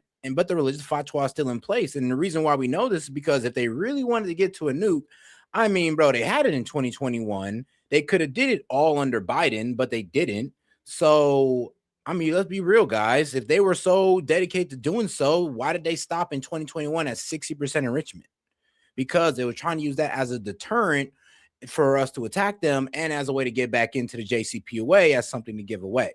Because if it was really going to be used for a nuclear bomb, I mean, bro, they'd have popped off at 2021 when it got to 60% enrichment, and maybe by 2023, they'd have had that bomb.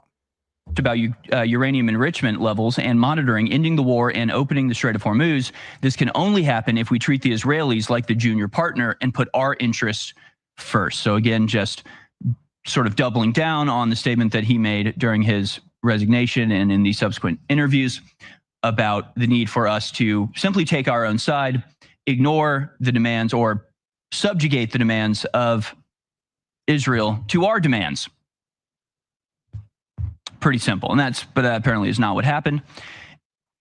And again, the suspicion is, and the rumor is, that they were on the cusp when a phone call from Benjamin Netanyahu, he says, oh yeah, JD Vance gave me a call on the plane on the ride away. Oh, okay. So you didn't call him maybe during the negotiations. We weren't maybe on the cusp of an agreement when you swept in either with blackmail or some sort of other pressure point to scuttle the ceasefire talks that America really wants, JD Vance really wants, the American people really want, Iran seems to want, but that Israel doesn't want. This was all coincidence, you're telling me? I don't believe you. I simply don't believe you. Because this keeps happening over and over and over and over and over again. And then you've got clip 15 here. This was the announcement of the failed ceasefire negotiation. And of course, many people are pointing out and noticing that old Jared Kushner, who is not a member of the American government, does not have an official role in the American government, has never been approved by the Senate as any other presidential appointee would, has never even really made it clear what his, top priority is. I mean, he's taken no oath to uphold the, interest of America over anything. He's literally just some dude that's family friends with Benjamin Netanyahu and has been since childhood, and is basically there representing the private Israeli interests, only doing so under the color of the American flag. At least that's the feeling that people get when they see him hardly able to contain a smirk, even though what he's announcing should be embarrassing and a failure and honestly a tragedy, because had these negotiations worked, we probably would have avoided whatever death and destruction comes as a result of the failure of the talk. So here's a guy who just failed to get peace, who just failed in his supposed mission on behalf of America, who just failed to find an off-ramp of what could very well become the deadliest war of all. I don't know. In my opinion, they set JD Vance up to fail. If he got to check in with all those people, bro, he has no real power in those negotiations. If that's the case, it should have been Trump and Bibi that pulled up to those negotiations, not JD Vance and Steve Witkoff and Jared Kushner, because apparently they don't hold any power. All time in an earth-destroying World War III, and he seems unable to contain his glee. Let's watch. So again, people just noticing that while JD Vance looks, appropriately dour, appropriately Kushner smiling, serious about this, Jared Kushner is slinking around in the background like an alien from Signs, grinning and smirking knowingly along with Steve Witkoff. And of course, remember, Steve Witkoff was being interviewed with Jared Kushner about Gaza and accidentally let it slip that the creation of the Board of Peace and the annexation essentially of Gaza into Israel was the fulfillment of, over 2 years of planning. And that's when Jared Kushner kind of gives him the side eye and is like, not really. Don't say that, Steve. It's like, yeah, the war hasn't been going on for 2 years. What he revealed was that not only was the Gaza war the intended outcome of the false flag operation of October 7th, but that war with Iran and America having a Pyrrhic victory and basically being destroyed. Oh, my bad. And I made a mistake on the on Hamas's operation on October 7th. It was called Alexa Flood, not Alexa Moss. Yeah, the operation that Hamas invoked on October 7th was called Alexa Flood. Sorry.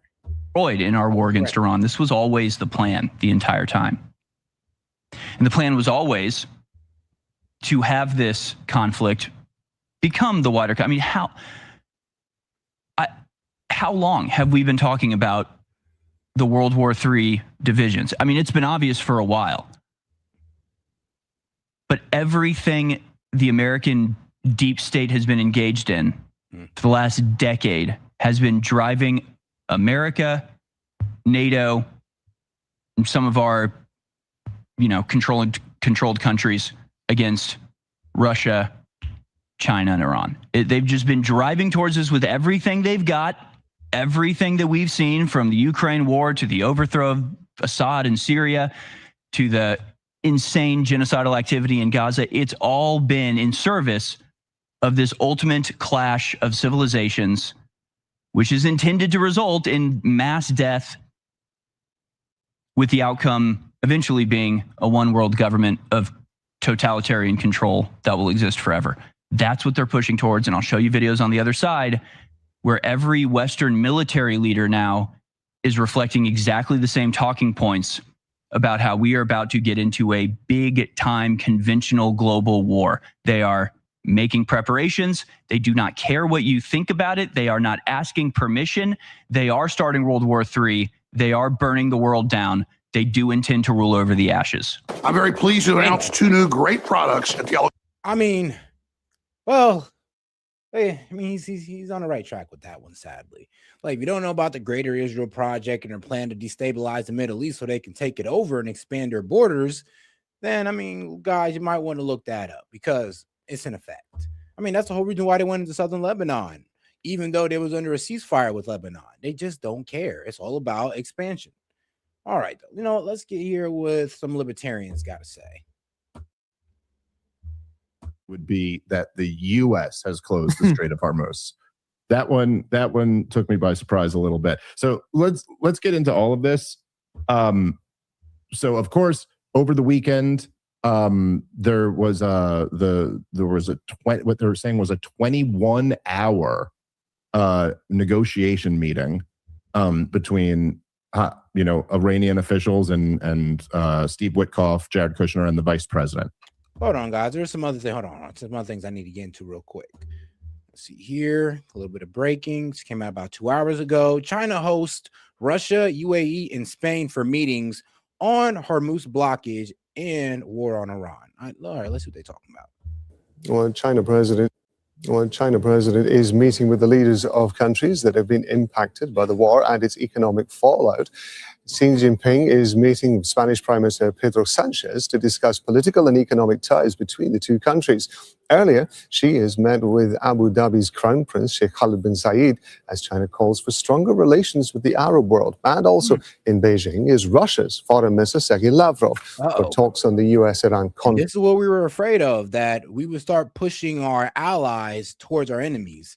And yes, the UAE is an ally. And now they're over here meeting up with China to get closer to them. And China's now trying to take over our position in the Middle East because we're kind of fucking it up with this war. And let's be real, people rather work with China or Russia because, well, at least they're not going to try to drag us into a regional war without letting us know. That's the problem with dealing with America. Apparently, we'll drag your ass into a war and expect you to be happy about it. And do it to the whole region. So I would also want to separate from a business partner that brings nothing but conflict in my region. conflict and the blockade of the Strait of Hormuz. Beijing has affirmed its readiness to play a constructive role and contribute to peace in the Gulf region.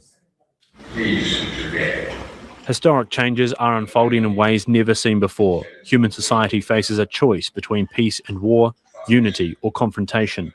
We must strengthen coordination, enhance cooperation, and build a more solid, resilient, and dynamic China-Arab comprehensive strategic partnership. Uh-oh. China's foreign ministry spokesman. Man, son of a bitch. This is what I was warning about, how China was going to move in and try to take our position in the Middle East. And they can do it with a nice little phrase of, hey, man, we ain't going to bring no war to your region. You ain't got to worry about us working with Israel to try to kill you. We're not over here. We're not going to be over here, using you to prop up our economy. We're also saying we want to kill you all, which we do say in America because you guys, for some reason, hate Muslims, even though they're the reason why our AI infrastructure, our AI companies are working out. Oh, yeah, oil, that's working out for us. They're holding up our petrodollar. So it is crazy why we hate a group of people that are honestly helping us out more than anybody else in the world. Yeah, I know. You might want to check that Muslim hatred, seeing that they're probably the group of people that help us out most in the world by upholding our petrodollar. And I don't know anything that's helping us out better than that, by the way. But now we're fucking that up because we want to bring instability in their region. Guo Xiaokan is holding a daily media briefing in Beijing. He's been speaking about the situation in the Strait a few moments ago. We're going to take a listen. With the temporary ceasefire agreement reached by relevant parties still in place, the United States ramped up military deployment and resorted to a targeted blockade. This will only aggravate confrontation, escalate tension, undermine the already fragile ceasefire, and further jeopardize safe passage through the strait. It is a dangerous and irresponsible move. China believes that only a complete ceasefire can fundamentally create conditions for easing the situation. We urge relevant parties to honor the ceasefire arrangement, stick to the direction of peace talks, and take concrete actions to de-escalate the situation in the region so that normal traffic via the Strait of Hormuz will be able to resume as soon as possible. Well, Katrina Yu is joining us now live from Beijing. So the foreign ministry spokesman, they're making it very clear where Beijing stands on this. They want everybody to honor the ceasefire agreement. They say that military intervention is only going to make things worse. President Xi and Pedro Sanchez, the Spanish leader, have been pledging closer ties amid what they're calling a crumbling international order. The UAE, it seems, is also of a similar mindset. That's right. Very busy day for Chinese President Xi Jinping. In the morning, he met with UAE Crown Prince, who is joined by a rather large delegation of government and industry officials. They're here to strengthen, they say, the comprehensive strategic partnership between the UAE and China. So we're expecting some trade deals to come out of that and behind closed doors, no doubt. They also discussed the war in Iran. After that, President Xi hosted Pedro Sanchez from Spain. Now, this is the Spanish leader's fourth visit to that we cut off all trades with over, what was it? It was something that involved Israel. What was it? They said they were they were boycotting Israel or something like that. Like, why did I know it has something to do with Israel, but why did we cut off our trade with them again? Because that was absolutely wild, and it wasn't for anything like, reasonable. China in just a few years. He's been criticized by some in Europe for treating China as a sort of strategic ally rather than an adversary. And he's really spoken about strengthening the ties between Beijing and Madrid for economic reasons. But he also says that the two countries have more in common, that they both respect international law and international order. He's actually calling on Xi Jinping to play a bigger role in the multipolar. My bad, guys. From what I'm reading here, it said that President Trump threatened to cut off trade with Spain because the country refused to allow U.S. military to use its bases for airstrikes on Iran. Spain's refusal to participate in the conflict, combined with criticism of Trump's U.S.-led attack as dangerous, and led to this move. All righty here. And let's see here, NATO funding. Let's see here, refusal of base use. Spain declined request to let U.S. forces use the Rota and Morone military base for attacks against Iran, according to BBC News. All right, then. Okay, good. All right, and that one had didn't have nothing to do with Israel. It had everything to do with the fact that, I mean, one, Spain, bro, they're the worst offender when it comes to paying their bills in NATO, and also they're not letting us use that military base. All right, I mean, I get it. Still don't agree with cutting off trade with them completely, but all right. Order and to do more when it comes to the war in Iran. He said at a press conference following his lunch with Xi Jinping that no interlocutor is like China and is like China able to play a key diplomatic role to end this conflict. They also spoke about countries, he mentioned countries that violate international law, that they are only just subjected to threats, i.e. Israel. So the Spanish Prime Minister Pedro Sanchez, they're very critical of Israel and the US moving closer to Beijing. And Xi Jinping isn't done. This week, actually, he's also due to host the Vietnamese leader, To Lam, who's arriving in China this evening for a 4-day visit. So I think this really shows that during this war, China has not just been calling for restraint and calling for a return to talks. It's been really busy taking advantage of this moment to move closer to countries around the world who may be disenchanted with the US and its actions. Yeah, because they're tired of the US dragging them into war, causing their markets to be unstable. So why not move on to a power that's not going to do that? That's not so war thirsty, like China or Russia. It's like I'm saying, our pro-war ways is going to bite us in the ass. It's going to destroy our bro. It's going to destroy our petrodollar. It's going to destroy our economy if we don't turn things around, guys. It's not too late. I mean, you guys could still sit there and be like, say, you know what, you're right. This war is not helping us in any way, shape, or form. And the future projections of the war are looking even worse. I mean, it's not too late, guys. I'm a nice guy. I'm going to be reasonable. I show grace. In Iran. And that's not to say that's not doing anything when it comes to the war. We've just had China's Foreign Minister Wang Yi speak to the Pakistani Foreign Minister yesterday. He's hosting the Russian Foreign Minister today, Sergei Lavrov, and it's expected they will also discuss the Iranian conflict in China, also saying that... Oh, yeah, and then, my bad. To give further details on why we also cut off Spain. So, yes, Israel was a central factor in the conflict that led to U.S. threat to cut off trade with Spain in March. The tension stemmed from Spain's vocal opposition to joint U.S. and Israeli military attacks in the Middle East. So, yeah. And I mean, they were also complaining about, Israel's attacks on Lebanon as well.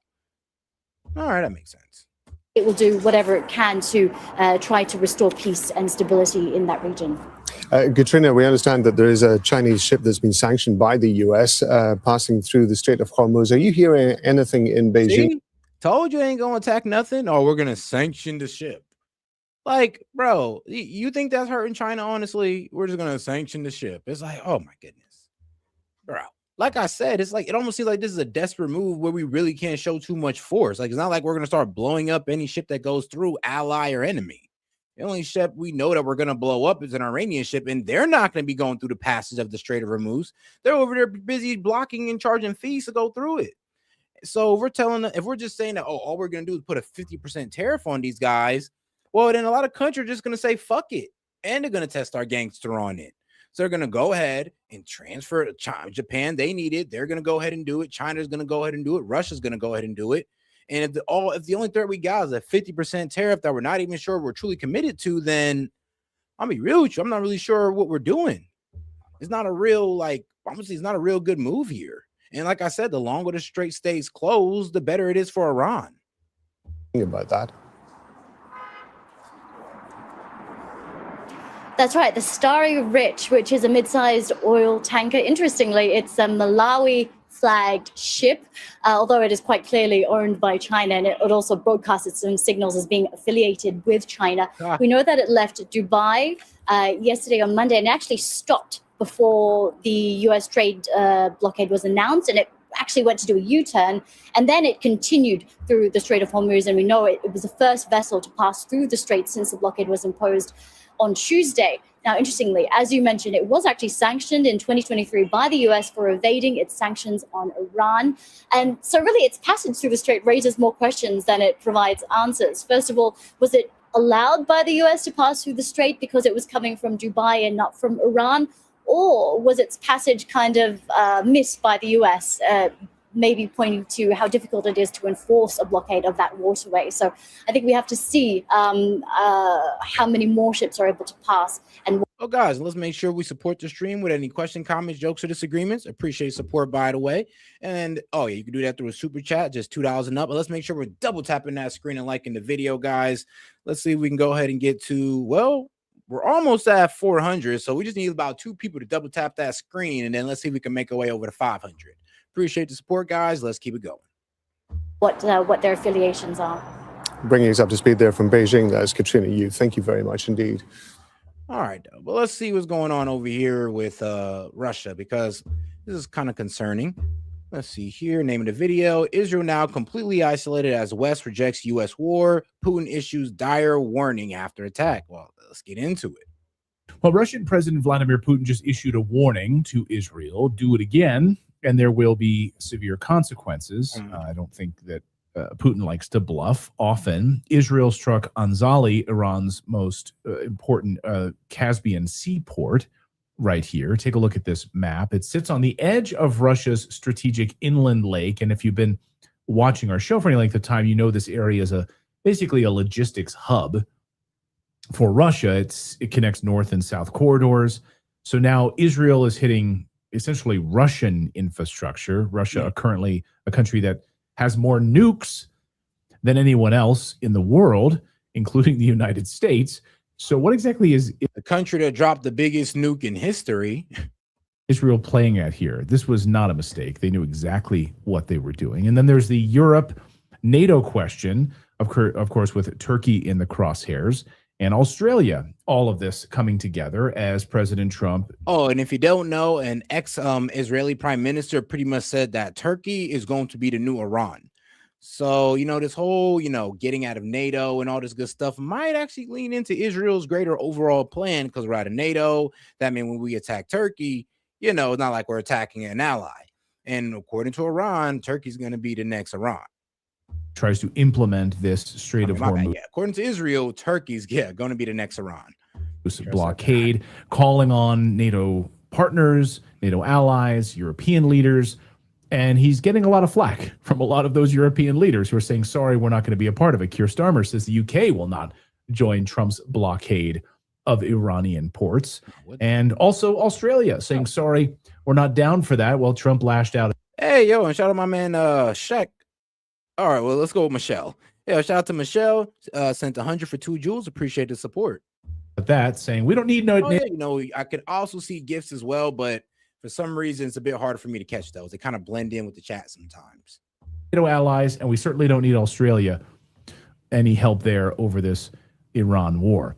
Murtaza Hussain is a national security and foreign policy reporter at Dropside News, and he's watching the European piece of this story very closely. Great to have you back on the show. Thanks for having me. Nice to be here.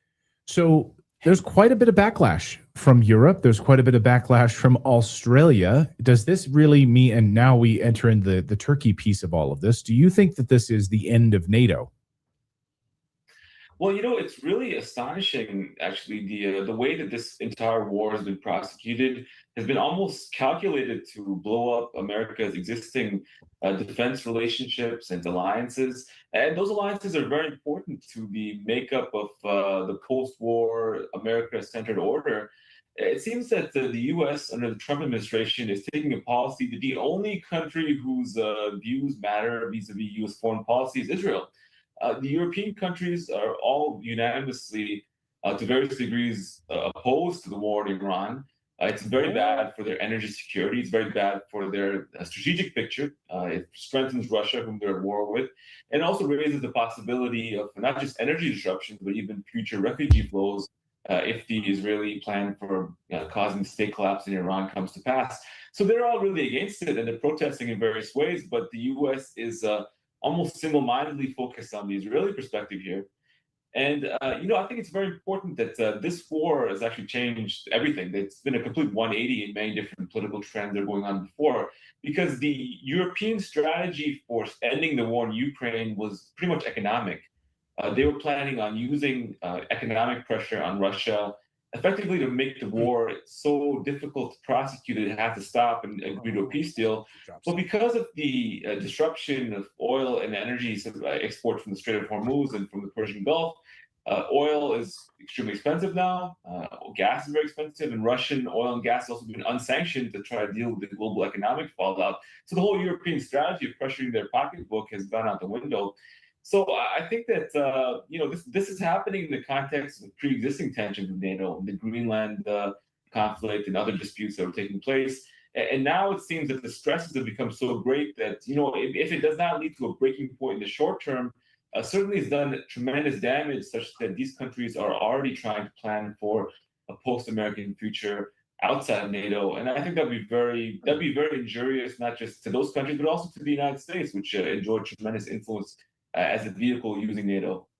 Well, it also sort of lifts the veil behind the curtain of NATO, because NATO, I'm confused by this. NATO countries were all in on the war against Russia. They loved it. They crashed their own economies in Europe. They were like, fine, we're all in. Europe's the enemy. And what they did we lived in Europe at the time, what they used that for was to increase the power and decrease power of the people. But when NATO insisted that Portugal, for instance, send fighter jets, they said, we can't. We have like 2. And so there was NATO's armies are U.S. armies. So the U.S. calling on NATO countries for firepower, they know better. They know it's there. They don't have it, right?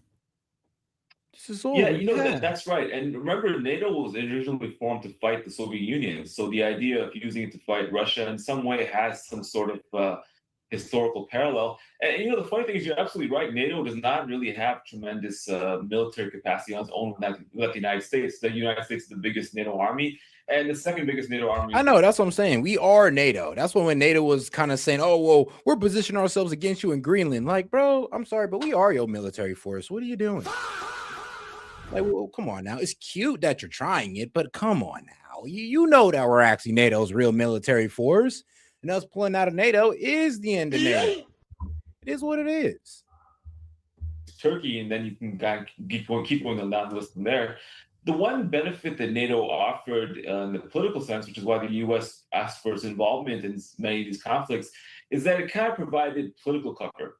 So if the U.S. went to war in Afghanistan or Iraq or now with Iran and so forth, it looks better to do it with a huge coalition of countries, such that if it goes poorly, well, it's like a murder weapon where many different people's fingerprints on it. You can kind of cast blame quite wide. I'm done. Like when it goes wrong, at least we can sing "We're all in this together, losing wars" and yeah. No, I don't think anybody want to get down with that. I'm sorry, but that's one of the main reasons why NATO don't like to get dragged into conflicts.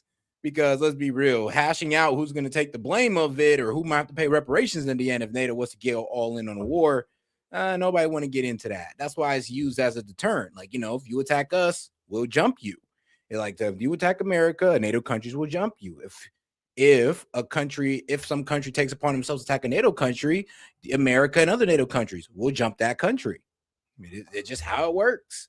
It's not used to drag them into war. It's used as a deterrent, which actually works. You're real with you. But now, the Iran war, the U.S. is going into it alone, pretty much, just the U.S. and Israel. And if it goes poorly, everyone knows who's to blame. And so the political cover is not there. And now Trump has been trying to bully the NATO countries to get more involved in this, but they're so averse to this war because it's so injurious to their direct economic interests and political interests that they're totally rebuffing him. And he's responding to it with some like personal offense, you could say. He's kind of escalating the conflict. And he's really kind of leading the breakup of this, post-World War II Cold War alignment between the U.S. and Europe, which I think is being pushed to the brink by the dispute over this Iran war that none of them want to take part in.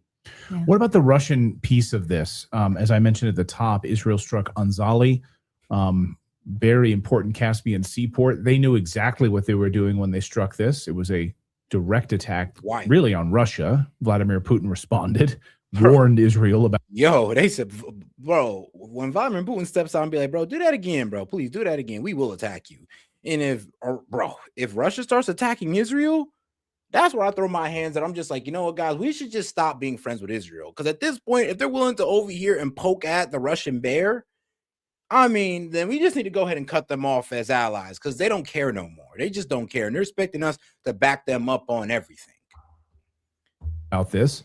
Why poke the bear? Russia? Why do you think Israel wants to poke the Russian bear? Israel and Russia have a very complex relationship. There's some disputes they've had, but there's also been cooperation and so forth. This attack was very interesting because it also comes in the context of a much more pronounced cooperation between Israel and Ukraine.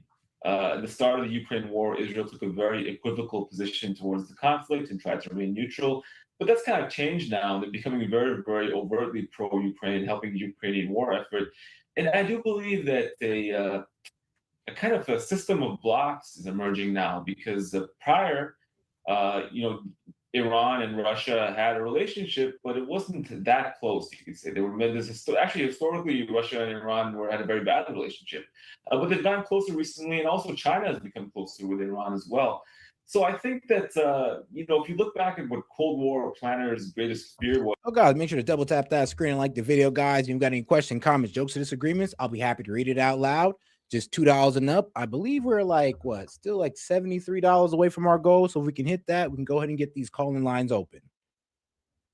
Was the emergence of a kind of anti-American bloc in Eurasia. And that bloc would include some of the largest countries in Eurasia, which would have been Russia, Iran, and China. That's actually coming into pass now. It's not coming because those countries all love each other. It's because they're all feeling themselves at various degrees to be threatened by or adverse to American policies in the region. And so Israel's on the other side of that block. They're now aligning with Ukraine, obviously with the US, and attempting to fight them as a coalition. So I think this attack— That is crazy, though. It's just the fact that they really did basically hit a port in Russia. Trying to hurt Iran, of course, but it's like, bro, you're attacking Russia. Are you serious? And the fact that Putin got to tell you, bro, try this again, please, try this again. And you being protected by America won't matter.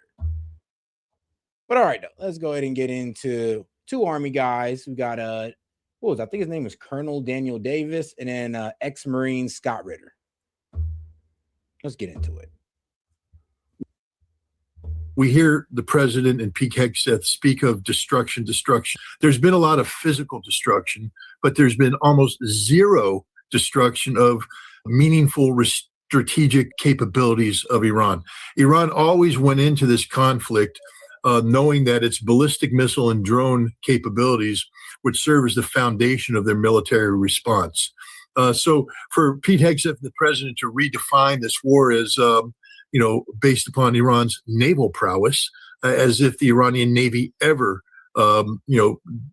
positioned or postured itself to be a competitor of the United States Navy, or as an air power. No, Iran never said that it was either of those. What Iran said, and I was told by the Iranian president in person, together with the foreign minister last September, that Iran's strategic deterrence comes from their conventional ballistic missile capabilities. Yep. That I was hearing all last year, if you was paying attention to geopolitics last year, you were hearing how Iran was making all types of technological advances on their ballistic missiles program, and how now their output of ballistic missiles have reached about 300 a month. While over here in America, I think we're doing like 600-700 a year. A year, yes. While Iran's out here doing 300 a month, we're doing about at most 700 a year. Tough. And like I keep saying, the real threat of Iran was never their Navy. It was never their Air Force. It was the advancements of their ballistic missiles. I mean, think about it. They have like 2 hypersonic missiles, 2 different ones. This is, how they postured themselves, and this is how they would hopefully deter somebody from attacking them. But if somebody attacked, to punish the attackers. Deterrence doesn't work unless people know and understand that there will be a consequence for your actions. There are many people who believe that the Iranian missile and drone. Guys, and make sure to subscribe to the channel if you've been watching for a while now. I know most of you guys are unsubscribed, so you can end the pattern today by subscribing because you've been watching longer than a week. I had the analytics, but you can go ahead and tap that icon up there to subscribe to the channel, and don't forget to double tap that screen and like the video. Capabilities were overhyped, that Iran lacked the political will to follow through. Not anymore. Now we know that Iran has the ability, the wherewithal to employ these weapons, employ them effectively. They hammered the United States military installations in the region. They punished the state of Israel, and they send a clear signal to the Gulf Arab states that the totality of their infrastructure is at risk should they continue to support the United States in this illegal war of aggression. So Iran holds literally all the cards. They have not been defeated at all, not even close. They're getting, in fact, they were getting stronger as the war went on because their underground missile factories started kicking in. And, not only were they launching missiles, they were producing missiles. It's underground missile production capability that's immune to anything the United States does overhead. Here we have the president threatening, the potential resumption of military force. I, again, want to point the following facts out. There's nothing left to bomb. Everything's underground and we can't destroy that. Anything that's above ground has zero military value. If it was of military value, we would have struck it already. So we will simply be bombing buildings. AKA we're bragging about bombing missile launcher systems that were already used and that they just left there. Probably buildings affiliated with civilians. But no matter what, if you think at this juncture, more than 40 days into this conflict, that Iran has left anything of value in a building inside their nation, I have a bridge in Brooklyn I'd like to sell you. There's nothing in Iran to bomb. So these threats of the president that he's going to blow things up and obliterate Iran, it's just bluster. And by the way, I'm sorry, I want to interrupt you. Just a second. This image, the video that Gary's showing you here, this shows how these underground bunkers or missile cities are specifically designed to survive an atomic blast. Even that is not going to take them out. I just want to reinforce that. Hold on. I want to interrupt you. It's just bluster. By the way, let me see if I can find the separate video for this, because I've been looking for a video that actually describes this whole missile factory idea that they were talking about, and I had somebody explain it to me on Twitter, one of the Iranian guys, and yeah, I was like, all right, it sounds cool, but bro, how does that even look? Like, y'all got underground places where you can fire missiles? I mean, that's badass, but I'm just like, bro, how the fuck are we gonna hit those? But all right, though, let's get into it, guys. I actually found a video on it. Surprise, surprise. Right off the first search. All right.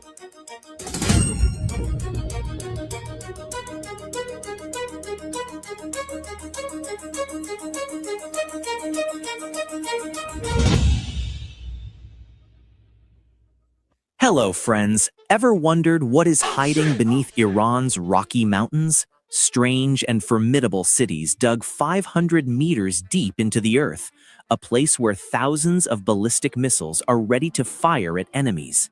Today, we are going to travel into the heart of these secret tunnels. The story of these missile cities is not a Hollywood sci-fi movie. Iran has taken its defense strategy underground for many years now. They have riddled the Zagros and Alborz mountains like Swiss cheese. The goal is to ensure no bomber or satellite can ever find them.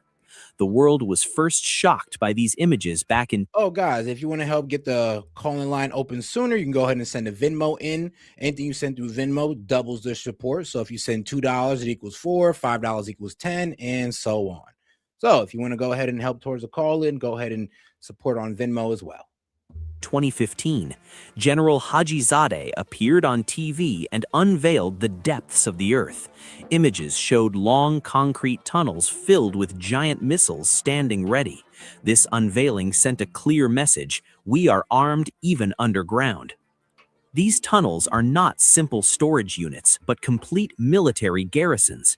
Ventilation systems, emergency power, and soldier living quarters are all built in. Imagine a city that survives for months without needing the outside. This means even if there is war above, life flows below. The scary part of the story is the astonishing depth of facilities. It is said that some of these cities are dug 500 meters deep. This means the safest shelter against American and Israeli heavy bunker busters. Thick layers of rock and reinforced concrete are the main guardians here. Let's take a more technical and precise look at the underground structure. Missiles are parked one after another on special trucks and mobile launchers. This arrangement allows the firing speed to increase in a strange way. Basically, like a Kalashnikov magazine, the missiles are lined up in rows. Various types of long-range and medium-range ballistic missiles are stored in these cities, from the older Shahab-3 missiles to the precise Imad and Sijil. Each of these can... Oh, yeah, and shout out to my man Noah Join. He says, news other than the war. Appreciate that. He says, Artemis 2 has landed. Yes, they made a safe landing. They named a crater on the moon after one of the astronauts' head's wives. I mean, all right, that's nice. Yeah, it was nice to see. A lot of people are still saying space isn't real, though. I know, bro. No, you got to understand. They were supposed to land on the moon, bro. If they was to land on the moon, we could shut all these flat earthers up. But now we're still going to hear from them. Now they got even more of a point because they're just going to be like, well, why didn't you land on the moon? We didn't really go on space. Oh, that's CGI now. And now they got a reasonable point here. So why didn't we just land on the moon to shut these guys up, to F up forever? We had bro, Noah, we lost our chance, man. We lost our chance. They need to do it again. And this time they need to land on that goddamn moon, okay? I don't want nothing, bro. Nothing less than that. Landing on the moon, boots on the moon. Instead of boots on Iran, we need boots on the moon. And hit a point thousands of kilometers far away. Missile diversity in these warehouses gives commanders a completely free hand to act.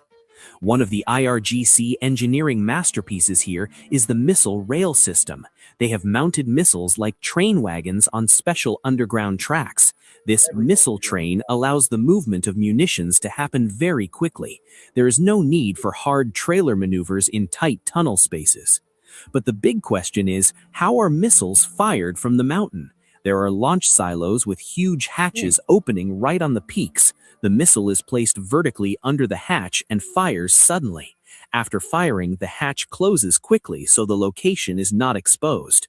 A new system unveiled recently is called the missile machine gun, or barrage. This system allows them to fire several ballistic missiles one after another. Previously, they had to wait for launchers to reload, but not anymore. This volume of continuous fire can confuse any air defense system worldwide. The walls of these cities are made of very special resistant concrete. That's the reason why they're striking in Israel so easily. One, I mean, the mountains are closer to Israel, and two, they're firing off they're firing off these missiles machine gun style, or as close to machine gun style as you can get, which is like 3, I guess. Concrete, reverse engineering, and local knowledge have made the structures earthquake-proof. The pressure of millions of tons of soil and rock is serious, but Iranian engineers have managed to keep these spaces stable for years. It is not just about missiles. Underground drone cities have been added too. Army Base 313 is one of these secret hideouts for unmanned birds. Drones exit the tunnel, perform operations, and return deep underground again. The combination of missiles and drones underground has become an enemy nightmare. These cities are scattered across the entire geography of Iran, north to south. Dispersion ensures that the enemy cannot destroy everything with a single attack. If a base in the west is hit, the east responds hard. This is the guarantee of survival strategy in Iranian military doctrine. You might ask, why has Iran spent so much digging up mountains? The answer is simple. Iran's air force is slightly weaker than the West's, so they compensated for the weakness in fighter. Nah. It's dramatically weaker than ours in the West. Like I said, bro, they got planes from the 70s, aircrafts from the 70s, guys. Trust me, dramatically weaker. Jets with hidden missiles. This asymmetric strategy shifted the balance of terror in the Middle East. In these videos, we always see missiles fueled up and ready. Using solid fuel in new missiles like Sijil and Khaybar Shikan is key. Solid-fueled missiles can remain in the tunnel ready to fire for years. This means Iran's reaction time to an attack is just a few minutes. The interesting point is that no electronic signal ever leaves these cities. Communications are conducted through secure fiber optic cables buried under the ground. This means signal espionage and listening to their conversations is almost impossible. Complete radio silence is maintained until the moment the fire order is issued. Let's talk a bit about the psychology and media impact of this. Publishing images of these cities is considered a heavy psychological operation itself. Iran puts fear into the enemy's heart without firing a single bullet. The message is, we are everywhere and you cannot see us at all. Besides mountains, the IRGC has also built coastal missile cities near water. These tunnels on the edge of the Persian Gulf open directly to the sea. Anti-ship cruise missiles are aimed at warships from the heart of rocks. This means complete and invisible dominance over the Strait of Hormuz. Western experts admit they do not have a precise map of these cities. Satellites can only identify suspicious entrances, not the path of the tunnels. This uncertainty is the biggest challenge for American and Israeli war planners. They don't know exactly where on the mountain to drop the bomb. The sheer volume of missiles stockpiled in these cities is truly strange. According to estimates, thousands of missiles are hidden in dozens of cities. This high number allows Iran to manage a very long, drawn-out war. Even if besieged, they have enough ammunition to fight for many months. The technology to build these tunnels was localized by Khatam al-Anbiya headquarters.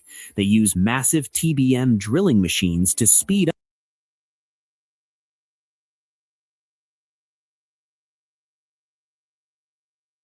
up the work significantly. The experience of building metros and road tunnels has helped military industries. This is a strange synergy between civil engineering and the engineering of war. There are also assembly and repair sections located inside these underground cities, meaning parts enter separately and are assembled right there under the ground. This reduces the risk of moving complete giant missiles on open roads. Practically, the production factory and the storage warehouse are merged in one place. Friends, the existence of these cities has completely complicated the deterrence equations. The enemy knows a first strike cannot destroy Iran's missile capability because most of the arsenal remains untouched in the safe depth of Earth, and Iran... Oh, yeah, appreciate that. What I was pretty much saying was that, yeah, as you see, bro, these underground, like, one, we don't know where they're at. Two, they're deeper than we know. So we can have all the underground bunker busters we want, and they still got cities deeper than what that can reach. And now that I'm seeing this, I mean, did we fully destroy Mount Fordo, or did we just destroy level 1 of Mount Fordo? Response, or second strike, will be very destructive and painful. The future of these underground cities will likely be more complex and smarter. Using artificial intelligence to manage launches is not far from the mind. We might see tunnels that are connected to each other in the future. A massive spider web underneath Iran that has... Shoot, man, they might already got that already. All right, guys, let's not forget to double tap that screen and like the video, guys. Subscribe to the channel while you're at it by hitting the icon above and hitting subscribe. Appreciate the support, guys. Let's keep it going right back to our guys, Scott Ritter and Colonel Daniel Davis. Man, I had to take that little detour because I've been hearing about it too long and I have not done enough research into this conflict that Iran has left anything of value in a building inside inside their nation. I have a bridge in Brooklyn I'd like to sell you. There's nothing in Iran to bomb. So these threats of the president that he's going to blow things up and obliterate Iran, it's just bluster. And by the way, I'm sorry, I want to interrupt you. Just a this image, the video that Gary's showing you here. This shows how these underground bunkers or missile cities are specifically designed to survive an atomic blast. Even that is not going to take them out. I just want to reinforce that. Yeah, look, the Iranians are some of the smartest people in the world, and they've been studying how the United States fights for more than 2 decades now, and they have prepared themselves to not only survive, but to thrive, to prevail. And they were winning. It was not the Iranians that sought the ceasefire bringing it in. It was the United States. In fact, Iran was going to reject any effort at a ceasefire because they just simply don't trust the United States. When China pressured them, and China said it's imperative that we bring this conflict to an end because it's impacting our economy. But the Iranians aren't the ones saying, please, please, please, let's bring this to an end. They would like to see the war end. They would like to see the sanctions lifted. They would like to see their economy function smoothly.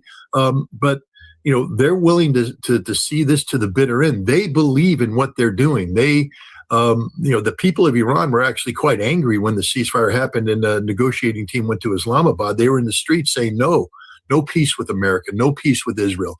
And again, some people say, well, wow, that's pretty harsh. They're very violent people. No, they didn't start this war. we attacked them in an event that makes Pearl Harbor pale in comparison. We assassinated their supreme leader. And in the process, we carried out attacks that included a school where we killed 175 innocent civilians. 160 odd of them were innocent girls between the age of 6 and 12. This is what we did, and this is what we're doing. This president is what they remember too.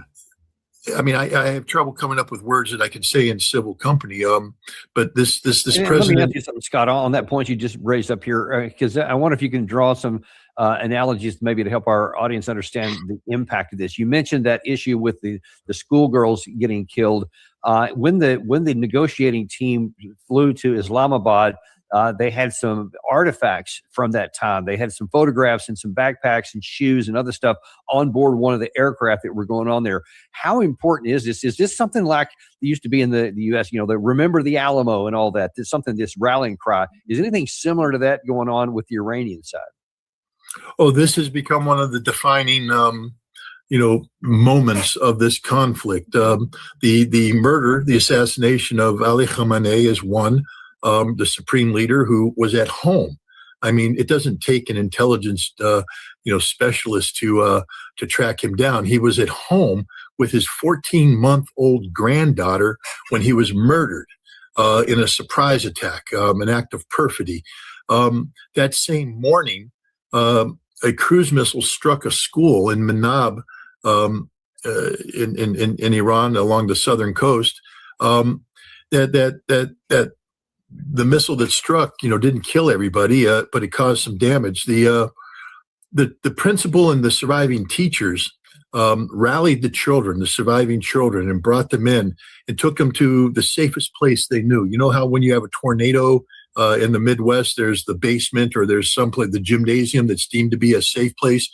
This was the prayer hall. It was the most strongly built portion of the building. They brought the surviving children in and huddled them in while their parents were being called to come and get them. We had another cruise missile flying overhead. These are advanced Block 4 cruise missiles that have retargeting capability. On board, they have a camera that's capturing imagery and broadcasting imagery back to the command center on the ship, in this case, the USS Vincennes. No, I'm sorry, not the Vincennes. The Vincennes is the one that shot down an airplane and killed 290 people. I'll get the name of the ship in a minute. But the guys on the ship were looking at these images, and they saw humans clustering in. The imagery is of enough resolution that they could see the painted flowers and the painted playgrounds on the ground. So they knew this was a school.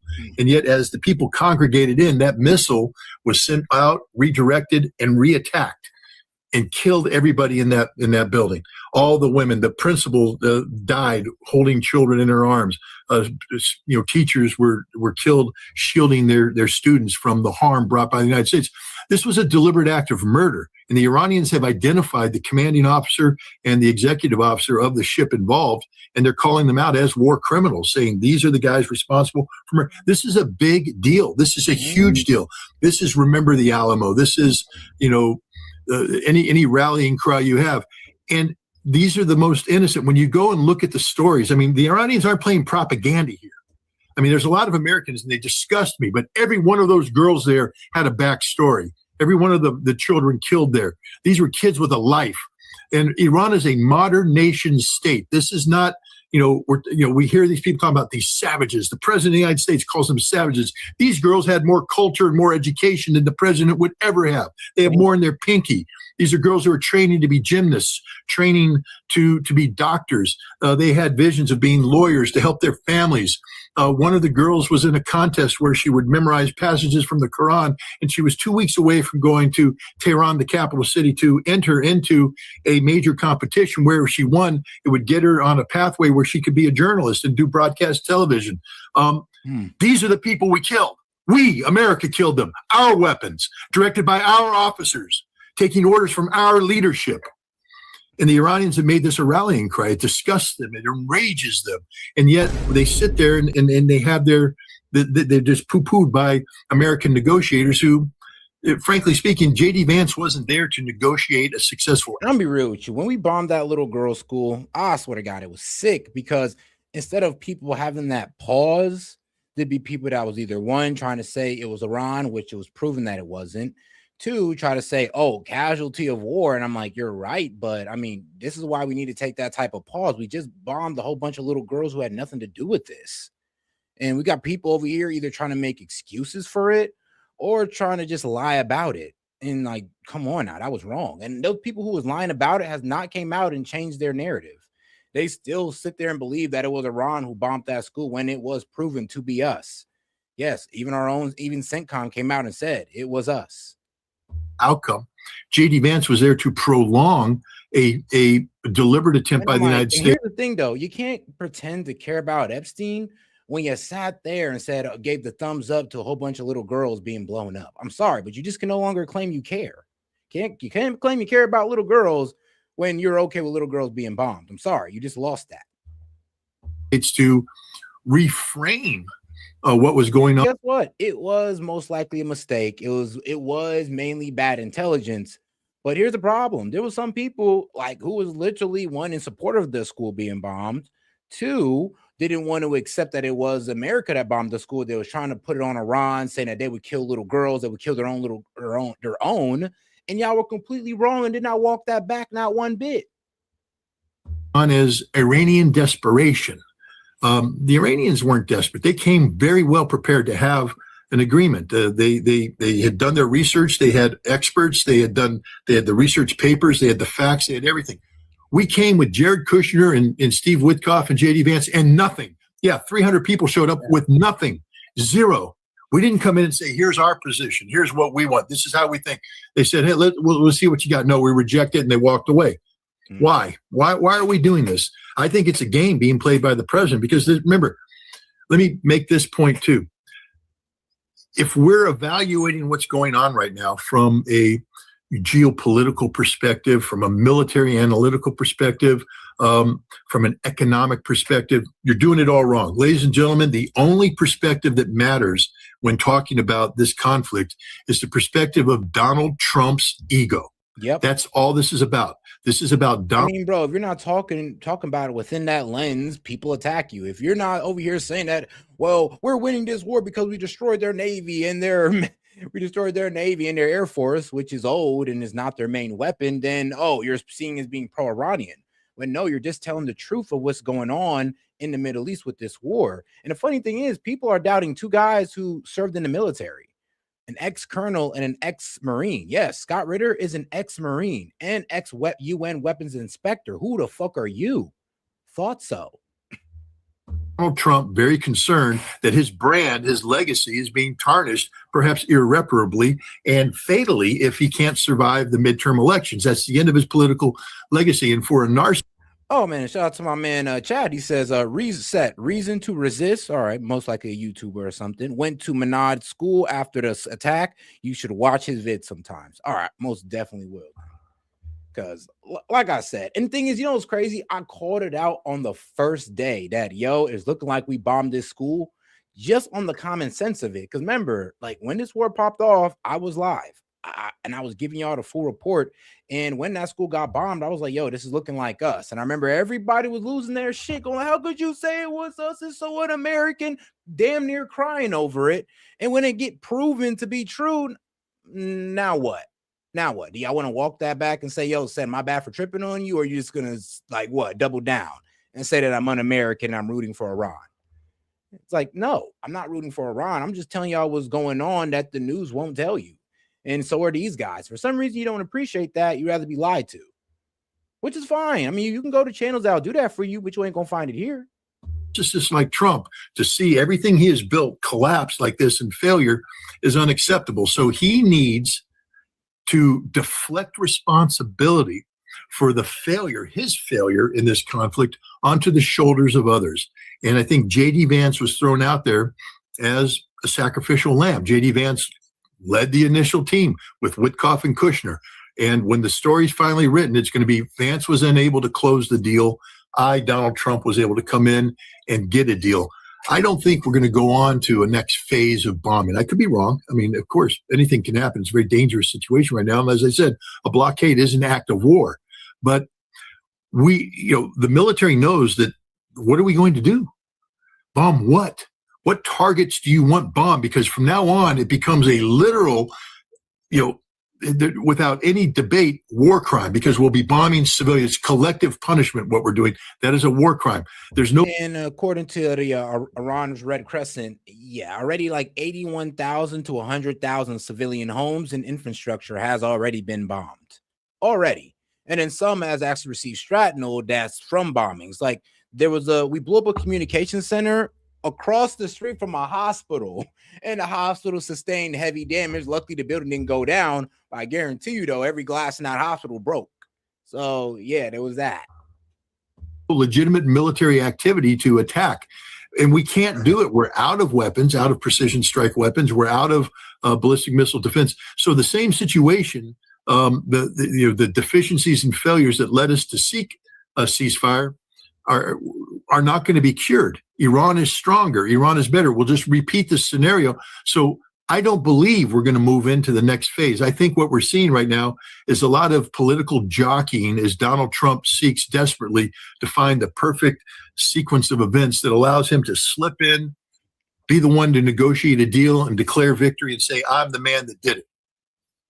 He may have that intention, but evidence is starting to accrue that there has been some pretty profound miscalculations up to this point, which does not give any optimism for how this is going to get resolved anytime near term. And I'd like your view on this. So I think that it's pretty clear now that the initial going in process is that there was this belief among President Trump, which was fed to him by both Israeli and American officials on the inside, that this is going to be something quick. It's going to be like Venezuela. Instead of snatching Maduro, we're going to assassinate Ali Khamenei, and then the other people will be more reasonable, and then they'll talk and they'll give us what we want. We'll take their oil. 2 thumbs up. It's a big victory. That didn't happen. Now all of a sudden there's, oh snap, what do we do now? And then they had to figure out a war plan on the fly. Clearly was not resourced. And they bring another aircraft carrier in. They bring some troops in later. It's just totally disjointed. It appears that there's some evidence that in this negotiation here, he may have meant what you suggested there. He also may have had some idea that because I'm threatening that I'm going to get a submission into what we want here. But now that is failed. And in this soundbite we just showed you, they asked President Trump, what's the play now? Do you think that they're going to come back and you use this as leverage? And you can see in his mind, he's like, sure. Yeah, that sounds good. I read that as, I have no idea what we're going to do next. I guess we got to figure it out on the fly. Do you see any possibility that President Trump literally has no idea what to do next? Well, there's no doubt in my mind that he has no idea what to do next. That everything that's going on right now is to buy time. As he desperately looks for something. This is why I've always said that I think it's the Russians will save the day, because I think the Russians and the Chinese, have a clear vision of what needs to be done to bring an end to this conflict, but also how to balance the needs, wants, and desires of all parties involved, so that you get an equitable outcome. And for Iran, the equitable outcome would be, being allowed to continue to enrich, not to a nuclear bomb, but enrich for a peaceful nuclear program. That is their lawful right. And also the Strait of Hormuz. Iran, may not. The way this could be negotiated is that Iran doesn't get permanent control of the Strait of Hormuz, but because this war was thrust upon them by the United States, Israel, and the Gulf Arab states, that Iran has an inherent right now to seize control and, put out a toll to raise money that could be used for reconstruction. I think this is a legitimate thing. It doesn't violate international law if there's an agreement in writing that Iran will, take tolls. And this resolves the issue of the United States having to write a big check for reparations, which is something the Iranians are demanding. For Trump, here's a chance for him to, say he's a peacemaker. I mean, he's already said, I have. We'll see how that works out. But all right, let's go ahead and move on from my guy, Scott Ritter. And let's get over to Megyn Kelly. Fox News touts censorship as a way to stop terrible narratives about Trump and Israel.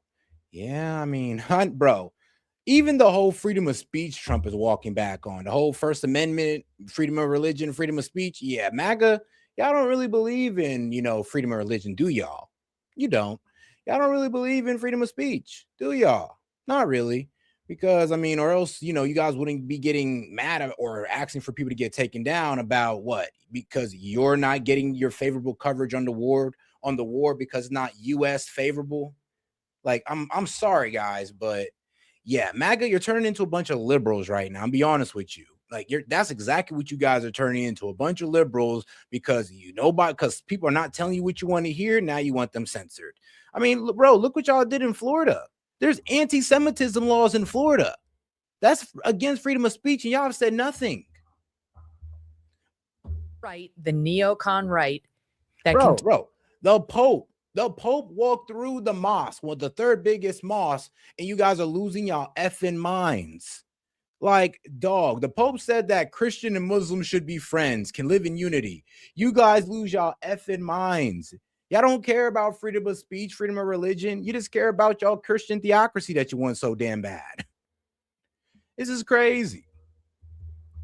There is a faction on the right, the neocon right, that continues to try to diminish any doubters about the war or those of us who would like to be honest about Israel's role in pushing us into it as anti-Semites, conspiracy theorists, and so on. Here's a taste of that with Jackie Henrich, who I believe was in for Shannon Bream on Fox News Sunday, and Ben Shapiro yesterday. Issue, I do think that there is a win. And this is where I got to grill people like this, because like I said, some of y'all have this misconception that I'm a liberal.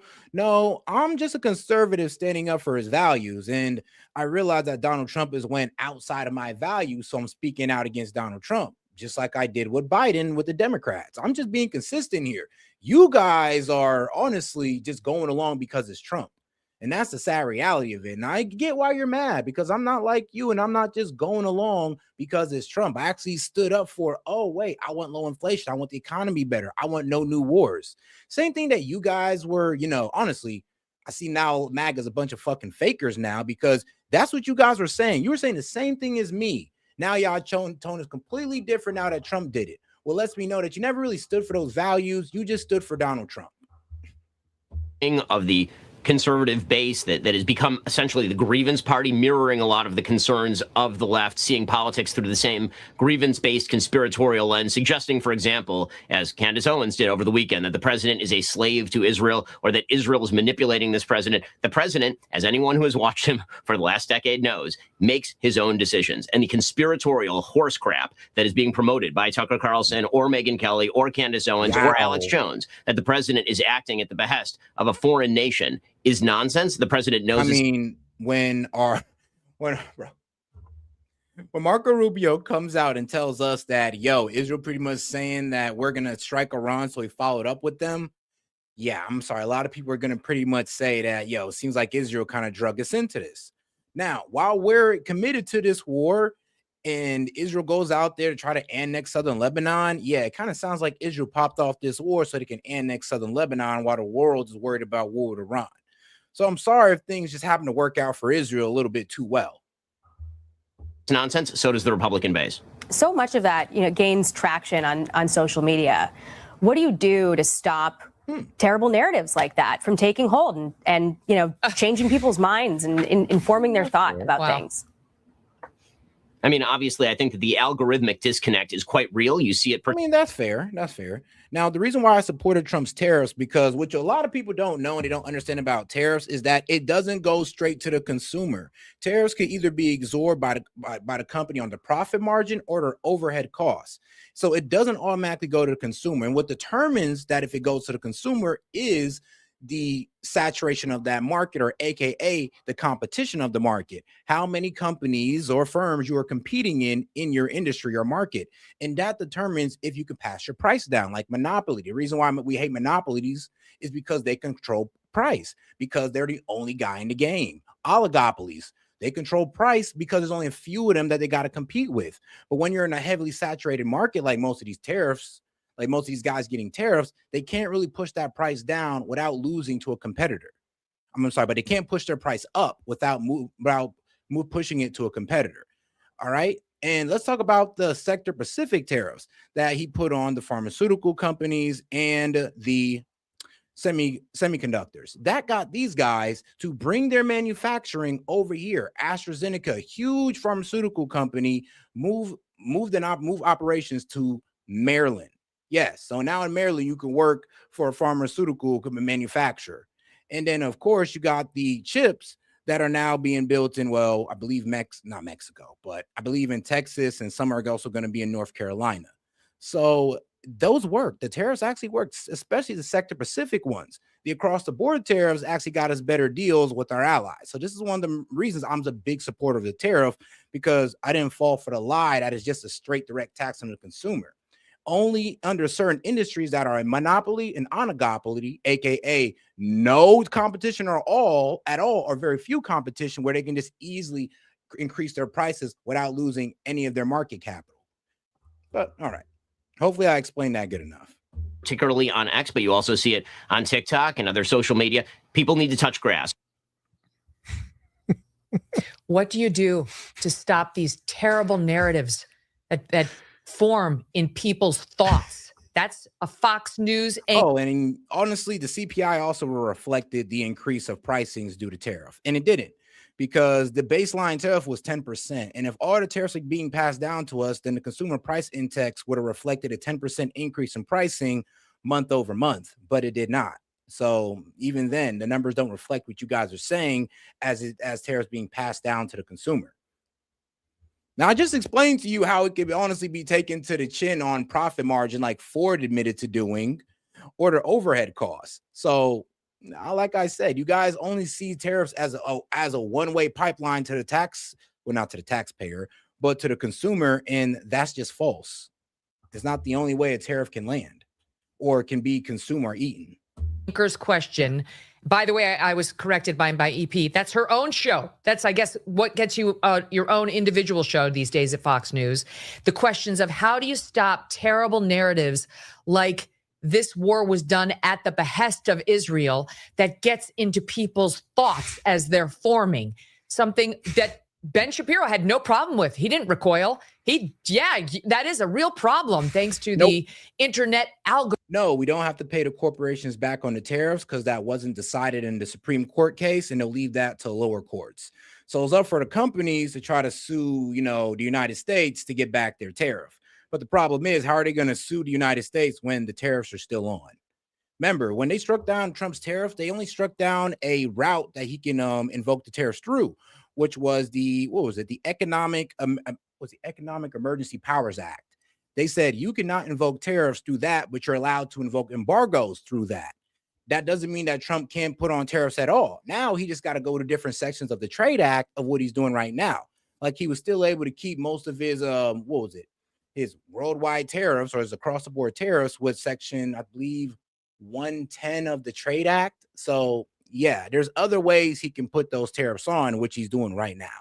So I highly doubt these guys are going to get any money back from the tariffs that they pay, seeing that it is a tax that they had to pay anyway, and that they're continuously paying right now as we speak. Rhythm, Brandon. How do you stop things like that from happening? Well, I told you we're living in the most censorious age, I think, in the history of the United States. Maybe World War II is more censorious, but again, that was a world war, and we were thrust into that conflict. We were not thrust in. I mean, we were thrust into this conflict in the sense that we. And yes, I will pick selective people if they're being respectful with their questioning. Like you're being respectful, of course I'm going to choose on you. I'm a nice guy. If you want to be a dick, I'm just going to look past you and be like, all right, whatever. But if you really want to get my attention, you want me to read your dickhead comment, just super chat it in. If not, shut your broke ass up. All right, then. Followed Israel's lead, but we're not in a declared state of war. We are in a conflict right now, not of our own making, but the idea that we're going to censor people online. I always tell people who push back on me, I say, look, find where I'm wrong. Find the evidence that refutes the claim. I can back up what I'm saying. Let's talk about that. Okay, let's just talk about that. I just pulled a couple of the headlines. Yeah. We've been talking about this for weeks. March 2nd, The Guardian, U.S. strikes on Iran triggered by Israel's plan. I don't know why I got to keep grilling people on tariffs because they honestly don't understand tariffs. And I know there's people trying to say, take an economics class. If I ask them what a tariff is, you know what they're going to tell me? a tax on the consumer like a fucking dumbass when they know it's a tax on an importer for getting a good overseas. Like they know this, but they don't want to tell you that because then they have to sit there and accept that tariffs can be eaten by the shipping company. It could be eaten by the importer by either taking on the profit margin, either hit to the profit margin or their overhead costs. Or like I said, the shipper could just lower their price by whatever the tariff is.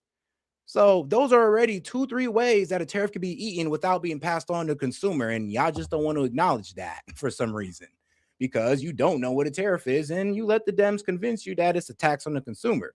When guess what? If the Dems were doing it, they was going to tell you that this is the best idea since sliced bread. And to launch attack, Rubio says. We all remember the Secretary of State and the Speaker of the House saying we did it because of Israel. Okay, April 7th. And their defenders would say the timing of it was because of Israel. The timing of it. It was well beyond the timing. Benjamin Netanyahu went to the White House 7 times this past year to try to convince President Trump that this was the right move. There was an in-depth April 7th piece in the New York Times, how Trump took the U.S. to war with Iran. In the Situation Room on February 11th, Mr. Netanyahu made a hard sell, suggesting that Iran was ripe for regime change.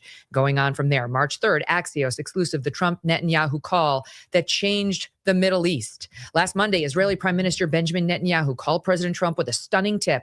Iran's supreme leader and his top advisors were all set to meet at one location in Tehran on Saturday morning.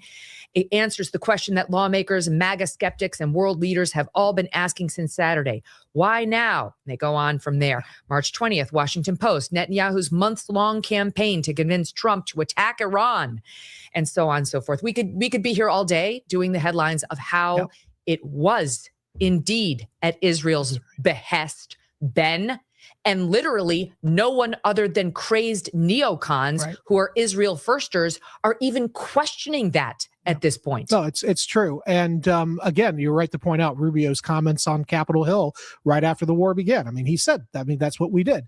Remember, Trump has said repeatedly over the last 3 weeks, or I guess more than that now, he's said repeatedly that, if I didn't act, there would be no Israel, which clearly that's, again, the Israeli line is that they are one heartbeat away from an Iranian nuclear holocaust. And again, I can understand where the Israelis are coming from, but I don't think it's that dire yet. And I think there was plenty of time for us to do something other than starting a catastrophic war that neither we nor the Israelis are now winning. There was 1,000 other things that we could have done and tried before going into war, not just negotiations. We could have enhanced the Abraham Accords. We could have brought the Israelis closer together with the Arab states and told them we're not starting a war. We're going to do a containment strategy like we did to the Soviet Union. There are dozens and dozens of alternatives that would have been less costly and less damaging to the United States than what we're doing now. And what you're highlighting here, Megan, is the truth, and they don't like the truth, which is, yes, we did this because we were helping Israel, but ultimately it's not helping Israel any more than it's helping us. If anything, the Israelis are now more endangered than ever. I mean, they're getting hit by these missiles. They got hit by like 3 cluster missiles. So that didn't do them no good. They're still getting, well, now actually the ceasefire's on, but before the ceasefire, they were getting hit by missiles every day. So this hasn't worked out for Israel whatsoever. Their people are tired of it. And guess what? We're not able to stop Iran from firing those missiles into Israel. So, I mean, like I said, when they say, oh, we've won this war, Iran's through, I mean, how? They're still throwing punches. In fact, Israel is now seeing severe economic damage. They're seeing severe political fallout. The first day of the courts in Israel resuming normal functions was a week ago or last week. And the first thing they did was continue the indictment and investigation into Netanyahu for corruption charges. So this is not benefiting anybody in Israel. So even the idea that we had to do this for Israel, it's clearly not panning out for any of the neocons who supported it. This is a terrible, disastrous conflict, and it needs to end now, like right now. Thanks for. And all right, guys, let's go ahead and get over to the next video here. Shout out to them. But all right, here, let's get into it. John Bolton on Trump calling for Hormuz blockage. Probably going to be the last one, and we're going to go ahead and close it out on this one. If you have any question, comment, jokes, or disagreements, feel free to super chat it in, or you can go ahead and double tap that screen and like the video, guys. Appreciate support, and make sure to subscribe to the channel while you're at it. All right, so let's get into what our guy John Bolton. Ambassador Bolton, last time you were on the show, you were talking about how you had advocated for this at your time at NSC. You wish they would have done it then. You were glad they did it now. But in that intervening time, you voiced some concerns, both in writing and on some of the other networks, about how this is proceeding. I'm wondering, I mean, we wanted to get your take on these seemingly failed talks in Pakistan, but now I want to ask you what your thoughts on this blockade that's being announced by President Trump just minutes ago. Right. Well, I come from the perspective that the only way to get true peace and security in the Middle East is to have regime change in Iran. You can negotiate all you want with these people. It's not going to change anything. And I think so pretty much you're saying is boots on the ground or nothing, because we can't regime change from the sky. We just got done with a video talking about their underground cities, so that's not possible. And let's be real though. Yeah, we just can't get regime change from the sky, and that's the only thing we're bragging about. Unless we put boots on the ground, what you guys don't want to do, I don't want to do, and I don't even think the Trump administration wants to do, we're not going to get that regime change that we want. So sorry, Bolton, but unless you're ready to commit or just say out loud that we need to put boots on the ground, trust me, regime change ain't happening.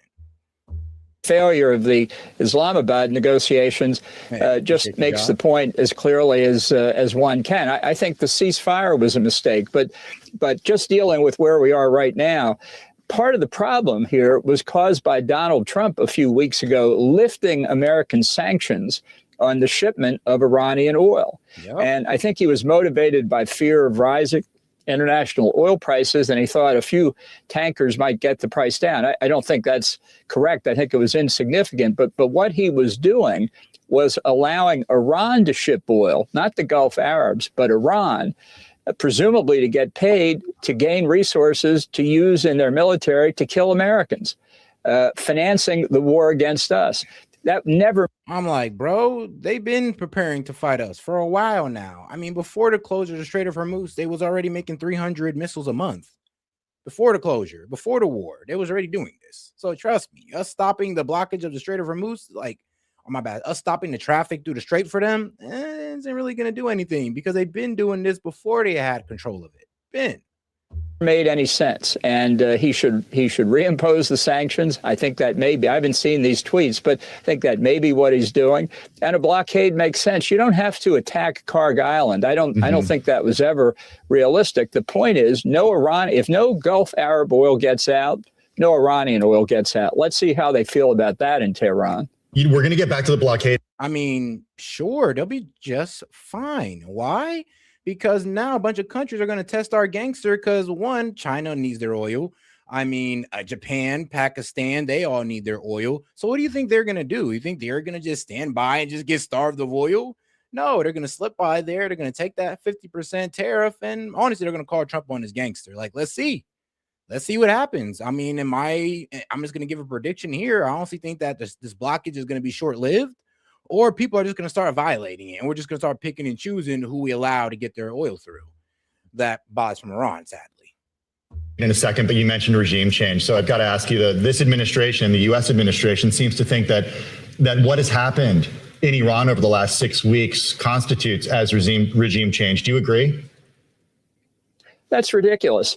Look, what we're dealing with is a group of religious fanatics pursuing a radical ideology, and it permeates the core of Ayatollahs at the top, and certainly permeates the Revolutionary Guard. Now, the leadership of both the civilian side of the government and the Revolutionary Guard has been severely harmed by the last 6 weeks. Not enough, obviously, but it's beginning to fracture the regime at the top. There are signs of that inside Iran. And I think the devastation that's been unleashed against the instruments of Iranian state power, the Revolutionary Guard, the Quds Force, the besieged militia, are having a real effect inside Iran. I think the ceasefire was a mistake. The last thing you want to do is let up before you really do crack the regime and it collapses internally. That gives internal opponents and people who defect from the regime a chance to take over. Not guaranteed, but a chance. Well, I think the challenge with that, Ambassador, some would point out, is there's not a clear group of those people. There's not clear opposition. There's not clear defectors. Who are the names? Who would be an acceptable leader of this country to you? And are those moderates left? Because we've seen reports that many of them were potentially killed during some of these strikes. Yep. Yeah. There were no moderates in the regime. If you judge now you lying. Now you just lying. That guy Laranjani that we killed, yes, he was a moderate. He was talking to the Trump administration, and that's the deal that Trump was talking about. Like, yo, we're dealing with the right guys. This guy looks like he's going to give us the deal we want, and we blew him up. Bro, the Ayatollah was a part of the deals before, and we blew that guy up. We've killed all the moderates that were willing to honestly give up their nuclear enrichment. We killed those guys. And yes, they were willing to give up their nuclear enrichment, but we moved the goalposts to their missiles, and they said no. Now we killed all the guys who were willing to give up their nuclear enrichment for guys who ain't going to do it at all, like more hardliners. The most important criteria, who favors getting Iranian nuclear weapons? They all favor it. The opposition is really quite widespread across the country. It is disorganized, that's a fact, but it's not like Iran had a two-party system. We're saying, well, we want this party out and the other party in. I do think there will be a lot of turmoil. I think that's what happens after a 47-year-long dictatorship begins to collapse. And I don't think you can dictate who the leaders are going to be from the outside. But what we can say is if this regime begins to come apart, there are plenty of people inside. Hey, shout out to my man Josh for sending the clapping seal for 250 joules. Appreciate the support, my man. Who, seeing the ship going down, will decide they don't want to go down with it. But Mr. Ambassador, what is the end goal here? Because, you know, we have your op-ed from earlier this week where you say the U.S. cannot leave without finishing the job. And we've been talking this morning, that was a fear of a lot of allies that the Trump administration, America would leave with the strait not fully reopened. It looks like they are taking action on that front. But even if they do, this regime has proven, I think, more durable than a lot of people in this current administration thought. I'm wondering if you thought they would outlast this long. And if they do start to crumble, to your point, there are no moderates in the country. What replaces them? The people are the moderates. The regime itself is not a happy house for moderates. The Revolutionary Guard and the Ayatollahs have to be replaced. I don't think anybody can say with confidence that the regime has survived.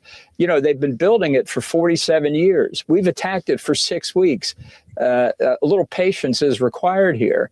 The Gulf Arabs. I mean, you know, if y'all told us it was going to take 6 weeks, yeah, we'd have had patience. But you told us in 4 days, and you killed the Ayatollah on day one, and the regime is still in power. With the new Ayatollah, new supreme leader, more of a hardliner than his dad. So, yeah, bro, I don't know about all that.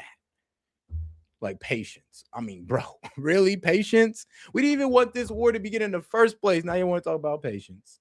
When y'all told us, oh, have patience. It's only going to be 4 days, a week, 2 weeks, by the end of the month. And we're in the middle of April. Will tell you, I think, that they don't look forward to living as vassals to the... And shout out to my man Noah. He says, would you show Artemis 2 crew naming the crater before heading out? Hopefully we will go back soon. Yeah, hopefully. I'm hoping so. I'm praying so. Ayatollahs in Tehran. Or them flat earthers will never let us live it down. They want the strait opened. And I think now is the time to do it militarily, because if we cannot show today that we can open the strait, what happens 3 years from now when the Ayatollahs decide to close it again? If you want to live under that kind of regime, that is a guarantee of higher oil prices for a long time, and the Gulf Arabs being subordinate. I also want to ask you, you know, I watched the Trump administration pull out of the JCPOA the first time. Bad idea. The situation going into negotiations in Pakistan overnight, the elements on the ground were not that different than the agreement that the U.S. pulled out of. Do you think that was a smart decision to even go to those negotiations? Do you think it gave Iran a card it wouldn't have had if J.D. Vance hadn't touched down in Islamabad?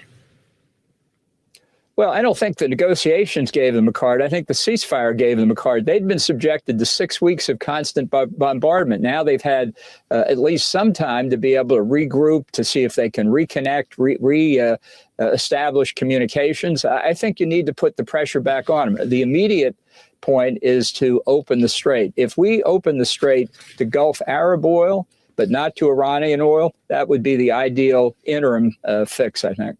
I mean, bro, of course that'd be ideal, but we can't do that because, like I said, Iran has the capability to start firing off missiles and drones at those ships due to the increased insurance premium on those ships. Nobody's willing to take that risk. I mean, that's why even if the United States clear out the mines, nobody's going to take that risk. Opening the strait and back to this idea of the blockade, which you have pushed for. In your New York Times op-ed, you write, if American combat forces entering the region can help open the strait by controlling territory on Iran's side, acknowledging the inevitable risks, that would be more sensible strategically. Does this mean U.S. forces actually on the ground in Iran? Yes, I said more strategic than taking Karg Island. Look, while we've watched for the past 10 or 15 years, Iran has been fortifying a number of islands in the Gulf. That's how they've set up this tolling system. Now, at least 3 of those islands are actually claimed by the United Arab Emirates, Abu Musa, Greater Tunba, and Lesser Tunba. They're filled with tunnels that probably have missiles and other equipment. I think those are the kinds of targets that we need to neutralize so that we can make the strait safe for maritime transit. The military will have much more detailed knowledge of this, and I'm sure that's what they're thinking about now. It's not just clearing the mines from the strait, although that's obviously important, but protecting convoys of tankers from anti-ship missiles, swarms of Iranian fast boats, of which we've sunk a great number, and Iranian drones dropping. You know what the sick part about this is like when MAGA starts agreeing with John Bolton, you know, the biggest never Trumper and all that good stuff. When you guys start agreeing with all the never Trumpers, y'all should know that y'all lost. Y'all should know that y'all probably not in the right position. Since all the people who hated Trump on his first term is now on him, now saying that, oh, he's the best president ever, just second term because he's going to war with Iran. Like, I would hope you guys were smart enough to see through that, but I guess not. But all right, you know what? I'm going to go ahead and I'm going to do y'all a favor, man. I do want to hear from some of the guys in the chat, so I'm going to go ahead and post the call-in link and have some of you guys up here to either debate the topic or, you know, give your 2 cents on it as well. I'm going to go ahead and put it in the chat and in the post tab on my main page. It's all right. Weapons from the sky. You said we need to be patient with regime change, with change in Iran. But I'm wondering what that means. How long do you think this could take? How long do you think America should stay in this, considering this is a president who campaigned on no more forever wars? And do you think the president and the American public have the attention span for how long this could potentially take in order to see real durable change? Well, it's certainly the case. The president promised no more. Trust me, we're already seeing change in the wrong direction. That's the problem. Gas prices going up, inflation going up. Yeah, that's a change in the wrong direction that we kind of warned everybody about. We were saying that, yo, this war is not going to be good for the economy, but yet they're just doing it anyway, walking back all the progress that they made. And apparently they want to provide amnesty now to illegals. I don't know. Maybe he's trying to get the Dems on their side over this war. We'll see. Wars, that's his problem. I mean, he apparently doesn't think too much of the pledge because that's what he's doing now, and it is important to get the American public. All right, I went ahead and posted the StreamYard link on the post tab. So all you gotta do is go to my page and you'll see the post. You'll see the StreamYard link. Just posted it there. Remember, on my main page on the post tab, and then I went ahead and posted it in the chat as well. But all right. To understand why we're doing this, which is another problem of President Trump. He did not make what I think is a very compelling case for regime change before the war. He didn't try to persuade the American people. He didn't work with Congress. He didn't brief our allies. He didn't work with the Iranian opposition. It's still not too late, but a lot of the problems could have been alleviated. And you ask how long, I don't think you can put a time frame on it. I just want to introduce one radical concept, victory. That we actually defeat the regime, remove the threat of Iran's nuclear weapons program, remove the threat of international terrorism, remove the threat that's really almost as grave as... No, bro, the John Bolton glazing in the chat is hilarious. Like I said, literally the guy that got trouble trying to throw in jail last year, now you guys are glazing him over to support for the war. It's like, bro, man, MAGA, bro, y'all fake as hell, dog. Y'all fake as hell. To, and that's don't do this, MAGA. Don't do this. Iranian control over the Strait of Hormuz. Ambassador, I understand that, but also you live in the real world. You've lived in Washington. We've got midterms coming up. We've been talking all morning about what this is doing for prices for the American public and how voters vote on kitchen table issues, and that's affordability. The longer this persists, the more we're going to see uncertainty in markets. Even if the strait is open, it's not going to be open at the tempo that it was before, certainly not for some time. Aren't those two going to hit the road potentially before this job is accomplished? And do you think this administration, given what's coming in November, will wait it out? Or do you think they will cut and run before the job is done? Well, consider the cost of not succeeding. That has cost too. I think the president could make a very effective case that if you could get Gulf Arab oil coming out of the region again, given that before this started, the world was awash with petroleum. People were talking about the surplus and what to do about it. I think prices would come down very quickly, especially when it looks like it is safe to bring maritime traffic through the Gulf. Simply the fact that the Gulf is open will cause prices to drop dramatically. So I think look, we should have done this 6 weeks ago. He should have seen this at the beginning. He said, I was surprised that they tried to close the strait. I was surprised they attacked the Gulf Arab states. I can't imagine the Pentagon didn't warn. I know, right? It's like when Trump said, oh, I'm a bit surprised. We were all looking at him like, what do you mean you're surprised? One, they've done this before. And two, they told you they were going to do this. What do you mean you're surprised? And even John Bolton's here, even though he's glazing Trump right now. He's like, bro, I doubt the Pentagon didn't tell him that this was a possibility. Like, I doubt that. But, the Israelis sold it to him as if, bro, we'll destroy him so quick they won't even have the time to do it. And boy, how they were wrong about that. Of these dangers beforehand, maybe he just didn't pay attention. The president, in that True Social post at the top of the hour, just before the hour, said that nuclear was not among the points agreed to. We know that's certainly a sticking point for both parties when it comes to these discussions. It has been for years at this point. Ambassador, you're all too familiar with that. Is there a way for the U.S. to get this country to dismantle its nuclear enrichment program without changing the regime at the top? No. I think that's the clear point. If you cannot change a regime's behavior and you don't want to live under an unacceptable threat like disappearing in a mushroom cloud, then the answer is change the regime. George W. Bush put it very, very well when he was president. He said, we cannot allow the world's most dangerous weapons to fall into the hands of the world's most dangerous people. And a lot of those most dangerous people are running the regime in Tehran. All right, now a story just came about 24 minutes ago, New York Times. Oh, wow. So let's see here.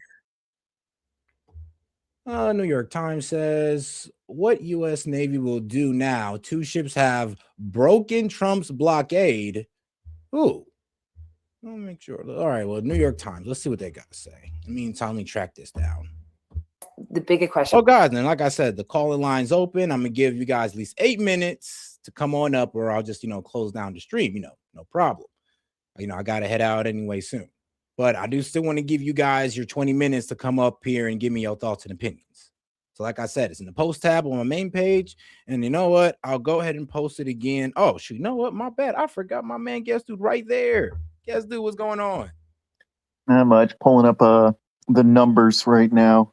I don't remember what the link is. That thing I posted in Discord a while back that kind of covers the number of missiles and how much we burned through. Israel right now is, I believe, somewhere in the mid 50s of Patriot missiles left. We burned through something like 30% of our Tomahawks.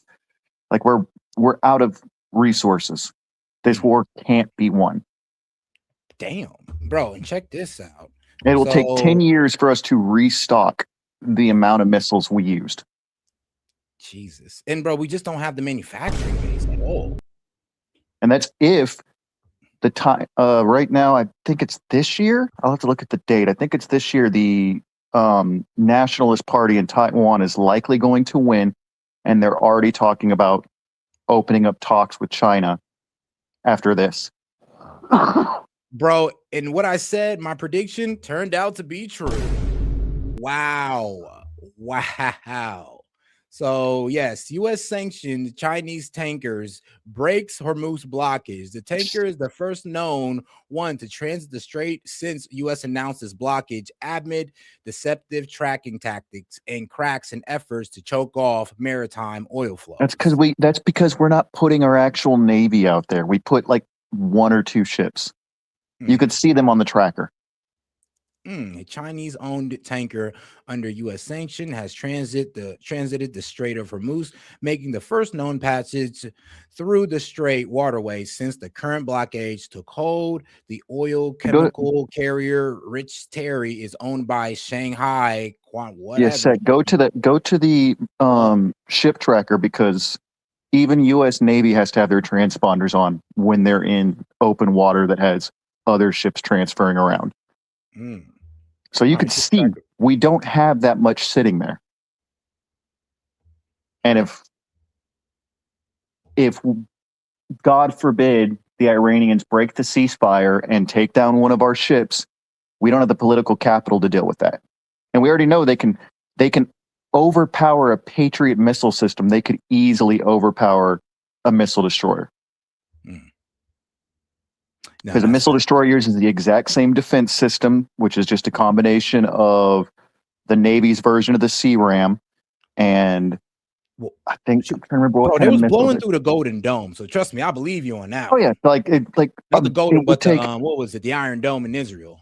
Yeah, they were going through the Iron Dome. They depleted almost all the Patriot missiles. We've had to pull THAADs and Patriots out of South Korea to restock, and their drones were able to bypass our CRAM network in Kuwait. We're not ready for this war. There's a problem with the military where every war we go into, we've only been training for the previous war. Add to the fact that we don't have any SMEs, subject matter experts, for this kind of war. The Ukrainians came down to help. I believe it was Qatar or the UAE. They came down to help. And they were like, why are you using 8 Patriots for one drone? We were burning through an average of 8 Patriots for one drone. There was evidence that on at least 3 different occasions, the UAE burned 20 Patriot missiles to kill one drone. Yeah, that makes sense. I mean, that was the main concern at the beginning of the war. We're throwing what was it, $500,000 to $1 million missiles at 20 to 50K drones. And we just couldn't keep doing that. Burned through them. And we don't have the chips to replace them. There's not enough superconductors on the planet to build them. Lockheed Martin is freaking out because the U.S. government just told them they have to triple their output. They can't. Not for 5 years. We don't have the means to fight this war. I'm not sitting here trying to be a doomsayer on this. I just know how wars are fought. I know the resources that are involved. Aside from us throwing literally our entire Navy at them and then trying to do a ground invasion and just even that's not going to work. People forget we did this already. We did this with Rolling Thunder in Vietnam. We burned down a third of North Vietnam and they kept coming. Back when we had the capacity to burn down a third of an entire country, we still lost. So what are we going to do now when we don't have the capacity? Nobody seems to understand how big Iran is. It's the size of Alaska. It's 1/6 the size of the United States, covered in mountains. Yep. I think it's 2 Texas. It's 2 times bigger than it's Texas. twice the size. It's 1/6 the size of the United States. If you put it on the East Coast, it makes it all the way to almost Colorado. Damn. All right. I mean, it's a huge country. And it's covered in mountains. Their military's on par with ours. I mean, they're practically using the same technology we use. And they're ready for it because they've been learning from the Russians of what to, they've actually looked at it and gone, okay, drones work really well. Most of the war, they've been building these drones for Russia. That's how many of these drones they have. They had enough for themselves and to arm Russia. That's how quickly they make these drones. Damn. No, you're right. So, think about how much of those Shahed drones it was applying. You're right. Russia alone, and now we know that they have underground cities making missiles and these drones. I mean, we knew that already. Afghanistan had underground cities in the mountains. You think Iran wouldn't take advantage of that? Some people did not know that, bro. Actually, I'll be real with you, dog. I knew that they had these underground cities, but I didn't know to the extent. I didn't know how advanced they were. How Iran sophisticated. is a mountain fortress. There's no easy taking it over. We can't do a ground war. Our Navy doesn't have the capacity to do anything about it. We could commit a whole bunch of war crimes and take out their power plants. But I mean, that's a Article 56, I believe, of the Geneva Convention. Don't quote me on that, the actual article, but I know it states you cannot destroy power plants if they are primarily for civilian usage. All right, but where do you see And this I war mean, go? All right, so where do you see this war going in the next couple of weeks? You think we're going to maintain this blockage? You think we're going to let it go? considering our Navy just showed that they're not willing to do the thing they say, it's more Trump saying shit and then his military not doing it. I mean, there's legitimate evidence right now that the Ford was sabotaged by its own crew. Hold on. What? Yeah, there's evidence that the Ford was sabotaged. Who in their right mind genuinely believes that laundry fire Yeah, is I'm going to not gonna require lie. 18 months of repair? Look, but I get you on that. Even I was calling that. Even I was highly skeptical. I was like, "Come on now, a laundry fire," and it got that bad to where you had to bring it out of range and give it like what was it? Oh no, it's out of commission for at least 18 months. Oh wow, I thought they was saying it was Like gonna be right back in there.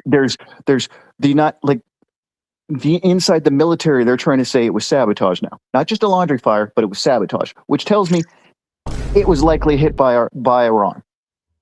Yeah, And we're most just likely a not willing drone. to admit that we just lost our capital ship. Yeah, because not a good look. It's just not a good look. Oh, this enemy that was supposed to be so easy to beat was able to fire something over the entire Arabian Peninsula to hit us. All right. And So we already know that we already know their drones can do it because they were hitting the city that was, I can't remember the name of the city, but it's like 130 miles north of Mecca, the port city in Saudi Arabia. We already know their drones can do it. Yep, we know. No, bro, we know their And we know- drones apparently And we know reach they can all over. bypass that. We know that their missiles can reach that far because they 4,000 miles. We also know that they can overwhelm defenses. So it's completely within the realm of possibility because a laundry fire, 18-month repair, 600 bunks destroyed. Yeah, that don't sound like no laundry fire. I'll be honest with you. Unless y'all was all sleeping to where it got that bad, there's just it's just where really was hard where to was believe it. like it apparently burned for hours, which All means right. the damage control teams had trouble dealing with it. A laundry fire. But all right, now I do want to know, what do you think about Iran heading towards a nuke? Do you think that I we mean, even okay, so here's the thing. Go ahead. It's a two-part thing. One, why do we care about Iran having a nuke? Let's say they have a nuke. Israel is not part of the, I believe it's, I can't remember the acronym, but they're not part of the International Nuclear Proliferation Treaty? Yeah, they're not part of it. They're not. No one knows how many nukes Israel has because they refuse to tell anybody. They Best refuse to even estimate is admit like they have 90. nukes. I don't know. The only numbers I've ever heard was 90. Yeah, but they refuse to be a part Have of any the type of international community inspection. with their nukes. Yep. And they're allowed to claim this ambiguity because if they didn't, then we'd have to cut off funding. But here's Iran. Okay, so if they were 2 weeks away, which was the entire argument for why we started this, and we know they had these underground cities, and we know that they were producing this stuff in underground facilities, where's this mushroom cloud that we should be seeing right now? Because if ever there was a time for them to utilize it, even if it's just a dirty bomb, wouldn't it be when supposedly we destroyed their entire infrastructure? We're winning. We burned them down. They have no weapons left, but they were 2 weeks from a nuke. Like the story doesn't make sense at all. At least the Bush administration tried to lie to us. Well, Yeah, it's hitting This us with is- Iran this was is just weeks bad. away from a nuke. It's just like, are you serious? If they were actively trying to do anything, they would at least have a dirty bomb. By now, considering that they had a 6% enrichment since 2021, I mean, under the Biden administration would have been the best time to get it done. Like they could easily have strapped a ton of their missiles with just the uranium. They don't even need to have super enriched. They could just have radioactive, 30% enriched, and just end Israel, end all of our military bases, make it impossible for us to use them.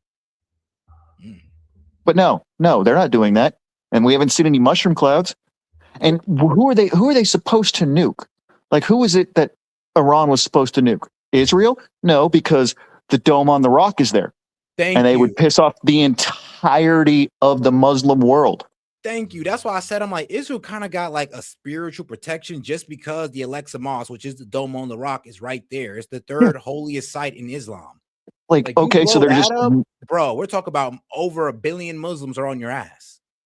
And the fact that Iran has had a peace agreement and good relations with Iraq since the 80s, despite the fact 2 of their holy sites are there. If there was anyone that Iran should have invaded by now, they've had plenty of opportunity to invade Iraq. They haven't. They could have easily taken Afghanistan. They haven't. Like, where's the supposed evil Axis state that they make Iran out to be? Yeah, because Iran has not invaded nobody. They haven't even tried to expand their borders. Like, they're funding a bunch of Shia organizations like Hezbollah and Hamas. Well, Hamas is fighting against a genocidal ethno state. Like I'm tired of people pretending. Pretty much defending their borders. The only guys who are pretty much reckless in which now we're seeing perfectly good evidence for why Hamas and Hezbollah even exist. Hamas, literally. Israel. What does a Jewish state even mean? That means Jew is both religious and ethnic, which means this is an ethno state and a theocracy that is actively committing a genocide.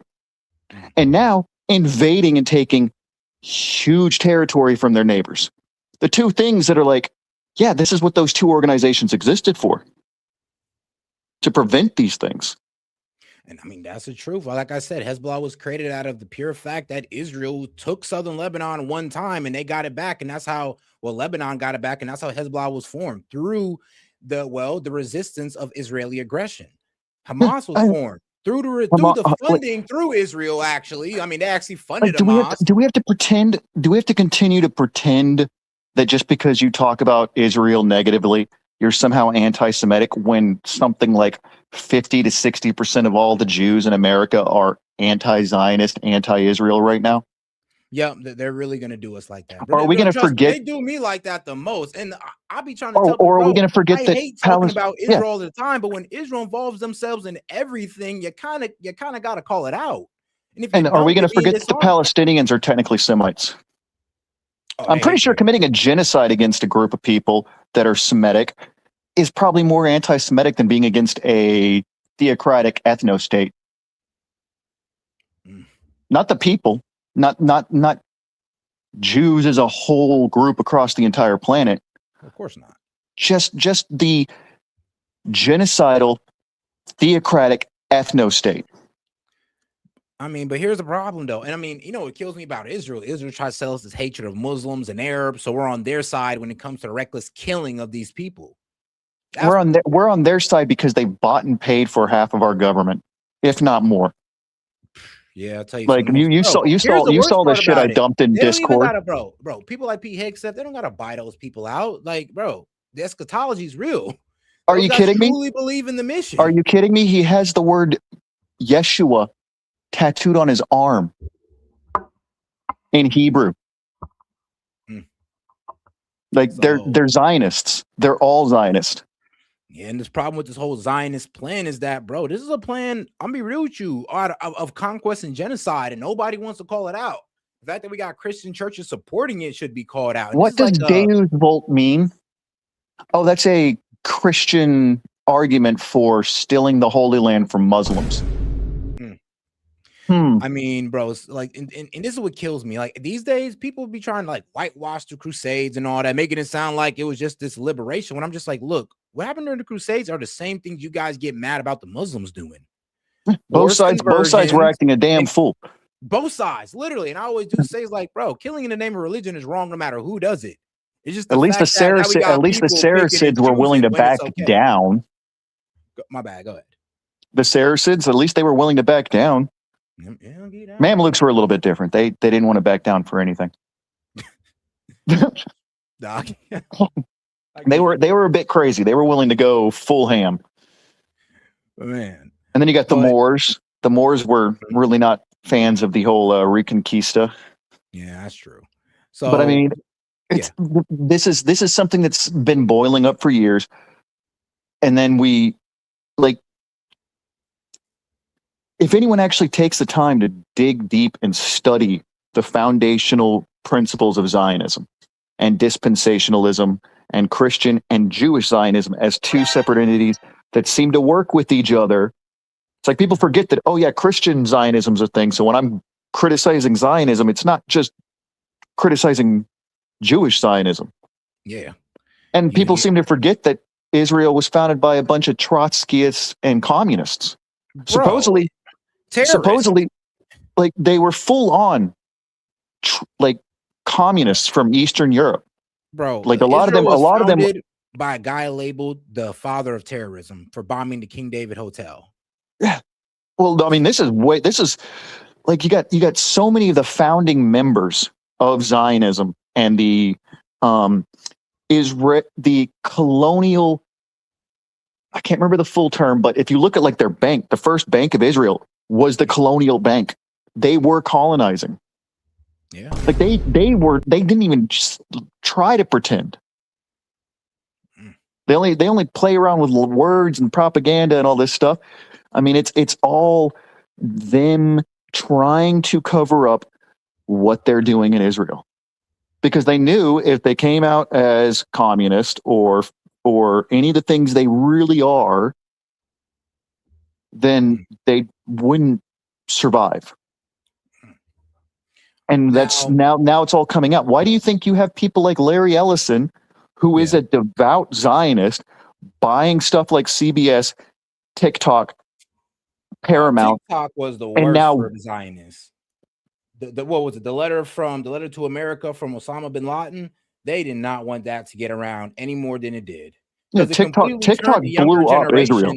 Yeah, bro, it completely turned the younger generation against Israel. Once we found out why they don't like us, why they yell death to America, that's what radicalized a lot of people to the anti-war side. Because like, bro, they hate us for a reason. It's because we keep effing with them. If you stop doing it, then maybe all this terrorism is going to disappear. But people who don't know the history, they just think that, oh, well, they've always hated us because we're Americans and we're free. And it's like, no, we've been fucking with them for years. The same 47 years these guys have been in power has been the same amount of time we've been fucking with them. Dude, and the whole reason the revolution in 79 happened was because the guy they were revolting against was put in power by the Americans.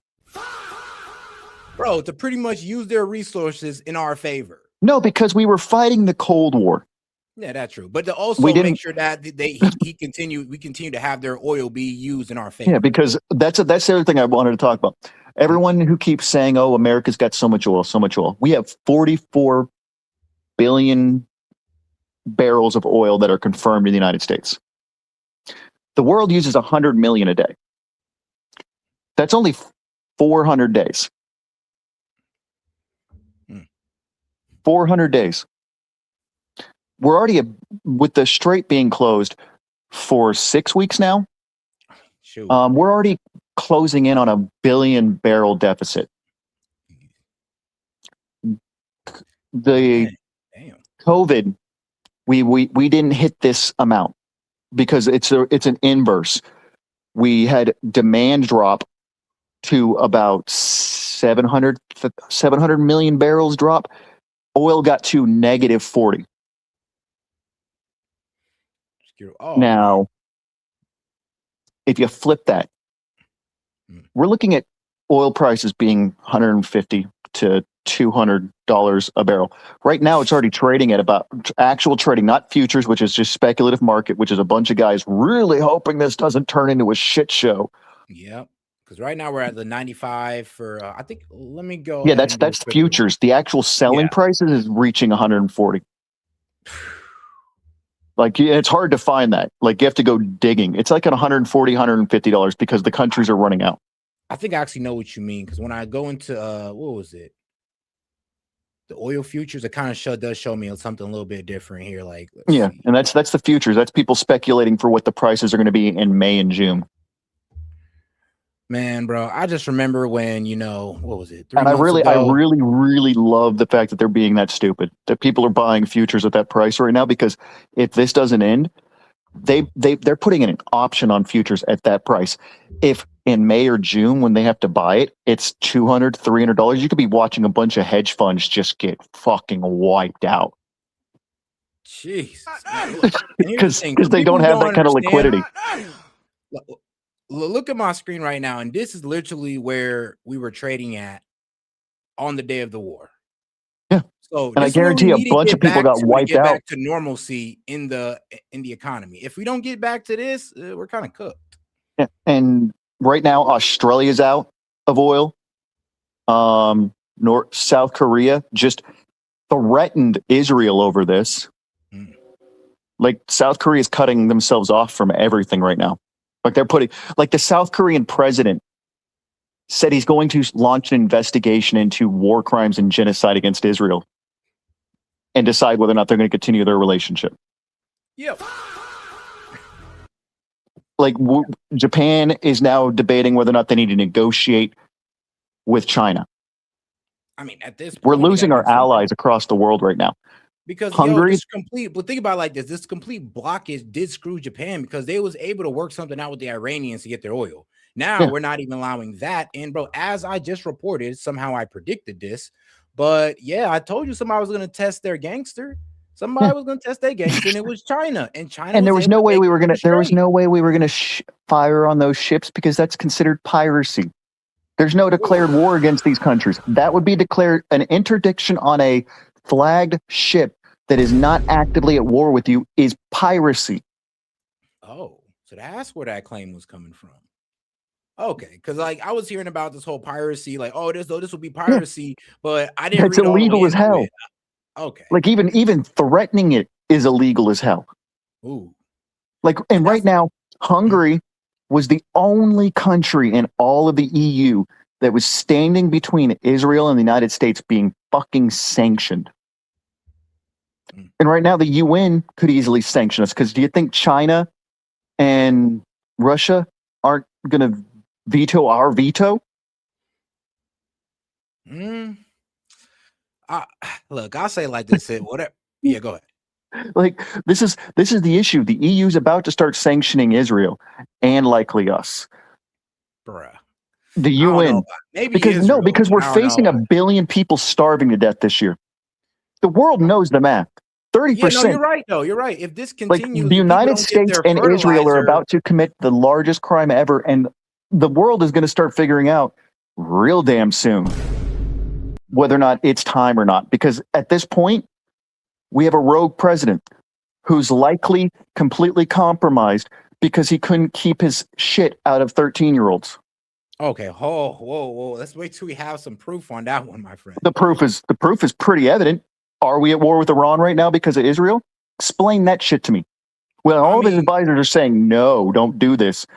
And he's actively trying to cover up the Epstein files. And we know Epstein was sit here and say that he just made a very Epstein funded his campaign. Decision. I say we can make a retarded ass. We can sit here and say he made a retarded ass decision without connecting it to the Epstein files. Like Epstein, Epstein actively funded Peter Thiel through Les Wexner. I don't think it's and fair Peter Thiel was the whole reason he got elected. The Iran war without at least verifying that we have crimes. Well, we're never going to have a verification for that. Yeah, well then we at least gotta wait for that before we go ahead and start connecting dots. Because I think the fact that we have a president who's willing to kill 1 billion people because of Israel, that's pretty evident. I don't know. I think He that just shows threatened 92 genocidal million intent, people. but it doesn't show the fact that, oh yeah, he's a pedophile as well. I mean, once, look, twice, three times. Like, how many times does it? How many different cases have been leveled against him? How many times does his name appear in the Epstein files that weren't redacted? What about the parts that are redacted? The parts that haven't even been released? And I've seen them. And the problem is those stories have not been corroborated. So I had Because to have how do you integrity here, and how I do you have to wait corroborate this until kind we of stuff? corroborated it. Like, Bro, I get you because witnesses like, that's are the thing is, dead. Witnesses ended up dying. I get you. like, there's a ton of smoke for there not to be a fire.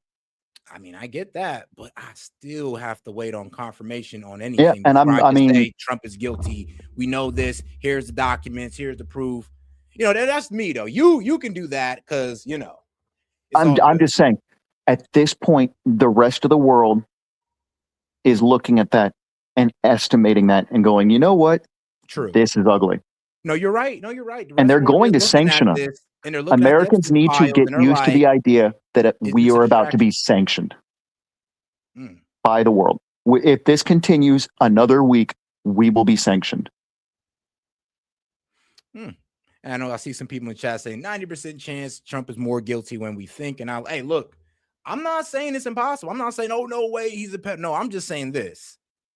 Until we have damning proof, I ain't saying any, or until he just looks about as funny as I would say Howard Lutnick, which is wild. And here's the thing, no, this leans more into your point, actually. The fact that Howard Lutnick is still around after that lie that he told the world, it does kind of lean more into your point. I'll give you that. Still and not enough proof. That's really the ugly thing is, like, we know Peter Thiel is the reason Trump got the interview on Joe Rogan. And that's one of the main things that we know got the election. We also know Peter Thiel is part of an organization that backed Vance. Yeah, true. We know all these connections, and now we know that Peter Thiel was funded by Epstein using Les Wexner's name because Les Wexner signed over a power of attorney to Epstein, which gave him full access to all his assets. So Peter Thiel and all these other people that are connecting him, and you've got it's a huge network of just fucked in the head human beings that are now completely willing to starve 1 billion people. God knows how many we're going to lose just from we look at India. Every year they lose 500 people from heat waves. What's it going to be like when they can't run their ACs? What's sub-Saharan Africa going to be like when they can't do shit? They can't. Bro, we're in the middle of the planting all season. Of their water basically out of the Middle East. These water desalination centers. So, and right now, what we're dealing with is we're in the middle of the planting season when you need to be putting down fertilizer. If we do bring this famine upon the Middle East and a drought, bro, this is gonna. It's not just the Middle East; it's the world, and we will be blamed for it. 30% of the world's fertilizer is not making it out. Oh, I already know. That's why the strikes on Qatar wiped out 20% of all the world's natural gas, which means we're already going to see a famine because of this war. We're going to see a Great Depression because you cannot have us reaching towards a 1 billion barrel deficit. You can't just make that up. You can't fix that overnight. And that's if the war ends today. Let's talk about the positives, though. What could be done for us to reverse course? All Americans get out in the street and start protesting. Wow. Like every single one of us march to DC. And what all 350? Not all 350 million because there's a lot of kids. Let's say all able-bodied men between the ages of 18 and 45 need to do a aggressive protest and negotiation. That there is no other option. Even if today the war ended and the ships left, we're still going to face a Great Depression. We're still going to face famine. I'm thinking, if we stop today, I mean, it's going to take months, probably half the 6 months straight for us to start seeing recovery from oil prices and all that good stuff. And that's the oil prices are the least of our worries. We don't have all the Gulf nations have to turn their pumps back on. They've been capping the oil fields because they're like, well, we can't pump it out and we can't send it anywhere. So they had to go and seal them, which means they have to reopen them. That takes months to turn these oil. So whatever amount of oil is not coming out of the Gulf right now cannot come out of the Gulf. The only ones who kept their fields open are Iran because they had the storage capacity. No, none of the other Gulf states have the capacity. And if this war kicks back up, the Houthis have already said they're closing the Red Sea. That's true. No, that's true. And I mean, since the Houthis entered this war, I remember I was explaining it to people. I was like, no, this is a problem because the Red Sea that we've been going through, it can now get shut off by the Houthis. And I mean, let's be real. If they also want to join in on striking energy infrastructure in the Gulf states, there's only one pipe from East Saudi Arabia to West Saudi Arabia. One pipe that's only like, I believe, 6 feet wide. How hard is that to hit? We already know that they can hit really accurately. Yeah, true.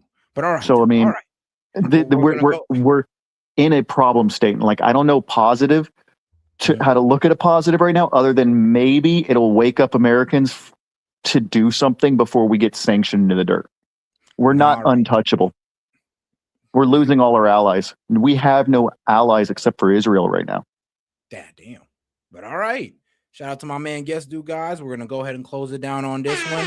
Now, you know what? I mean, Guest, if you have anything else to say, if you want like a 3 or a nice little 5-minute monologue, I'll give you that time. If you guys have any questions while we're closing out, go ahead and send it in. I'm Guest Dude will be happy to answer any of your question, comments. Yeah, I'm looking through them right now to see. So I'm sure Guest Dude would love to hear from your disagreements. Okay, Stabby, plenty of oil, right? There's 44 billion barrels in the United States, proven reserves.